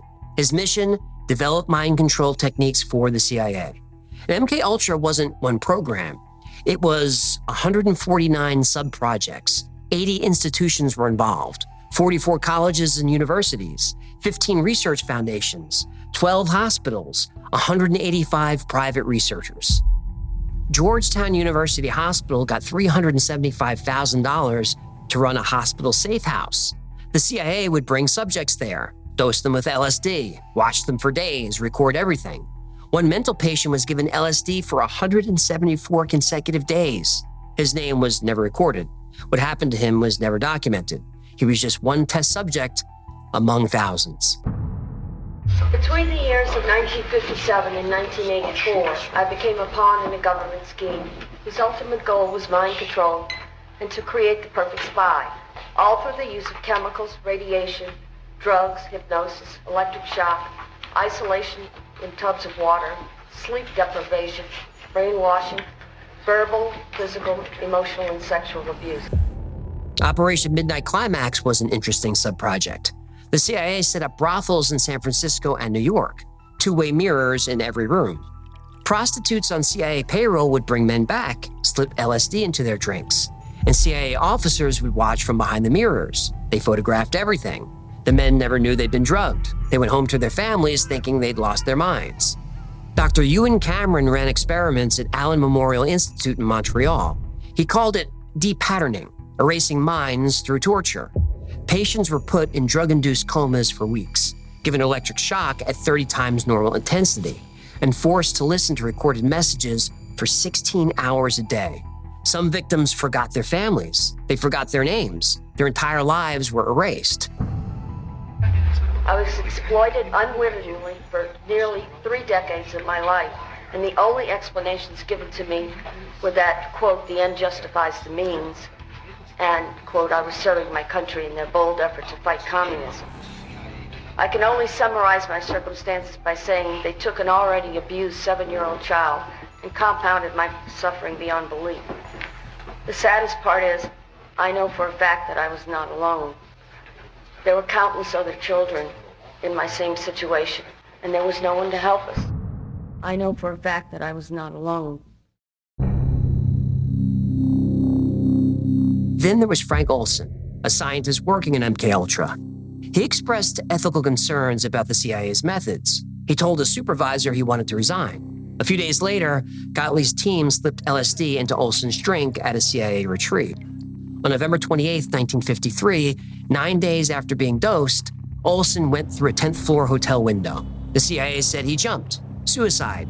Case closed. For 20 years, Gottlieb ran MKUltra with very little oversight and a tremendous amount of power. But now Congress was asking questions. If MKUltra got exposed, it would be a huge problem.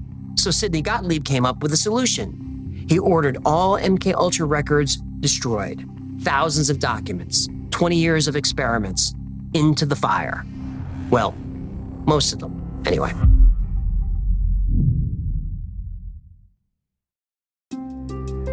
This is usually the part of the story where I debunk whatever myth or legend we've explored today, except everything in this episode is true. Sorry if it wasn't super fun, but I think these episodes are important to do from time to time. And this Family Jewels episode is just one in a series. So before you ask, yes, I am uncomfortable doing this. Are the most problematic? Most problematic for me are probably the CIA ones. The one I did that ended with the Agent Orange kind of expose was a kind of a dangerous one. It was the dark history of DARPA and all the bad stuff that DARPA's done since its founding. It's done some horrible stuff. And that was an episode I was afraid to release. There's been a couple of those. Really? MKUltra is kind of afraid to release because I name names. All of these CIA operations deserve their own episode. And I've covered some of them if you want more detail. Links are below. And there's plenty more to cover. But there's one I stay away from. Operation Mockingbird. Mockingbird exposed how tight the media is with the intelligence community. I haven't covered this because it's clearly still going on. Twitter, Facebook, and other social media platforms have already been exposed as either working with or being coerced by the FBI and other government agencies. This is fact. And if you follow TV news personalities closely, you'll see that a few are still on the CIA's payroll. I know their names, but I won't say them here. You'll know who I mean if you pay attention. Now, chaos really did index 300,000 Americans. That's also a fact. Fred Hampton was drugged by the FBI and murdered in his bed by local police, coordinated by the FBI. That's a fact. Frank Olson didn't jump from that hotel window. He had blunt force trauma to his head before he fell. No cuts from window glass. His family received $750,000 in hush money. The CIA admitted drugging him with LSD 9 days before his death, but that's about it. There's a link below to the full story. The Family Jewels documents exposed a lot of CIA secrets, but some mysteries are still unexplained. Item 1 in the Family Jewels is completely redacted. The whole thing is blacked out. And after everything else they revealed, assassinations, mind control, surveillance, what could be worse? What could be in there? I'm not sure we'll ever find out. I'm not sure we even want to know.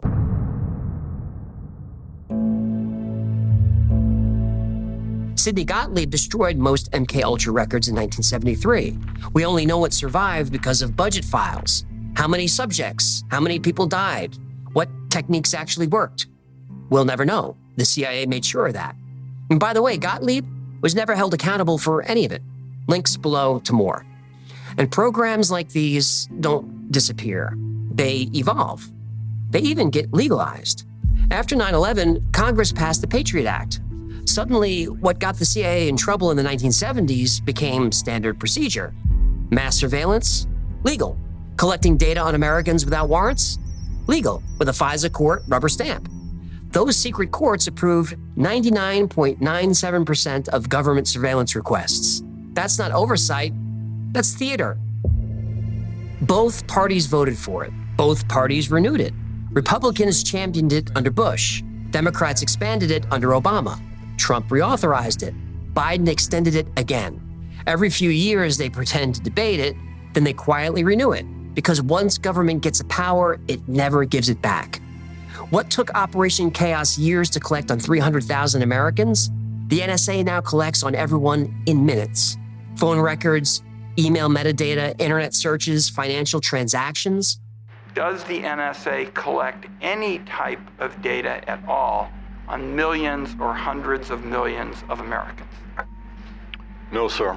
Verizon offers its telephone customers what's called the Share Everything plan.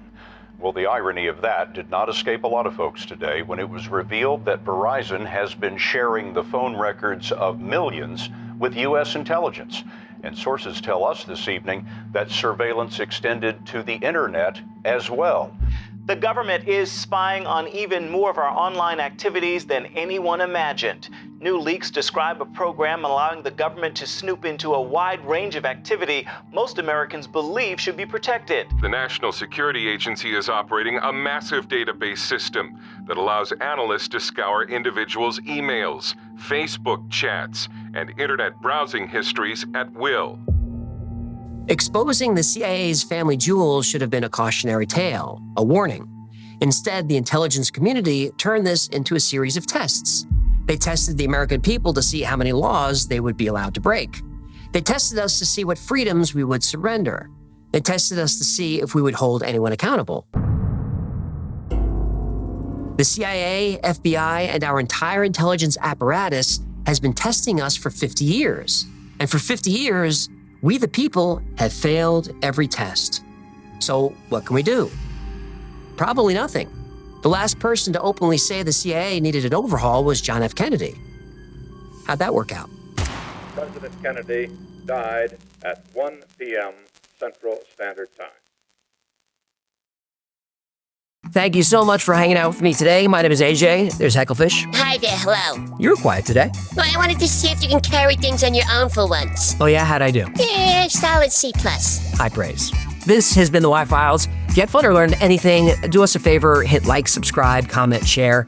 That stuff allegedly still helps the channel, but I'm not really sure anymore. Like most topics we cover on the channel, everyone in today's compilation was recommended by somebody in the audience. So if there's a story you'd like to see or have me do a deep dive on, go to theyfiles.com/tips or just send us an email, catch us on Discord. We're always looking for new subjects. Now remember, the Y-Files is also a podcast, so you can take us on the road. And twice a week I post deep dives into the stories we cover here on the channel, and I also post episodes that wouldn't be allowed on the channel. like a couple of todays. And those are going to be labeled unredacted. Redacted? Unredacted.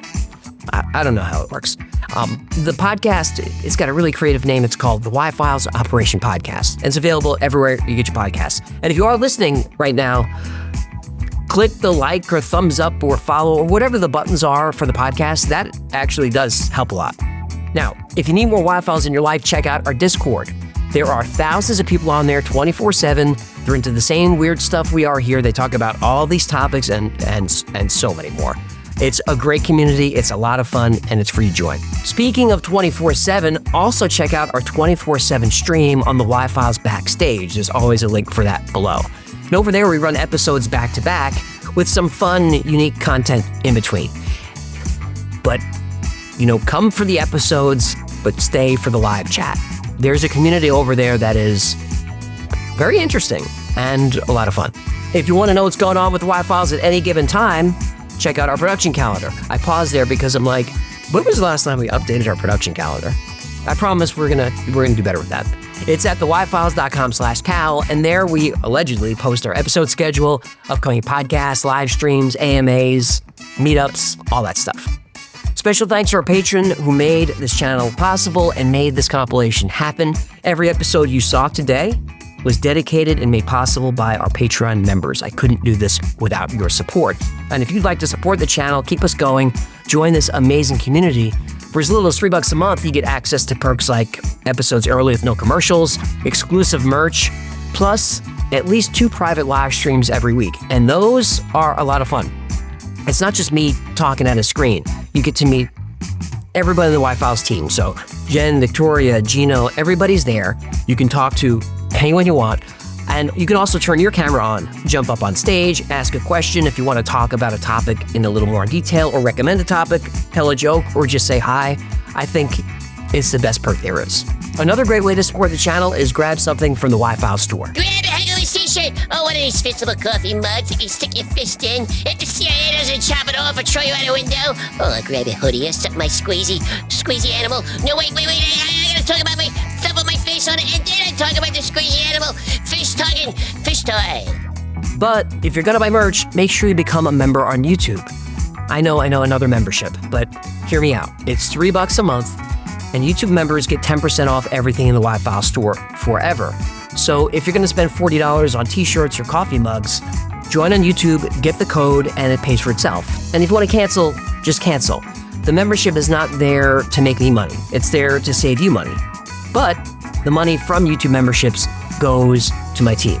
All of it. I don't touch any of that. So it's a great way to save a few bucks and keep us going. Yeah, keep that secret under your tinfoil hat, huh? Those are the plugs. Did I get them all? It felt like I was talking for a while. It doesn't matter. We're going to let it fly. All the mistakes, everything, we're just going to let it fly. I got to get out of here. Until next time, be safe, be kind, and know that you are appreciated.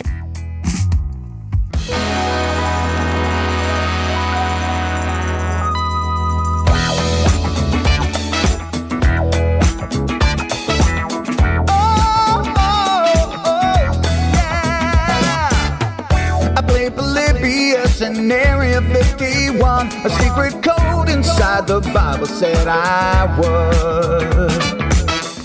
I love my UFOs and paranormal fun, as well as music, so I'm singing it like I should. But then another conspiracy theory becomes the truth, my friends, and it never ends. No, it never ends.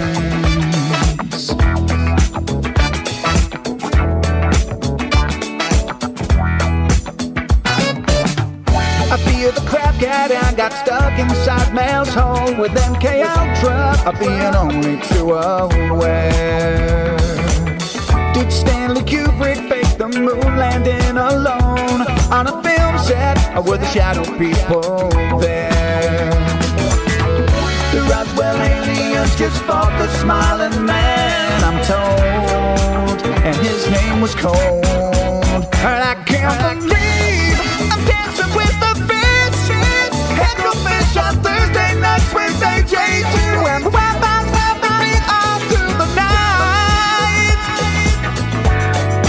All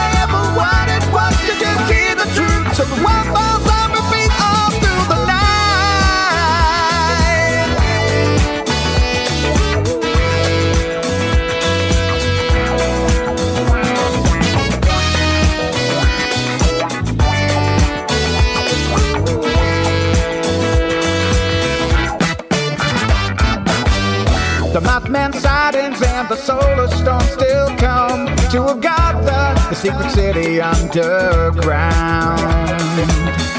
Mysterious number stations, planet Serpo 2, Project Stargate, and what the Dark Watchers found. In a simulation, don't you worry though. The Black Knight satellite, it told me so. I can't believe